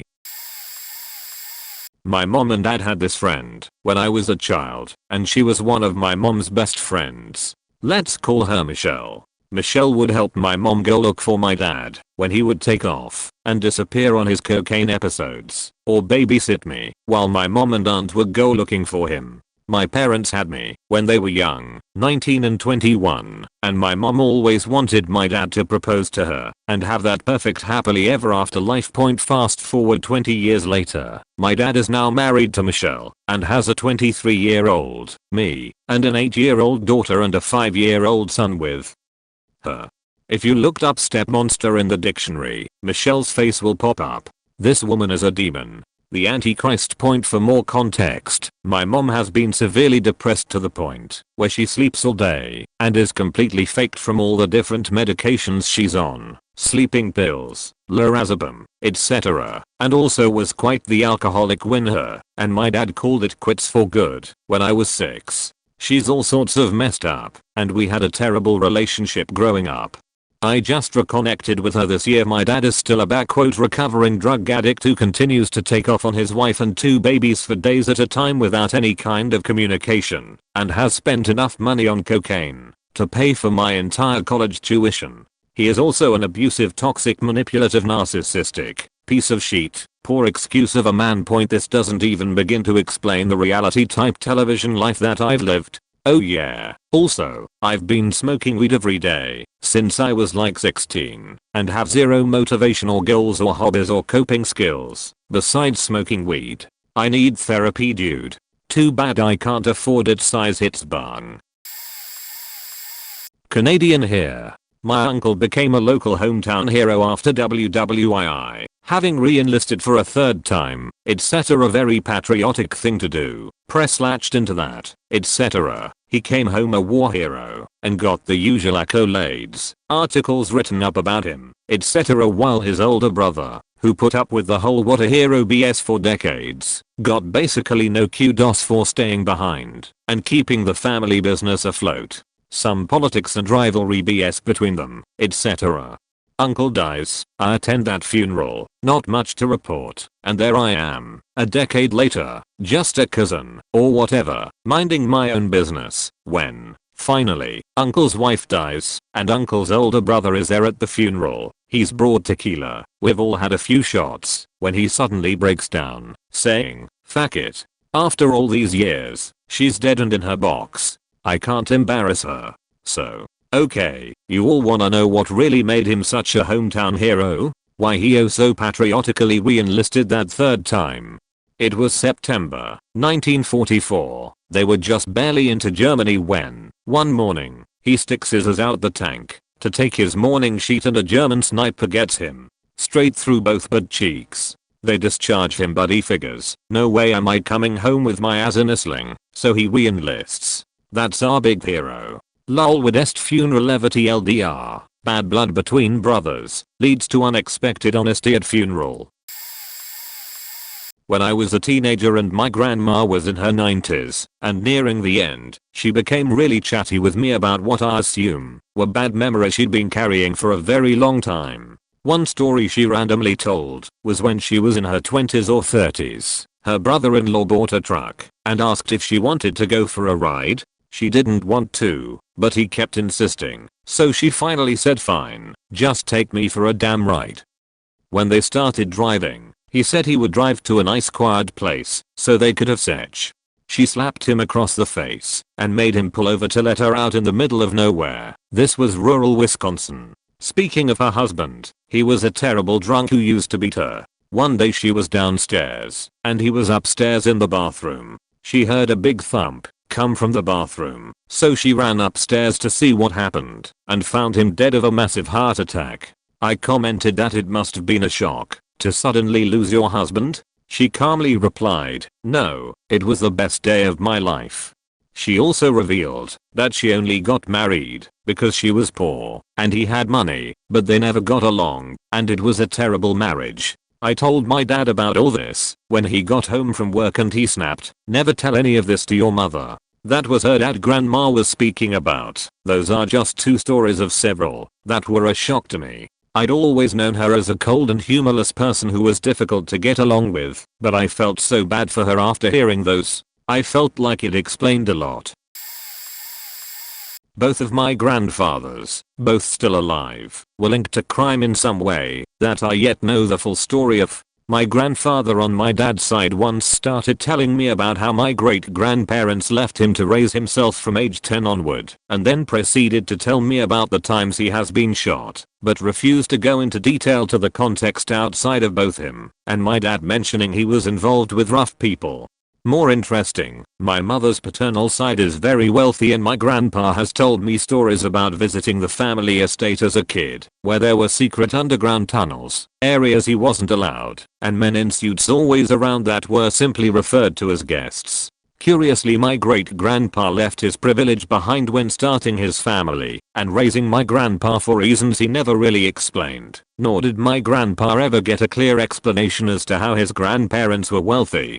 For what my grandpa knew via what little my great-grandpa mentioned about his family, and from his visits with them, they were politically very well connected, and the wealth had something to do from my family's immigration from Europe. Keep in mind this was the early 1900s. Only things I have found via digging on the internet and through family memorabilia is a picture of my great-great-grandfather and his family, including my great-grandfather when he was younger, all posing in suits very mob-like, as well as my great-great-grandpa's obituary stating that he died in a fire when the estate burned down. TLDR, I'm slowly uncovering truths that point to my grandpa being some sort of thug with a dark past he doesn't like to talk about. And my maternal great-great-grandfather appears to have been some sort of mob boss who was possibly assassinated.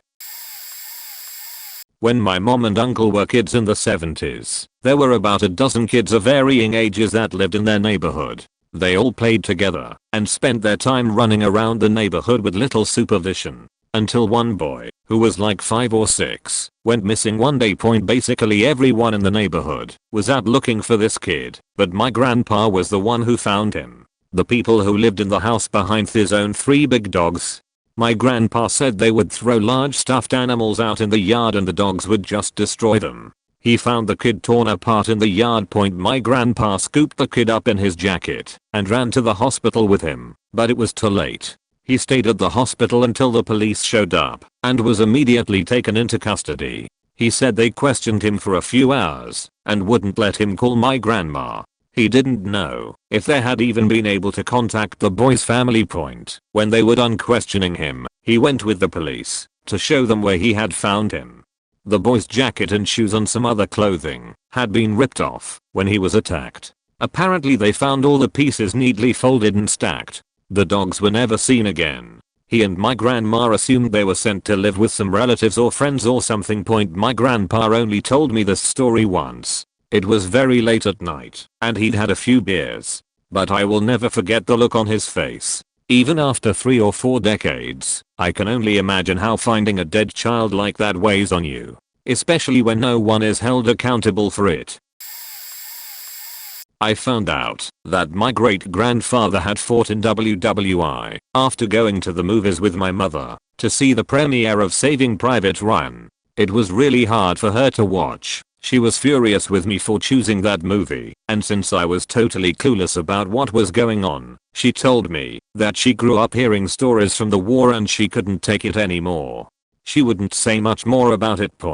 So I asked my grandparents a few weeks later, and they told me that my great-grandfather had been sent to a special unit that was always in the front. He spent the whole 5 years fighting in the front. He even turned 18 at the front. His family thought the war would make a man out of him, and that it would open a door for him to start a military career. They had no idea of what it would be like. He had PTSD, but obviously received no help. Freud was just getting started at the time, so he turned to alcohol and smoking to try to cope. Went bankrupt twice.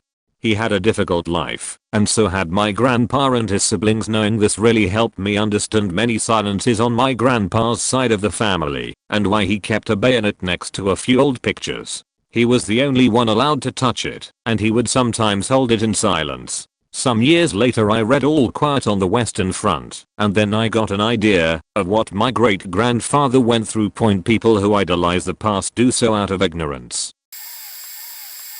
My uncle doing things to my sister and I that he wasn't supposed to. Unfortunately my grandmother blamed us even though we were kids, and he was a grown 6'4", 350-pound man, and was our guardian who held our lives in his evil hands. He only did 6 years in prison, and my grandmother threw the photo evidence of some of the things he did to me. She burned it with her lighter, and then I was whisked away before cops got there. My story got buried. But at least he went to prison for my little sister. He threatened her with killing me. So she did what he wanted, because she thought it would protect me. And I thought I was protecting her. He used our love for each other against us. That is the epitome of evil right there. I only found out last year, 25 years after the fact, about the threats against my life he made. Details I've never asked, as she never asked me out of respect. We finally have been able to heal together and share those details that have been hard to speak about. He's been out and is married with a child. Like nothing happened. My family has buried it under the rug again. To the point my cousins, who were either not born yet or babies to 5 years old, wanted to talk smack because they didn't like me telling the truth about what happened and about our dear evil grandmother on my social media. So he not only ruined our childhood/lives, he ruined our family, which I no longer speak to anymore over this all. But may God have mercy on their souls. My paternal grandfather skipped when my father was 2 years old. My grandmother had a pretty rough time until later in her life, and nobody ever talked about my bio grandfather, including my dad. I became interested in genealogy and finally managed to track the guy down. He had died way back in 1959. Fast forward to DNA testing, and I was contacted by another half-brother, call him John, of my father's half-brother, call him Joe, a person, Joe, we didn't know existed.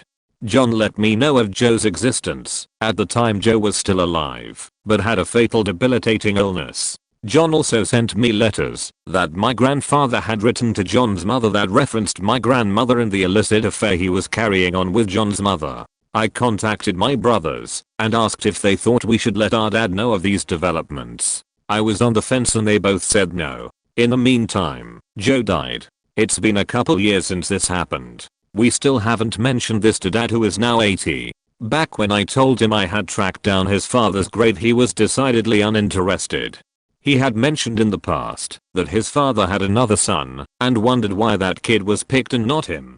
That was the only conversation we ever had along those lines. He's not an expressive man. Anyway, this doesn't quite fit the parameters of the question, but I'm going to see my father in a couple weeks. I think if it was me, I'd be interested to know at least what happened to my half-brother. Probably not the letters to the girlfriend so much, who my grandfather also ran out on. By the way, do I bring any of this up or not?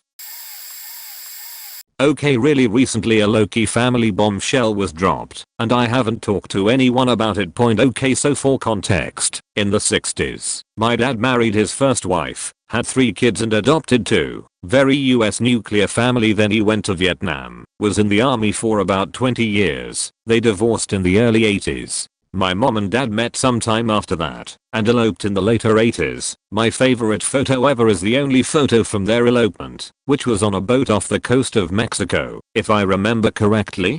It caused a huge family fight on my mom's side because my mother's Irish Catholic parents were horrified that their 19-year-old eloped with a war veteran more than twice her age who already had 5 kids and an ex-wife. It also caused a huge fight on my dad's side because my mom was the same age as one of my dad's daughters and they were already not thrilled about their parents' divorce to begin with. But eventually, everyone got over it. There's a lot of love in my family, which is always wanna stress when I talk about this stuff, because on paper my dad can sound kinda Don Draperish and patriarchal and bleh. And I don't know, I wasn't there, but my maternal grandparents eventually came around, and my dad's kids forgave him. I think because he was just a genuine gentle giant. He was 6 feet 4 inches, and was just very warm and kind, naturally booming loud voice, loved to eat anything, could fall asleep anywhere anytime, and absolutely adored all of his kids. He and my mom had a really happy marriage, and had me and my 5 siblings. He died in 2005 of cancer. Okay, that's the overly detailed context. Jump to 2020. My brother and I were at my mom's for Mother's Day. My other siblings weren't there because of COVID restrictions. My brother was going through my mom's filing cabinet because he had recently gotten obsessed with learning more about our dad since he had died when we were young and never wanted to talk about his time in the army. There was a lot of gray area for us, so he was digging through documents and stuff. And boy oh boy did he learn more. Amid his birth and death certificates and pictures and sheet, my brother found an envelope addressed to our dad from circa 2007. It was from a personal investigator who had been trying to find/reach out to my dad for years, for over a decade, on the behalf of a young Vietnamese woman who had spent the majority of her adult life searching for her father, an American soldier who had dated and unknowingly impregnated her mother during the Vietnam War. Her mother said that they had lost contact after he left Vietnam, and she didn't know until after he was gone that she was pregnant. The piping hot tea that we learned after questioning our mother is apparently my dad and his first wife were quietly separated for a lot of their marriage, and he was dating a Vietnamese woman while he was deployed. Their daughter basically only had his name, some of his army information, and a photo of the 2 of them to go off of when she hired a private investigator to help her find her father once she was an adult. This letter from the PI got to my mother about 2 years after my dad died. My mom told my dad's ex-wife about the letter, and she asked my mom not to tell any of us. She was worried about how her kids would react, especially since this was before Ancestry.com, and they couldn't prove it yet. She feels bad that she didn't respond to her back then, but she was a single mom with 6 kids and was still grieving. I don't blame her for not responding, but she encouraged my brother to respond when he found the letter last May. Long story short, I have a half sister I didn't know about. The DNA results just officially came in a few weeks ago and confirmed it. She lives in a different part of the US as my family, but she, her husband, and their dog took a road trip to come meet us. They're extremely lovely people, and I really wish she could've met our dad. They would loved each other. My mom said she and I both have our dad's chin. When I was about 21, an old friend of my dad's dropped by from out of state. He had just missed my dad, as my parents had gone to a movie earlier. He says, "Well, you're of age now, wanna drink a beer?" So he's trying to make small talk in the house as we drink some beer. He asks, "How's your sister?" 4 years my elder. Then he asks, "Does her father ever come around?" I play it off and I'm like, "No, he doesn't." So turns out she's my half sister. Parents never told me.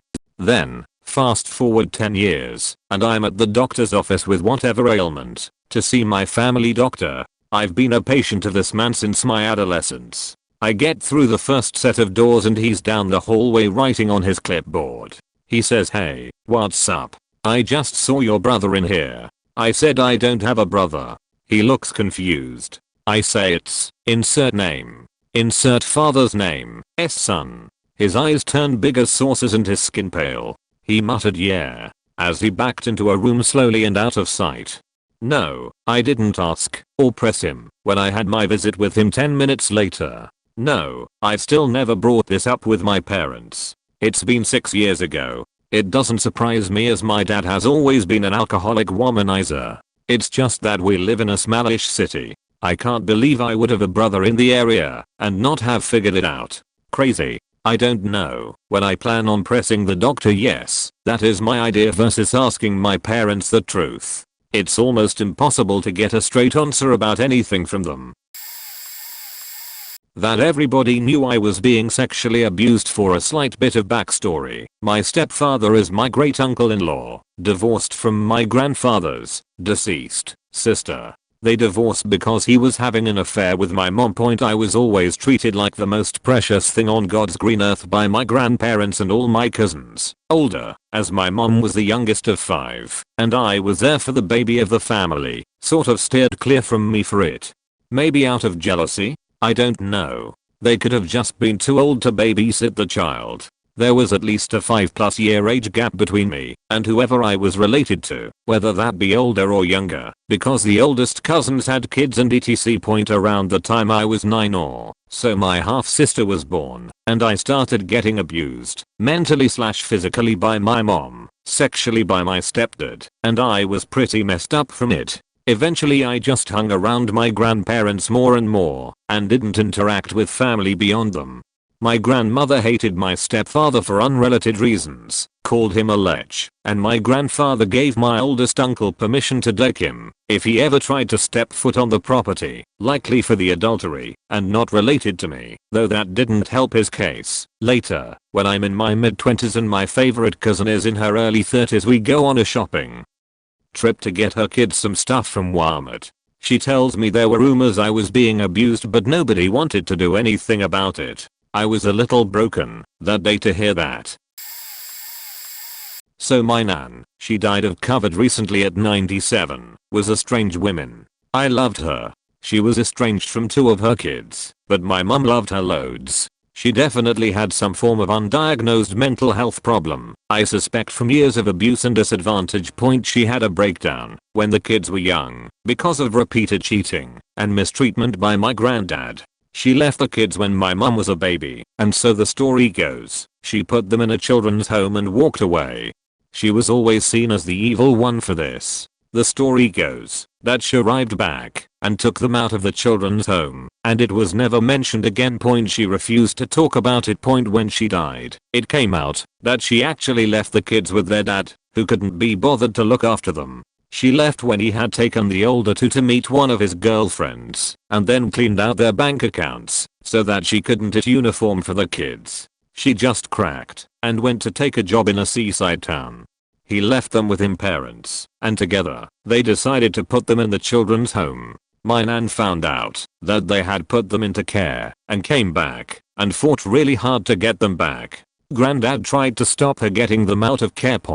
When she got the kids back, they lived in extreme poverty, whilst she sued Granddad using laws that had only just been put in place for cruelty and abuse. She won, and he had a hefty amount of money to pay per month, which was extremely unusual. To get out of this, he took a job in another country. Soon after, he died in an accident. He was a minor, and eventually, Nan received his pension, which was excellent. She lived an okay life, and never told any of her kids what had happened. The older 2 hated her, because they felt abandoned. She lived a fairly secure but unhappy life, hating men throughout. She caused an untold amount of trouble wherever she went. She was my idol. Family had gathered for the holidays, span of about 2 weeks in 2018. On a random night before Christmas, a few aunts and uncles were hanging out drinking OFC with grandparents around and whatnot. The topic shifted to my uncle, M27, being sort of the black sheep of the family. His aunt, my grandfather's sister, began ranting about how he's drinking his life away. He's working but not at good jobs. His parents did great in raising him, and he let his life go down the drain. My uncle was getting bothered because this isn't necessarily a new topic of conversation. I'm assuming the drinks were playing their part, and because the whole family was around he figured fuck it, and announces I live my life this way, because it's just who I am. You don't give the same shit to your son, M45, who molested me all my childhood, and is the family drug addict.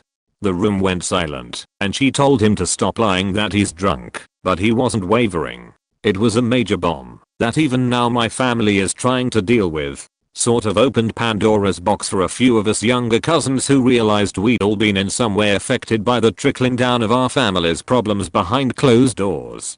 Took us a few years, but the pandemic made a few of cousins including myself to go to therapy and deal with our own issues with our family.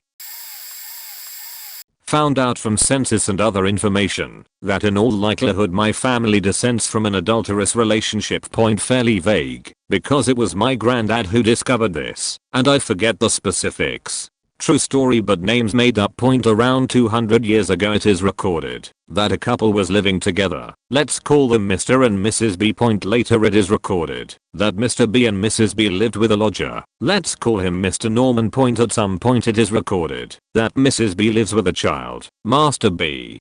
The child's middle name was Norman. Mr. Norman, the lodger, still lived at the address. It is unclear what happened to Mr. B. There are potentially various explanations for this, but based on what people know about the family history, hearsay throughout the years, and what the records show, we believe that Mrs. B and Mr. Norman had an affair. While Mr. B was working away, Mrs. B became pregnant and it all came out. To avoid the shame of an adulterous relationship becoming common knowledge, and to avoid the shame of having a child out of wedlock, it appears that Mrs. B and Mr. Norman continue to live together, but give Master B the middle name Norman. As far as anyone would know, Master B was fathered by Mr. B. Master B is my great, and so on. Grandfather. The best part? That middle name has become somewhat of a family tradition, and is still in use today. By me, I'm Mr. Gosh Sawati Norman B. Unfortunately I have had daughters, so the name Norman B dies with me in all likelihood. Again, fake names, but hopefully what I've written still makes sense. My mother had 6 kids with 4 different dads. Growing up, we were told Dad was 3 dads. 3 older brothers from the first guy, me from my dad, then 2 younger brothers from the third guy, Nene. TLDR at end. It all started when I asked my mom, years after my parents divorced, to tell me how she met my dad. She said he was an officer and my oldest brother had gone too far from the house and my dad brought him home in the police car. They got to talking and he eventually met her off duty and asked her out. Then they dated for a while before he asked her to marry him. I said, "What's a while?" "Oh, about a year and a half," and I didn't think twice until later. I knew I was in my mom's womb at the wedding, but dear God, I hope I can tell this clearly. My 2 oldest brothers, 39, 38, look exactly alike, but my next older brother, 33, doesn't. Found out third brother was from guy #2 and that guy #1 was distantly related to my mom, and she wasn't told by my grandma until after second brother. My grandma knew guy #1 was cousins with my mom and didn't say anything. My mom wanted more kids but didn't want kids with guy #1, so she met guy #2. She told him she was pregnant with third brother, but he didn't want a baby and left. Now my dad met my mom shortly after when she knew she was pregnant with third brother, but she didn't tell my dad, "Hey, I'm a few weeks pregnant." The guy literally just left. She started showing and my dad was so excited, he thought the kid was his. My mom told me once that she considered letting him think the baby was his, but couldn't go through with it. She ended up telling him, and my dad broke up with her, because why not just say that from the beginning? At this point, she decided 3 kids on her own was not what she wanted, so she started working toward adopting the baby. After he was born, I guess my dad just needed to process, because my mom and my dad still talk through her pregnancy, and she tells him, "I'm adopting the baby once he's born." My mom gives birth to third brother July 1987 and my parents are married October 1987. I'm born June 1988. Third brother was adopted to family in Alaska, and it was an open adoption. I knew third brother growing up, and thought it was normal for people to have brothers being raised somewhere else, until I was school age. Here's the shitty part. My dad offered to raise all 3 older brothers as his own, but his mom, my lovely uni whom I adored with all my heart, told my dad that he and my mom needed a fresh start and that my mom has already started the adoption process. Just let her do this, then marry her and have a child of your own. My older brother, 33, and I are 11 months and 7 days apart, and I believed everything my mom told me until trying to put together the pieces. My 2 oldest brothers, 38-39, were given my last name, and my dad adopted and raised them. I'm sorry, but that's not all. I swear I'm almost done. Now, my parents made it till I was about 4.5 years old, then they were divorced. Finalized December 1992. My younger brother was born December 1993, so within 3 months after the divorce, my mom was pregnant and married Guy.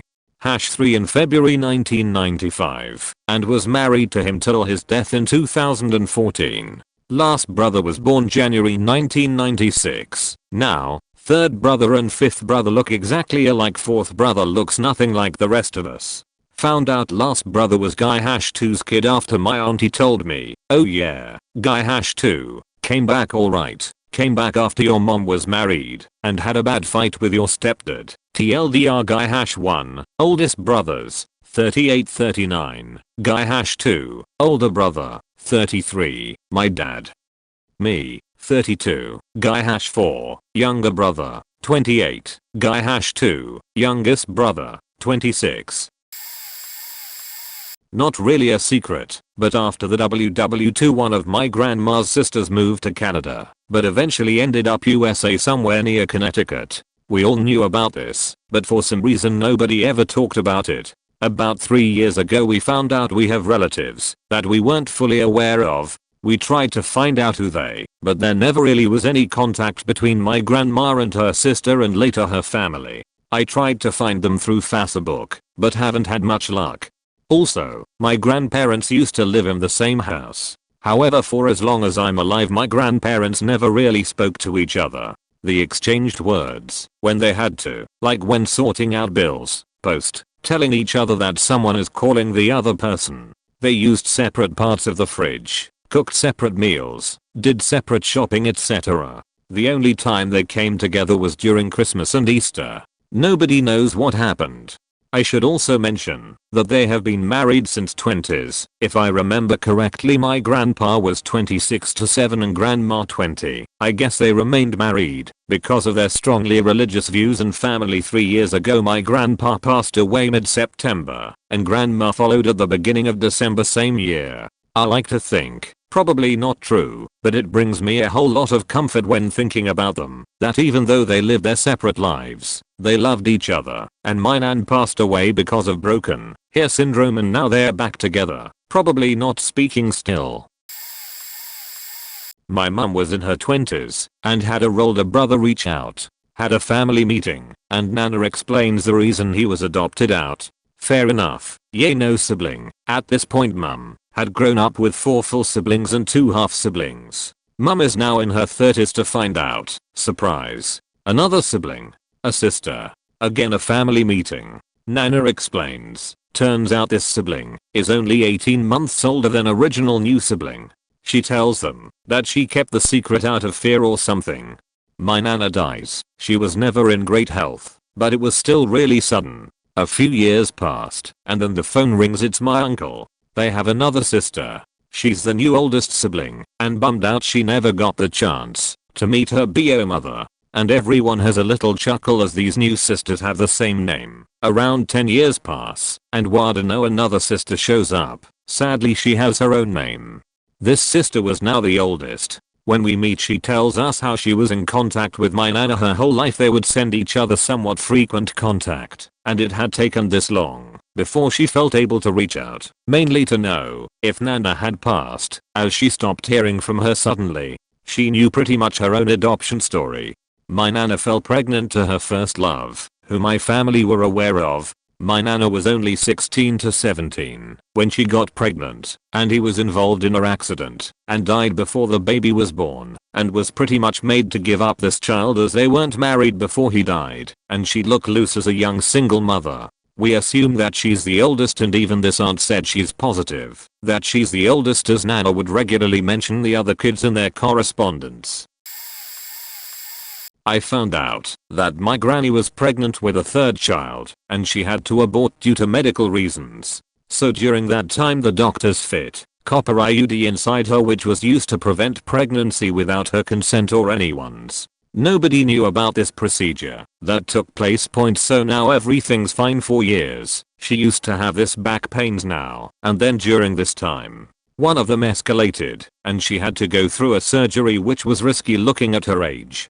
But these back pains never stopped. She consulted many doctors but nobody knew the reason for the back pains. We have a family genetic. When she told her about this, they did reports, and that's when they found out about the IUD, which was placed in her body for like 20 years now. The maximum time to remove it was like 8 to 10 years, or there would be infection. So now the genetic gave her two options, either to remove the IUD through her surgery, which would cost a lot of money, or to bear the pain of removing the IUD by hand.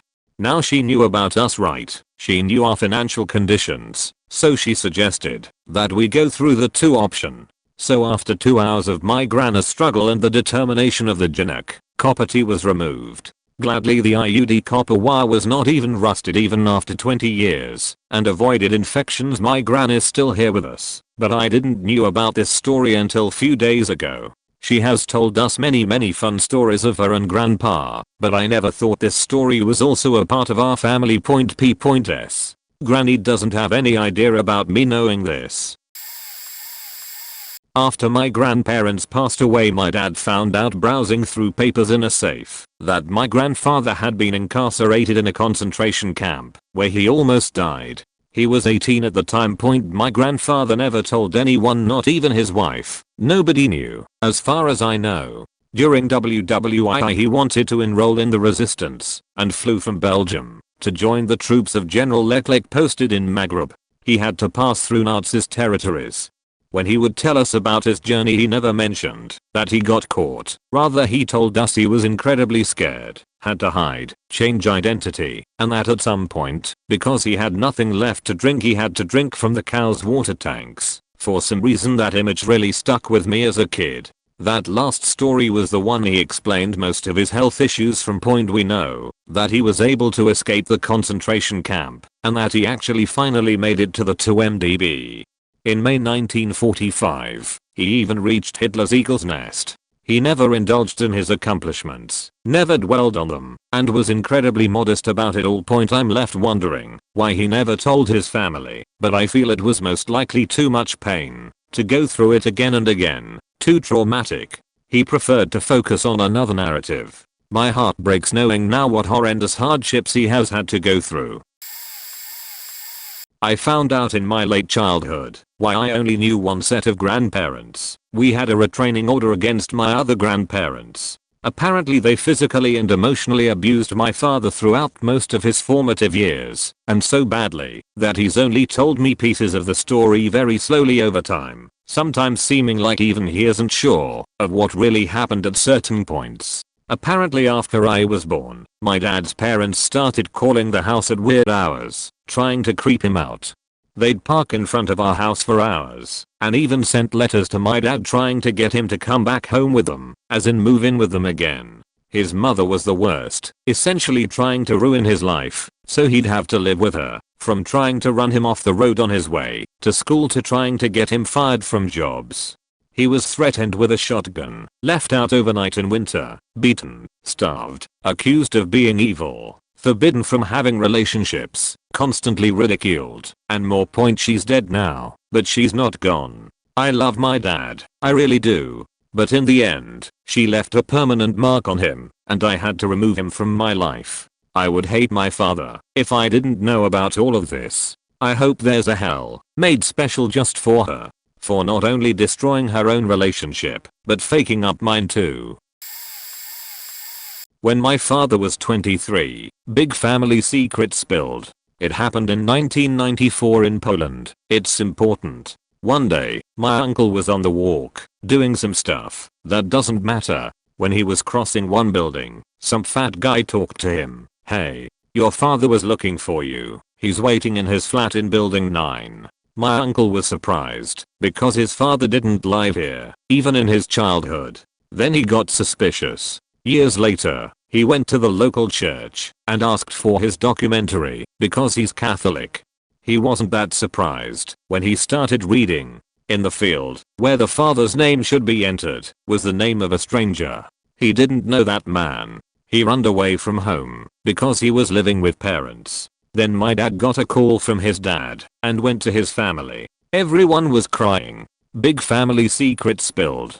My dad's older brother actually was his half brother. In this time in Poland it was a big thing. Man raising not his biological child. What a shame. They were looking for him 3 days and found him at his girlfriend's home. After this time everyone in our small city was making fun of him and my grandmother was called a hoe, but my dad and his dad and rest of his brothers didn't let him even think or feel that he isn't part of this family. After this the what people will think rule stopped existing in his family. This uncle also married his cousin, but only because she was adopted. He didn't know at the start, so this makes it even weirder. At this time my uncle was 28. This was supposed to never be known. Edit. This uncle is now happily married with a girlfriend he run to. He divorced the cousin one and lived nearby.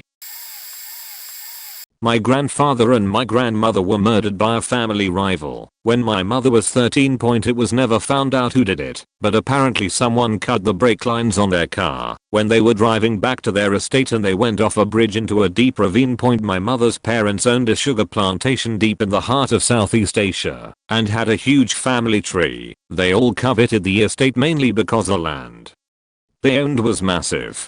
Secret came out to me and my siblings when Google Earth became a thing and my mother wanted to show me the land that they owned. It was massive. 90 hectares / 222 acres on my grandmother's side and an additional 35 hectares / 86 acres on my grandfather's side. So my mom is showing me the landmarks. She recognized there's the mountain. That's the family mansion. And then my mom goes, oh, that's the bridge your grandparents went off of. They drove that bridge every day. We never found out who cut their brake lines. It actually took me a second to register what she just said. Wait, your parents were murdered? It took her a second to reply. Yes, murdered. So they could split the estate into parcels because each of my brothers got a portion of the land through the will. Then other family members began buying the parcels from them directly so they could piece the plantation back together. I left just as I was coming of age to inherit because people knew I wasn't going to sell and that meant trouble. It was one of those moments that everything began to make sense. My mom would only tell select childhood stories and never anything from her teenage years. Also her side of the family would call and say, good evening sir, is the lady of the house available? Or hello, we are looking to inquire if the lady is in this fine evening. I was always like that must be how they talk back home. But it's really weird. But after she told me the story about the bridge and her quietly moving away, I realized that my sweet tiny little mother had lived not only a whole other life, but one so vastly different from my own, that it seemed like something from a novel. Mine is a kind of an interesting one. So my mother is a very vindictive person. If she can find a way to hurt a person, even if it is her own kids, she will do it. Sadly my middle brother has taken after her. When I was a tween she get married to even bigger asshole if that's possible, and for some reason they both decide that it was better to tell me that he is actually my biological father and not the guy on my birth certificate. After telling me this we move, and they let me have little to no contact with my father. I know some may wonder why I believed the story, and it's simple. She had actually met him before my dad because he was friends with my uncles. Well, fast forward 20 plus years later, me and my middle brother decided to do a DNA test. I finally wanted to find out if what I was told was the truth, and my brother wanted to find out how much Native American we really have. Well, I found out my mom lied to me and the guy on my birth certificate is actually my dad. My brother however found out that first we have no Native American at all in our DNA, and he is not as Irish as he should be. His father and family are very much white and Irish, and my brother DNA profile came back with a big part of his DNA being sub-Saharan African. Our mother still argues that the test is wrong, and she knows exactly who his father is, and of course my brother believes her.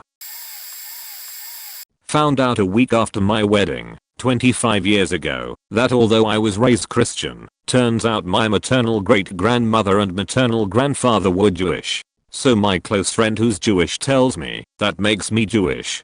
Had a bit of an identity crisis and spiritual upheaval because I thought, oh wow, I'm Jewish. Should I change my religion? I didn't. Then, when my in-laws introduced me to the priest who married them, he became an archbishop in the Catholic Church. It turns out he's first cousins with my biological father. I'm the product of an affair.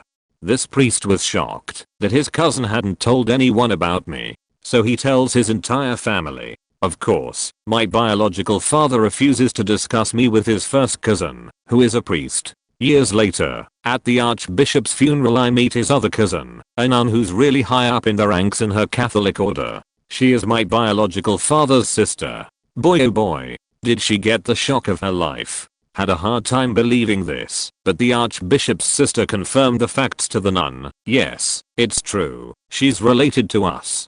Long story short, my biological father wants nothing to do with me because he's still with his first wife that he cheated on and has 5 children with. The nun has a hard time still that her brother fathered a child and told no one. Me, I'm like, and this is what happens when married men can't keep their peckers in their pants.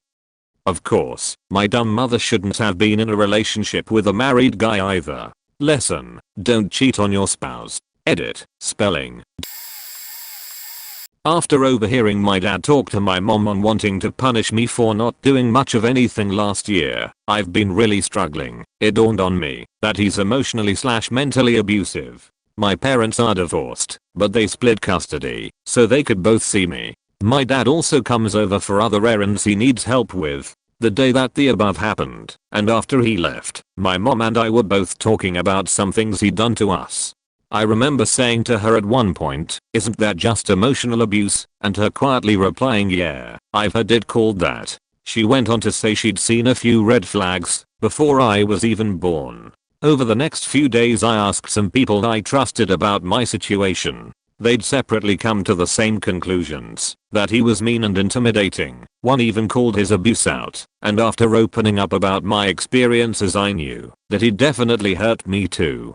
Some examples being, walking on eggshells around him, I was guilt-tripped anytime I wanted to hang out with friends, or go to a study session for school. He was angry towards things that didn't warrant it. Everyone including me was held to strict standards, not just in school. If I did something wrong he would scold me and or threaten to take my things away. Getting scolded/yelled at really hurts me.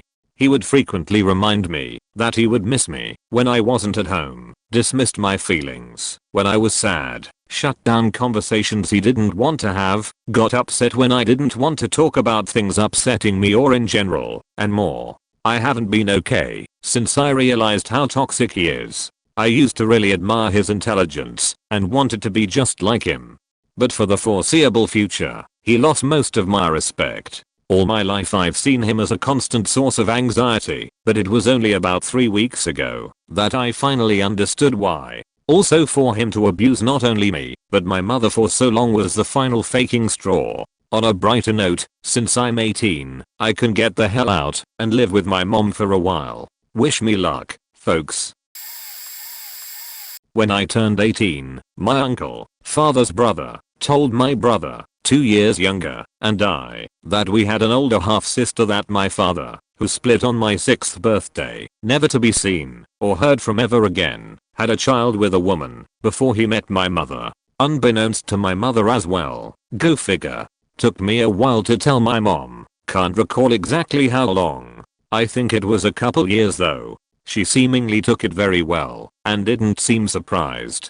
However, she knew my father much better than us kids did, so I gathered it went along with his character, if that is even a proper description for what I would imagine an enormous lack there of said character. So years later, my sister, 4 years younger, had been corresponding with a half-sister, whom my brother and I still hadn't had any interaction with at all. My Cs informed me that this mystery sister wanted to attempt some kind of whatever with my brother and myself.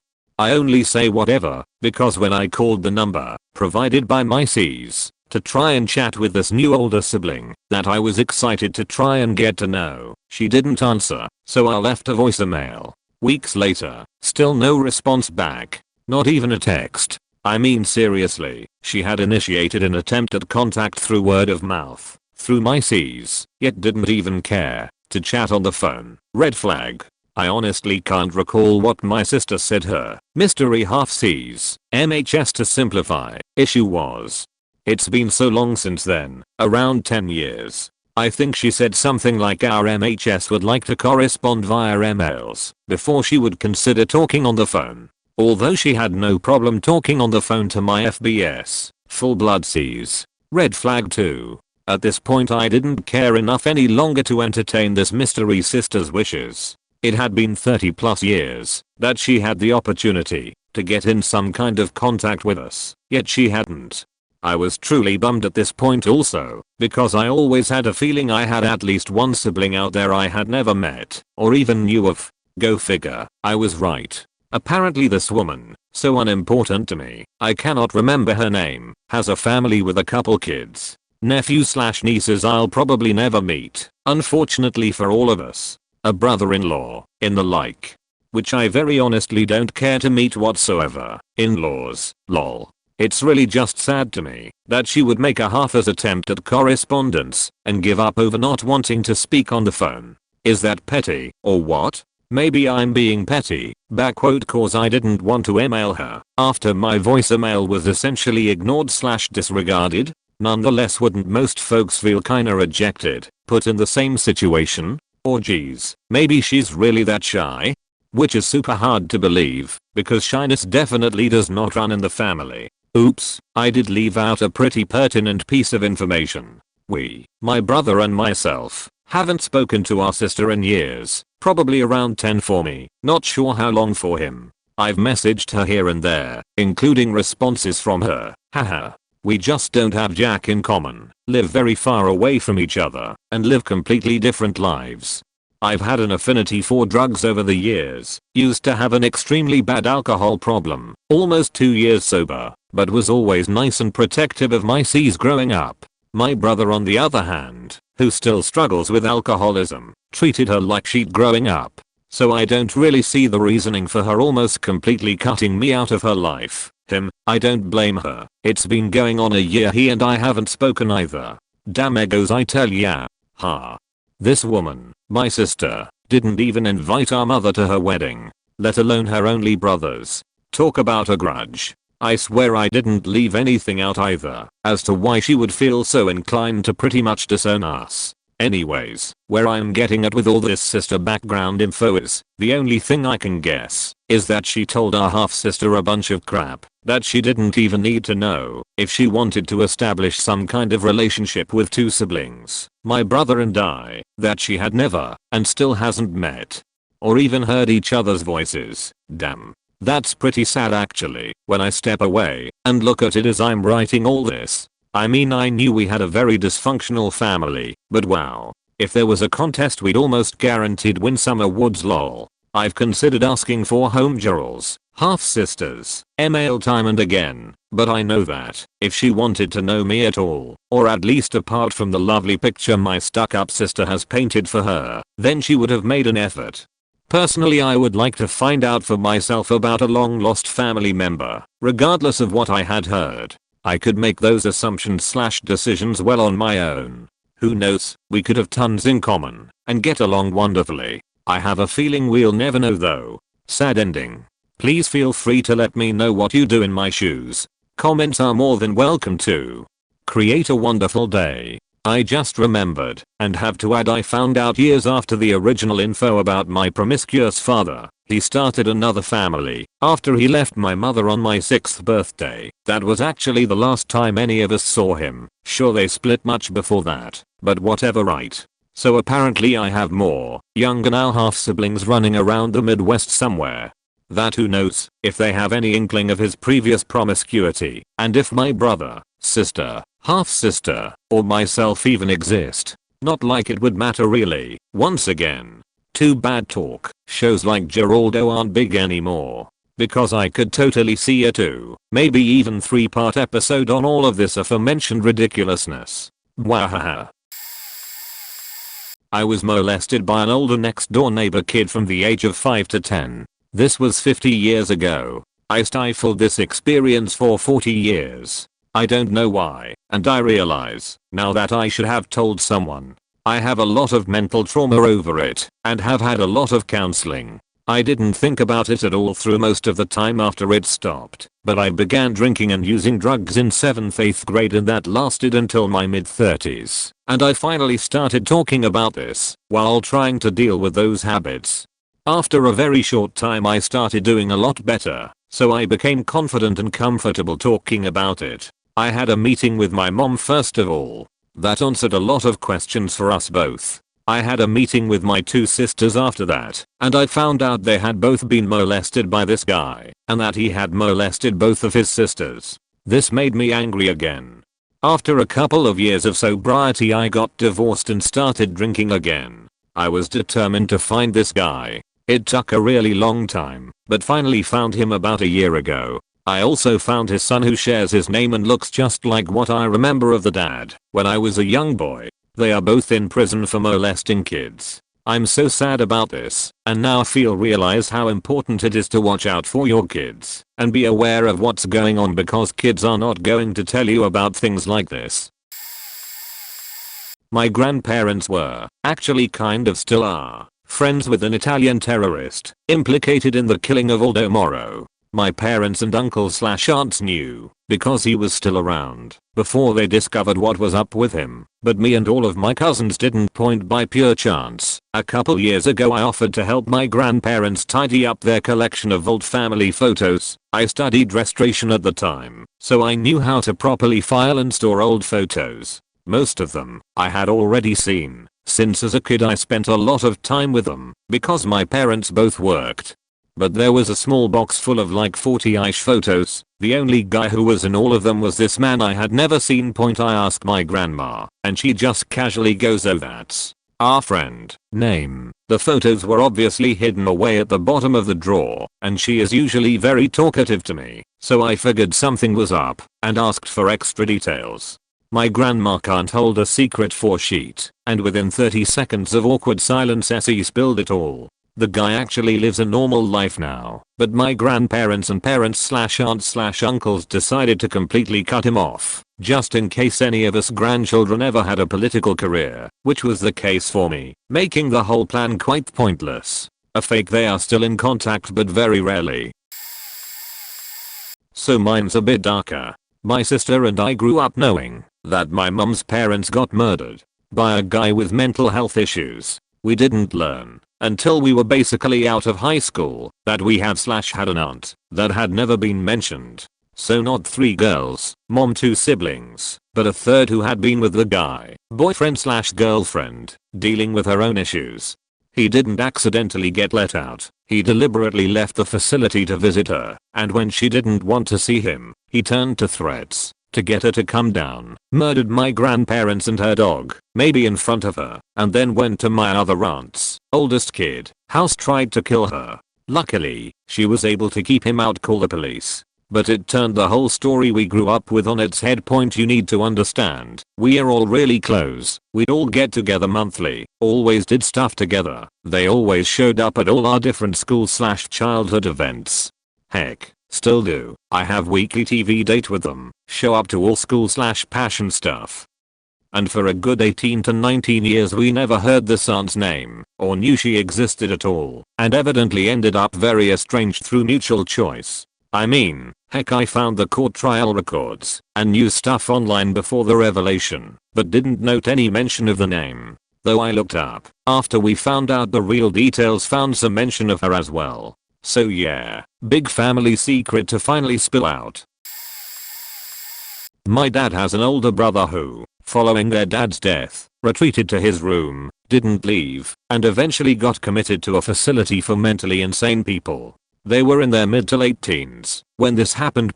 My dad eventually cut off the rest of his family as toxic, so this was all hidden from me and my siblings. Fast forward to me hitting puberty and hiding out in my room, playing games or reading. Cause that's what teens do. My dad is freaking out because he remembers his brother and is convinced I'm gonna go insane or something.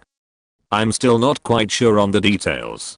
But he doesn't say that, and that all he wants is for me to talk to him. So I think it's about grades and how I always need to study or be productive, and I'm freaking out and avoiding him and dealing with the pressure of trying and failing at making straight A's to get him off my back point. And after a year of this, he mentions his brother while also questioning if I'm on drugs because all the signs were there, and thus confusing the heck out of me because what signs, anyway? Please don't project. It's confusing, and when you aren't straightforward about what you're concerned about, your kids will read the situation wrong. Because they won't know your past unless you tell them. There's so many things he still hasn't told us. He waited till I was 16 to offhandedly mention that my grandfather, his father, was Hispanic. That was a shocker. It'd have been nice to know during history class, so that it'd added an extra depth when they went over the Incas.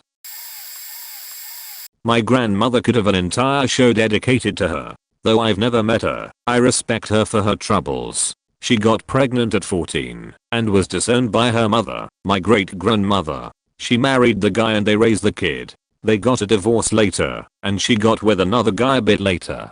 At the time she was with this other guy, her sister married her ex. Her new husband was abusive, and one time her dad and little sister, 12, came over to see his new car. He thought they were going to take her and their new kids. He shot both of them and ran out of bullets. When he got to my grandmother, he was arrested but got out 3 years later cause his parents are rich. Money can buy you everything. Her sister divorced the first husband and got with the murderer while he was still in prison. What? He got out and killed my grandmother's first son, getting out of prison again later on. After her sister and dad died, she spent some time without custody of her kids because she was a bit messed up due to the experience. She got everything together and ended up getting with my grandpa. After having the 2 uncles I know and adopting my mother, she found out about her son being murdered. She was about to try to kill him, but my grandpa talked her down.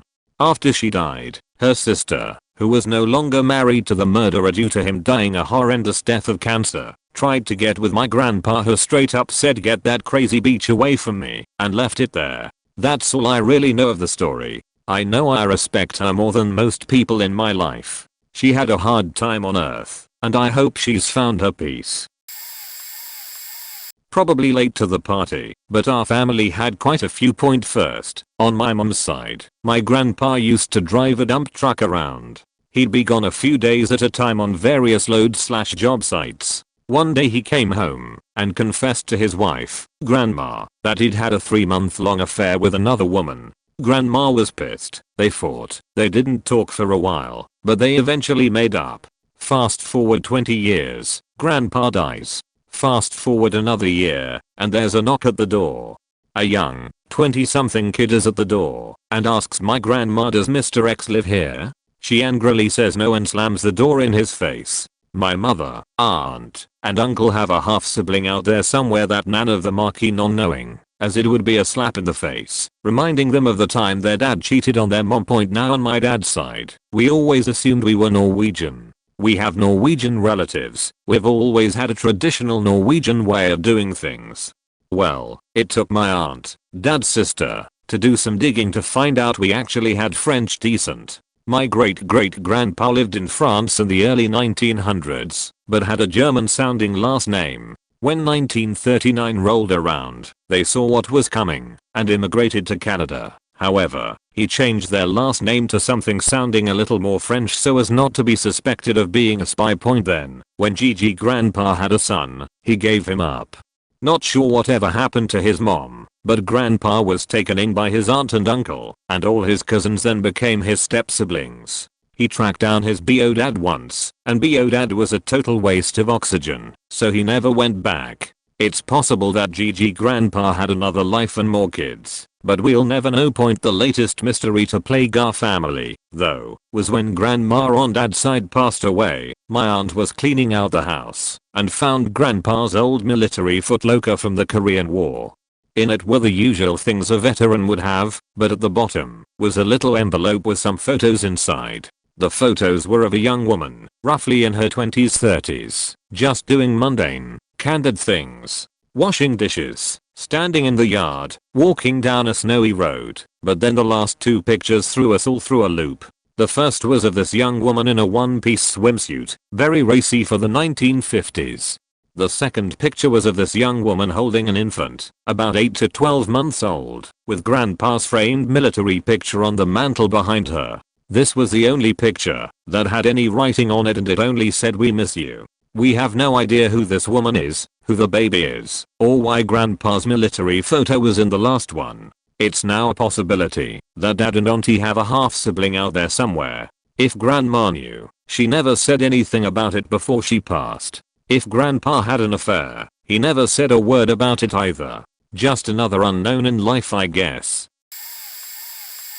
This is old, but when the Berlin Wall fell, I was able to learn my paternal grandmother's real last name. Up till that point, I had only been told a highly anglicized version. I had also been told that I was not to ask any other questions. So of course I thought about it all the time. After the wall fell, we learned that Karpoyevich had a history. Someone with that last name had assassinated the Minister of Education, or some such post, while Tsar was still in power. By decree, anybody with that last name was supposed killed. So we left. My aunt had the opportunity to do some digging through records, and with the real name in hand, found we had a family member who was in the SS, while his sister came to America and had my grandma. The next earliest records were of these ancestors at a synagogue in Prague. My grandma was ignorant of Jewish ancestry till my aunt found it right before my grandma passed in 1994. I still feel ashamed, having connections to being Jewish, but also having connections to the SS. I would like to explore my Jewish ancestry. I feel ashamed given that I have a relative who was in the SS. How does one approach a synagogue knowing that they are connected to iron crosses? Cause I have no idea. This feels like something that should be a secret still, but also not. The Nazis were and are full of it. That's what I know. It happened long before I was born, but when my grandmother was a teenager she wanted to go on a school trip, but needed her birth certificate to do so. When she asked her mother for it, she found out she was adopted. She was left with her adoptive mother as a small baby, like weeks old, if that, by a young woman who swore up and down she'd come back for her. But after years passed, and there was no communication, my great-grandparents decided to make it all official and adopted her. Before my great-grandma passed she gave my grandmother all the information she had about her birth mother. A couple of years ago my cousin helped my grandma on one of those ancestry websites and they actually managed to find relatives that have spent the past few decades searching for her. We found out her mother was super young and new to Canada. She needed to sort some things out back home and I want to say Finland. So she left grandma with great-grandma and set off. Apparently she genuinely intended to go back for my grandma to build a home and life in Canada with her, but when she made it back to Finland, her mother forced her to stay, giving up her child born out of wedlock. Her biological mother eventually had another family, and my grandmother was their great big family secret. They spent years searching for her, knowing vaguely where she was born and what city she was left in. My grandma turned 90 last year, and it wasn't until about 2018 to 2019 that she finally managed to connect with her biological family. So as far as we know, they could have been looking for her for 80 plus years. After they made contact, grandma found out that her niece only lived about a 30-minute drive away, right here in Canada. They made arrangements and met over lunch one day. They brought photos of her biological mother and her siblings she never got to meet. It was a really exciting moment for our family because for as long as I can remember grandma had been curious about where she came from. TLDR, my gran was a doorstep baby, but not intentionally. And after a very long time she finally knows who her biological family is. Sorry for bad English, it's just a secret hidden from me, and it's not a big deal for others, but damn everyone see me as an disgusting idiot. When I was 10 I requested to parents for me to go to village. My mom said you can't cause they are not close relatives, my father's older brother. After 1 year I went on an occasion and I directly said to my cousin's wife, father's older brother's son, what was the reason I came last year? Little did I knew she was a witch who was finding a way to separate us from them. The word got out and everyone see me as a disgusting truth-saying person. I'm bad at hiding anything. When I was 19 one of my cousins told me that I had 2 grandmothers. Then I understood what it meant. And when I was 20 I found out my father had 2 sisters. Even my brother was aware of that. Damn, I had distanced myself from everyone from 8 years now. Cause of depression. But in my country depression is nothing but sadness. Unless one smart person told my mother that I can lose my mind if done nothing. But he is late. This story is not the reason of depression, but it got me worse. Though point I'm 21 now, and few cousins from my mother's side are smaller than me, but they are dependent on me, so I must maintain myself. Cause they see me as the most enlightened person, but last time they said I'm changed, and they want the creative idiot back who uses to make everyone laugh. I don't wanna be like this, but I don't wanna go back too. I want to be something new that can make everyone happy. Turns out my brother is in fact my half brother. My brother has darker skin than the rest of the family, but my granda had darker skin and we just thought it skipped a generation. We never knew where this dark gene came from in our family, as some members seem to have it, and others do not. Going back a few generations, we don't know much about our family history. Being from a very poor Irish background we just chalked it up to being partly black Irish.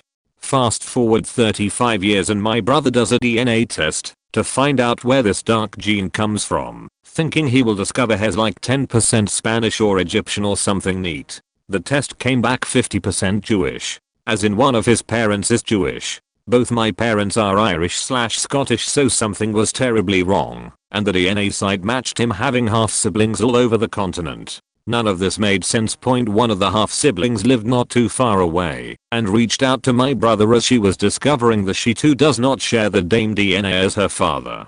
This was apparently the case for many of these half siblings. The final piece to the puzzle was that the parents of all these half siblings had used the same fertility doctor over the span of 30 years. My parents confirmed this, and they admitted to having suspicions over the years, but kept it quiet as they did not really care, for he was their first son and they deeply wanted a child, which they finally now had.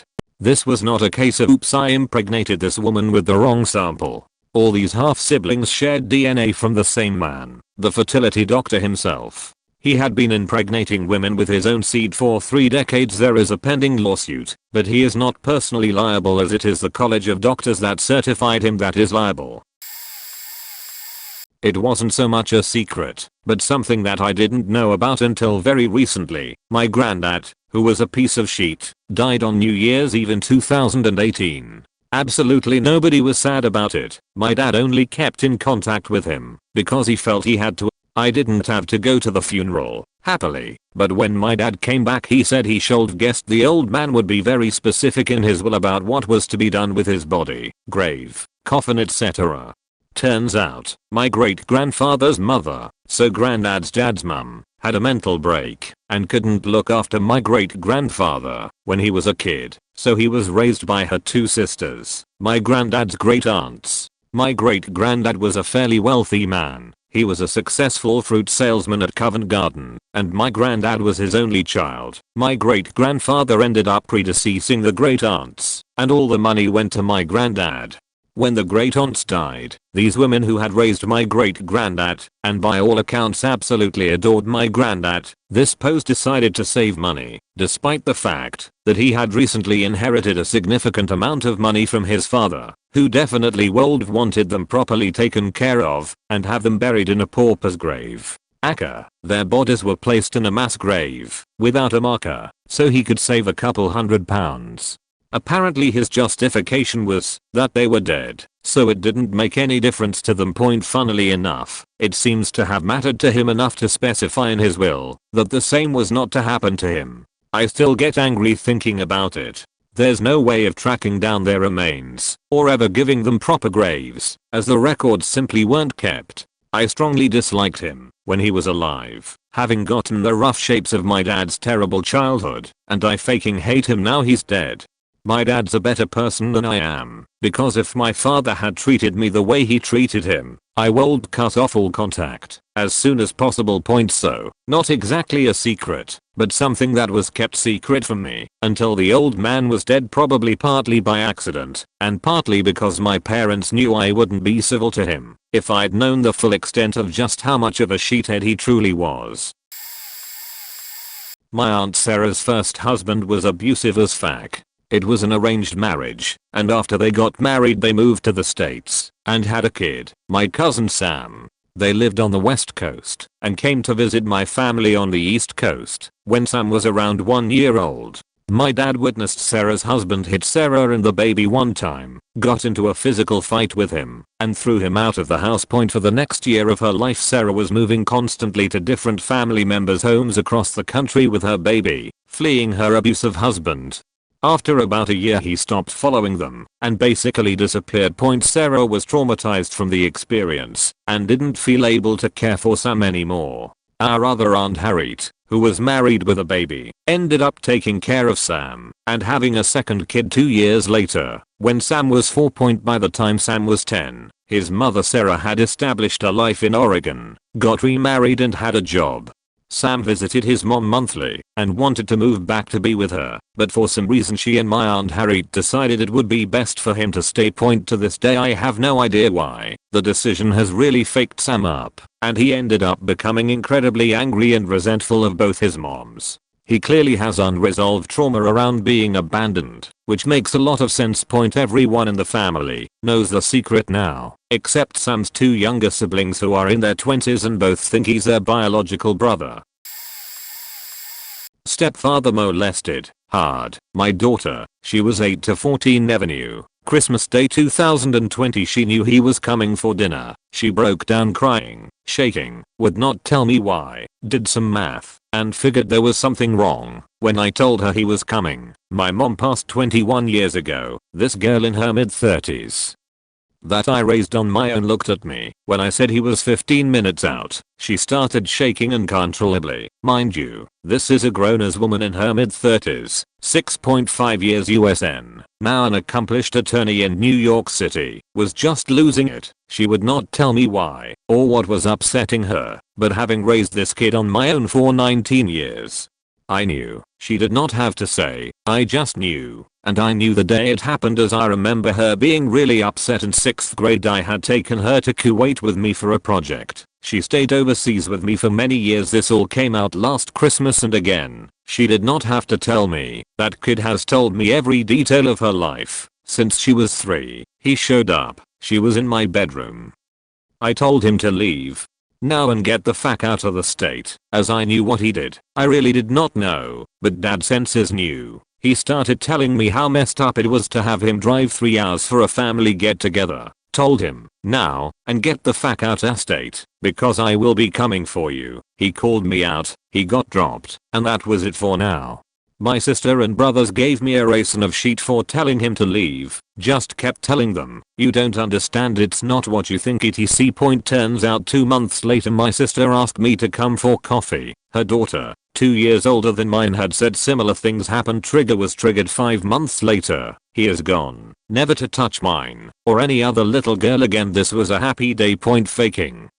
Betos, there is no place for that antiquated mentality on this globe. And for the popo lurkers, he died of natural causes, cough, choke. So move along. My mother's side family structure. I had never been allowed to know what had happened because I was too young and already too broken, but I found out this last summer and now I kind of wish I didn't know some of the details. My mum was apparently on drugs in a gang-related friend circle and had to be evacuated to another part of the country to get better. She met my dad and hooked up with him. They broke up, and he tried to duck another girl the day my mum traveled to him to discuss getting back together. He didn't want to be part of my life for many years, and my tip grandmother gave my mum money as an apology. My grandma also let her live at her house as compensation. I found out that my aunt is bipolar and urged her daughter to disappear to another country where she lived as a hobo collecting bottles for cash for a year while my family didn't know whether she was alive or not. I was even alive at that point, but I never knew. My uncle was abused sexually when my mum, her sister and her brother was moved away from home due to a mentally unstable mum, my grandma. His foster dad did unspeakable things to him, and I'm glad I didn't get to hear the details cause my heart was already aching. My uncle ended up with a bad drug habit and a narcissistic personality mixed with anger problems, which landed him in jail after he burned down a building. He was told his dad and his grandma died on the same day while in prison and ended up being moved to a mental ward to serve his time because he tried to off himself. He also killed someone apparently, or at least he left them in a very bad state. I hate him and I'm NC with him, but I'm worried for his girlfriend, so I keep in indirect touch. He was also accused of abusing his daughter, which I can see happening, but everyone else in my family is like, no, he could never. You can say a lot of stuff about him, but I know he wouldn't do that. Like what the fuck? They said the same about me when I told them about my dad sexually abusing me for years in 2 different countries, and guess what? Turns out they only believe you if you end up broken with the police trusting their old statements based on manipulation and ignorance. I'm angry if you couldn't tell. I don't want to have this complicated a family. It's frustrating to navigate and impossible to introduce new people into. I hate it, and I wish it wasn't like that. I wish I didn't know. My mom's oldest sister, my aunt, had a husband that raped his daughters and my mom. My brother was born from that, but thankfully none of the daughters ended up pregnant. Eventually aunt mustered up the courage to leave. Latin America in the mid 1900s isn't a particularly friendly place tbh, and got with another man in a different country. That didn't work out, and she ended up with a third man, who she had her final kid with. He left her before the kid was born, so rapist Uncle Hash1 swoops in and signs the birth certificate as the father. So that youngest kid believes this disgusting man is his father, spends times and money on him, and I imagine doesn't believe what he's done. Everyone at this point understands that this man isn't actually his father, but no one is willing to tell him, and apparently the rest of the family had begged his mother to tell him, but she won't budge for whatever reason.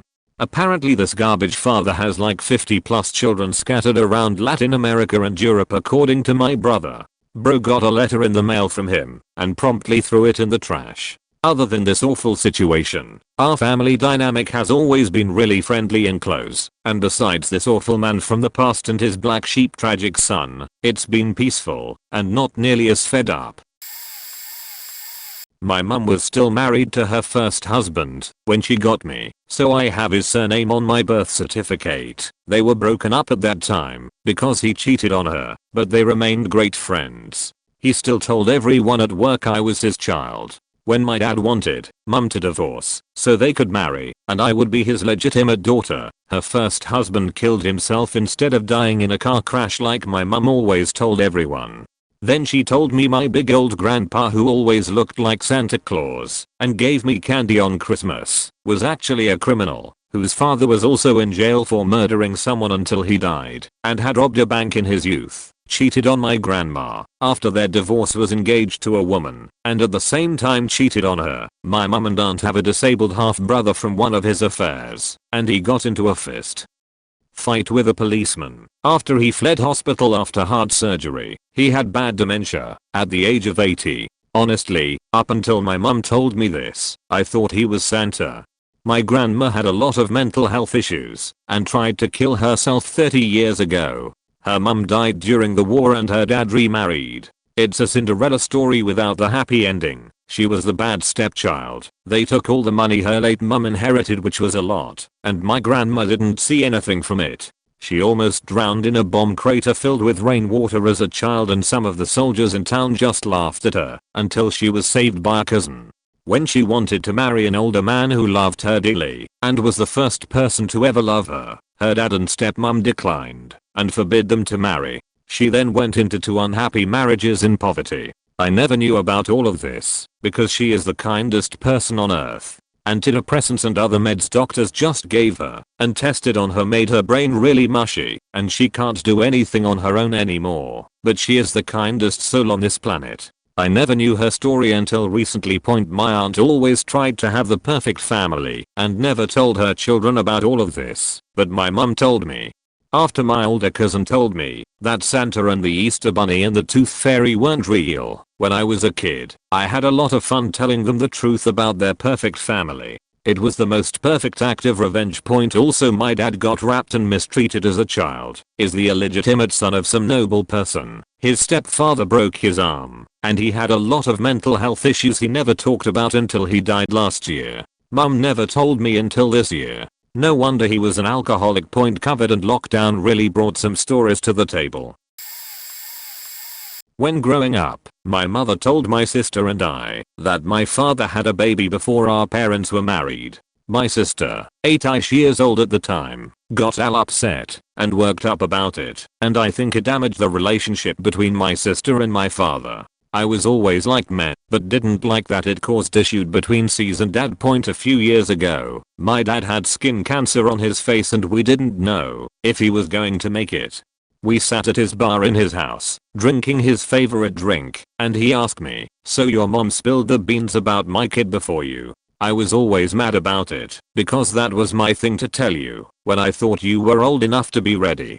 But what I really want to know is, did she ever tell you about hers? I just kinda laughed and said no, because I hadn't. I had somewhat suspected over the years. He and my stepmom just went off laughing about how of course she didn't fess up, and that they weren't surprised. Afterwards, I didn't tell my sister, because she had a 14-year-old boy at the time and I didn't want the knowledge to ruin the relationship between him. Mom, C's grandmother, my mother. Plan was to tell my sister and nephew after he turned 18, and if my parents weren't going to help with his college tuition. About a year and a half ago, my mother called me and went out to lunch with me. She was shaking almost uncontrollably and told me that she had a child before me and that she had found her through DNA testing online out in California and that they had started conversing. She couldn't even look me in the eye. I didn't bother destroying her by saying I already knew or telling my dad's secret that he had told me already. She didn't deserve to know. I still love my mom, but she has kind of become this shambles since meeting her first child and is this nervous wreck of a person now, likely from holding a secret for so long and having it eat away at her all these years.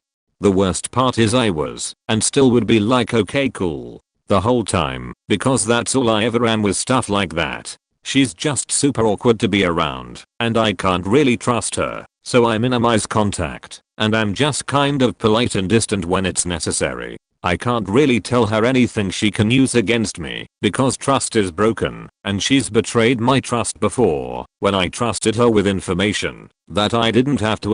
Oddly enough, my older sister is thrilled that she has an older half sister and they talk on Facebook. It's like she forgot that my mom nuked her relationship with our dad by telling on his first kid. It was a long time ago, so whatever my older sees is awesome and only deserves to be happy, even if it's with our mom whom I don't understand. My dad is one of 9 children and only has one sibling with the same parents. Grandpa was married prior to meeting my grandma and had 5 kids with his first wife. Their first child they had together was a set of twins, and the eldest was named Ryan. Not actually the name, but anonymity is great. We found out about 10 years ago, after she had passed away, that the first wife had put up 2 children for adoption that she had out of wedlock. Okay, not the biggest deal in the world except for the fact that the older of the 2 is also named Ryan. I've got 2 uncles named Ryan that were born about 4 years apart. So my grandpa is in his 80s and due to one of my aunts getting a 23andMe done a few years ago we find out that my grandpa had also had 2 children with separate women prior to his first marriage. We've got 13 aunts and uncles so far, and there's a running joke with my siblings that we'll continue to find more before he passes away. My uncle's younger twin found a job in a different state while married to my aunt, stole his older brother's social security number, and started a second family in that other state. We found out about that when his older brother started receiving child support claims in the mail whilst never working in that state. I feel like I need to get a DNA test, and every time I have a new partner compare results to make sure that they aren't somehow related to me due to hidden families and children. That my mom's uncle was a big drug dealer in my home country, and I mean big as in, he could have shot somebody in front of a police station and still not be arrested big. And that for a brief moment, my dad worked for him cutting opium butts and harvesting it. Nobody mentions it now because he's an old man whose legs don't work and can barely piece words together, but I can tell you that he is faking loaded. He built homes for all his grandchildren when they got married, as well as his brothers and sisters' grandchildren, including my mom. He's the reason that my dad was able to go to school and apply for a visa overseas, that my grandma's nephew shot her dad, my great-grandpa, so he would get the land from the will quicker. That's it, he killed his grandpa to get his piece of the inheritance quicker. But joke's on him, his uncles didn't like that. You get one chance to guess what happened to him. And he was loaded too, my great-grandpa. My grandma tells me that he owned land that was almost the size of a small city. Don't know if that's true, because I've got a long time till I see a piece of it. And finally, my uncle's best friend was shot in front of him when they were about 16 to 17 as a result of a family feud, his best friends.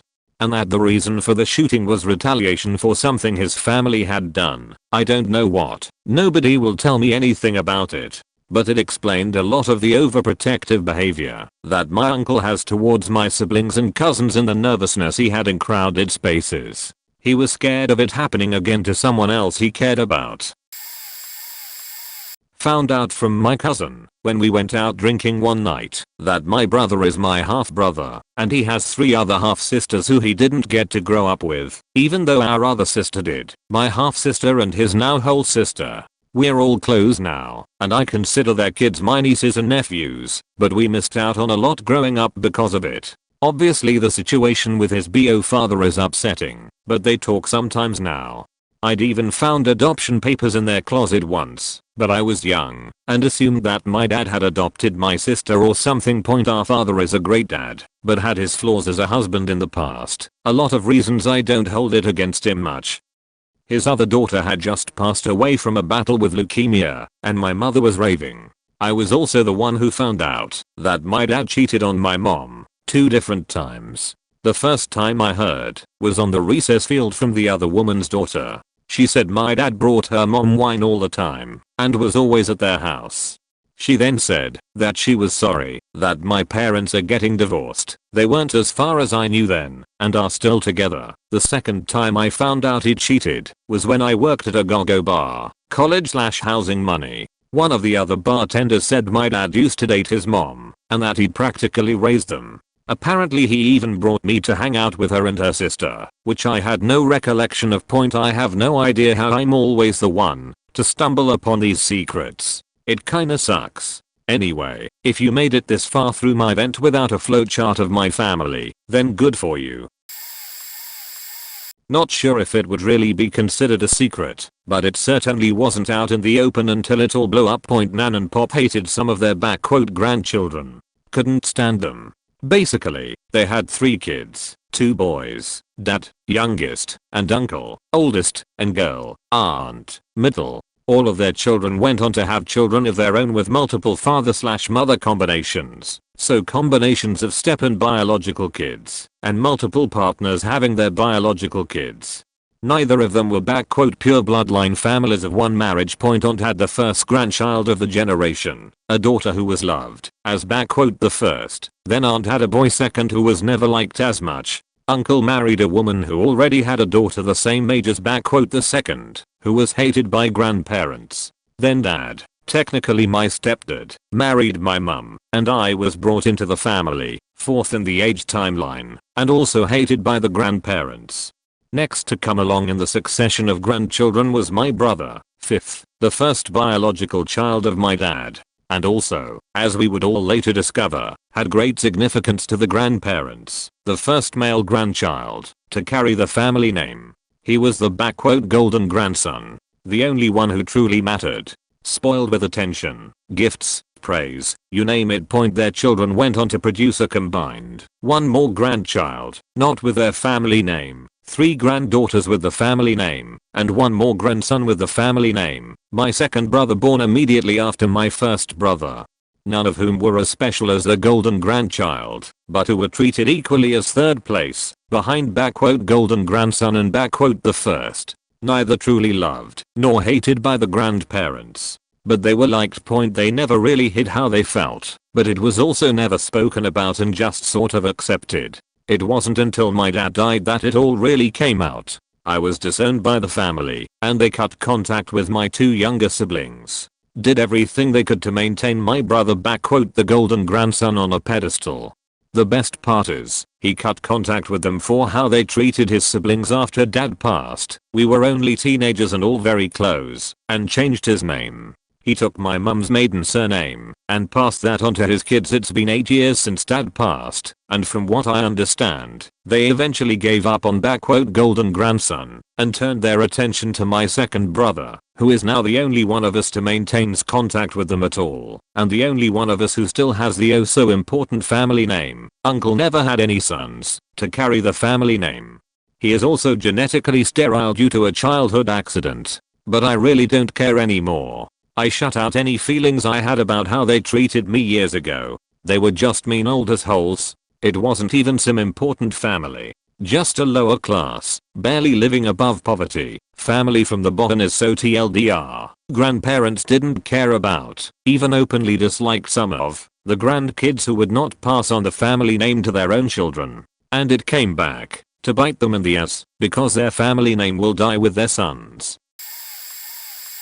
Most of my family's dirt is right out in the open, but they managed to hide a few secrets for a while. My mom was born when her mom was 16 and her dad was 30. They were married at the time and produced 2 other kids very quickly. One 10 months later, one a year after that. In the 80s, and after my grandmother's death, 2 secret half-siblings emerged. One was born between kid-2 and kid-3. The other one, between my mom and kid-2. Grandpa was naughty. 3 kids only 10 months apart. In the late 90s, another half-sibling showed up. This one was even more unusual. She was born when at a home for unwed mothers, when my grandmother was only 13 and adopted. Nobody knows the exact circumstances of her conception. My grandmother was dead already. My great-grandmother refused to talk about it. My great-aunt would have been 11 at the time. She remembered a long trip to grandma's house for my grandmother that year, but that was it. She knew about the baby, but only in the most abstract sense. A cousin said it may have belonged to a neighbor's son home on leave from the army, would have been around the end of the Korean War. Nobody knows the truth. My great-grandmother's reluctance to reveal my aunt's parentage might be related to her own past. She was married on Pearl Harbor Day in 1941 for those of you who don't know, and her husband was drafted into the army a while later. While he was thousands of miles away, she conceived a child. He was born and given my great-grandfather's last name, but always lived with his maternal grandparents. He was kind of an open secret. My mom always thought he was her great-uncle, not her uncle. She didn't figure it out until she was older and learned his last name. My great-grandmother never told anybody who her son's father was. To my knowledge, he didn't know either. My great-grandfather's sister told my mom that she thought it may have been one of her sister's husbands, a much older man, but she couldn't be sure. She said there was a pretty marked family resemblance. Found out I had an older sister. TBF, my dad didn't know either. He had a summer fling with a friend of his family when he was 16. She got pregnant and her family hid it. A few years ago, in the middle of a family tragedy, my dad reconnected with the family and his daughter came in, and her uncle looks and my dad and says, "You know she's yours, right?" She was already over 40 with an 18-year-old son of her own. Found out my grandmother had had a relationship with a college professor, got pregnant, and gave the child up for adoption.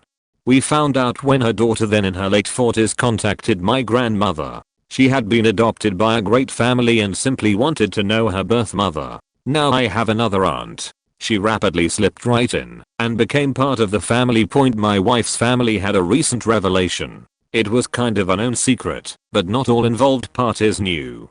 Her cousin found out her uncle is actually her father. Her mother was in an incest relationship with her own half-brother. It had been a loving mutual relationship, but he finally broke it off and moved, which ticked off her mom. They never told the cousin about the relationship or who her father was. When it was exposed, her mother panicked trying to cover it up and claimed that he had raped her and that the rest of my wife's family knew about it but were covering for him. Whole thing has been a disaster for the family. I'm a fascist. Not in the terms that all these democratic Americans hear fascism, but the actual idea of fascism. I grew up Italian and not Catholic, but the influence of the church was everywhere. We were forced to read the Bible, except we were conditioned to not see it as an Abrahamic religion coming from the Jews. I started seeing the system in which the old book of laws and numbers teach a system to get along with your neighbor, except I saw the corruption that Western thinking leads to. I was a full-blown anti-Semite. Then I found out, when my grandfather died, that he saved more Jews than Schindler. No one knew this until a Jew reached out to us. When he found out, these Jews in masses wanted to thank him. He went on the news and everything. He was made a righteous among the nations in Israel, and he traveled for a few years, so it was hard for me to ask him what it was like. I got to see him on his deathbed. He saved 3,500 by himself and 5,000 with the help of Franco's Spain. I still believe that fascism in its purest state is achievable, but now I don't call myself a fascist or an anti-fascist. The things my grandfather went through made me be an anti-Nazi and anti-bigot. I still see flaws in the mathematics used by the Talmud and ancient Abrahamic books, but if the system is there, America has its freedom to base their economic system under one God according to their corporate constitution. Not really my story to tell, but the gist of it is that my partner's biological father was a married guy. His mom cheated on her husband at the time with .2 married couples. The wife from one and the husband from another had an affair. My partner was the product of said affair. The affair did not break up either marriage, and as far as I'm aware the man's wife never even found out about the affair. The man who my partner thought was his dad probably, but maybe didn't know his son was not biologically his child. This was told to my partner when he was 23. I think it is likely the man who my partner thought was his father did know he wasn't the father. I say this just because my partner said his dad very clearly favored his daughter, my partner's younger half-sister, over him. So maybe he knew, forgave his wife, and just lived his life as though it never happened. I don't know. It seems to me it would be difficult to forgive your wife for having an affair and having a child with another man. But it is nice that he did end up being more or less chill about it. Either way, it is unclear whether his BO dad knew about my partner being his son or not. When my partner connected with his half-siblings, they didn't mention his existence to their dad, just because it could be stressful for him and he was in poor health. So, he has never met his BO dad. The man who he thought was his dad growing up died quite a few years ago, and the guy his mom married after that had just recently died, or maybe at that time he had just been diagnosed with cancer. Either way, my partner had two father figures die, and coincidentally his BO dad was still alive, but he'll never meet him.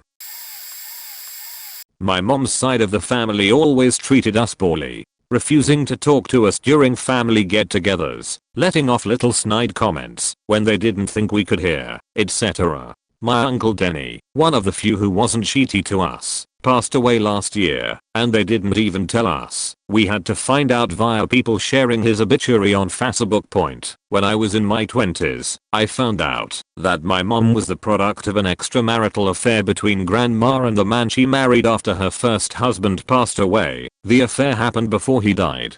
The rest of the family knew pretty much right away about the affair back in the day and were just horrible to my mother because they saw her as why the relationship between their parents worsened until his death. This abuse also manifested in one of my uncles physically and sexually abusing my mother for years when they were kids. Yes, it's horrible how they've treated her. That said, she has lived as one of the most toxic, spiteful people you'll ever find since then.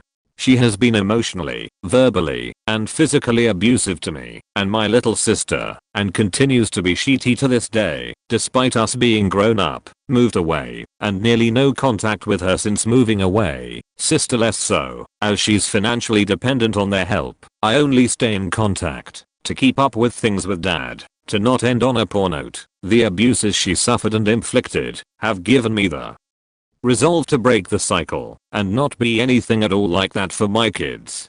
I do sometimes lose my temper due to not having a healthy example of processing frustration/anger growing up, but I know to either bite my tongue or walk away before I have a chance to do anything like what was done to my mom or me. I make it a point to explain emotions to my kids whenever I can, as opposed to the "I only feel this way because of you" that I grew up with.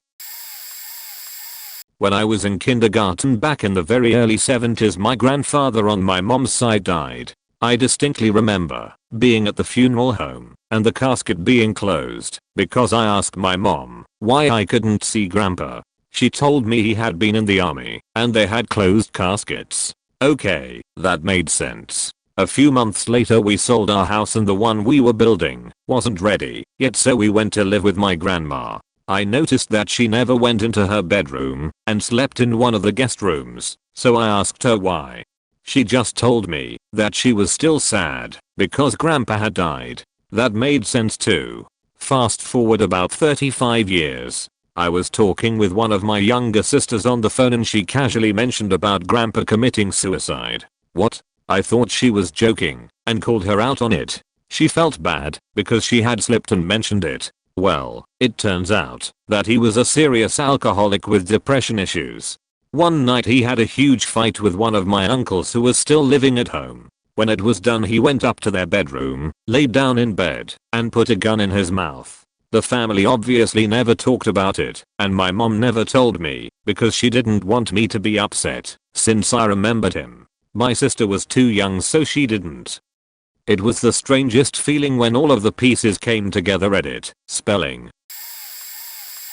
I'm kinda late to this, but my grandfather told the entire family a very interesting story while on his deathbed. No one in my family had ever heard this story before, and he was on a tiny bit of morphine for pain, so it could be totally made up. First, a little backstory. My grandfather emigrated from Cuba at the age of 18 with $4 in his pocket. He didn't know where he was going to stay the night he arrived by plane. Thankfully his father worked for an American company and was able to purchase him a ticket to America. This was after the uprising of Castro and when he began to seize power. My grandfather had told stories of witnessing public hangings and firing squads. All crazy stuff. So fast forward to the week of his death, he unloads this on us, something along the lines of this: I was forwarding information to the CIA and was caught. The night the Castro's goons came to our house I was out, but my father was there to answer and told them I wouldn't be home till the following night. The next morning I was out on a plane and headed to America. We were all dumbfounded. We searched everywhere and everything after he had passed to see if any of this were true or at least something linking him to the CIA, but we never found anything except a Gen 7 Series 7 Colt 1911 Gov issue, which we never knew he had. Anyways, rest in peace Abulo, I miss you tons. Buckle up, this has multiple parts. My uncle rejected and abandoned his deaf and blind child, my cousin, leaving that deaf plus blind child to be taken over by the state. I found the years ago abandoned cousin recently on Facebook. Cousin told me everything. Cousin was abandoned at a school for deaf plus blind kids, which meant that the cousin was entered into the foster system after cousin's father, my uncle, failed to pick up my cousin for summer break.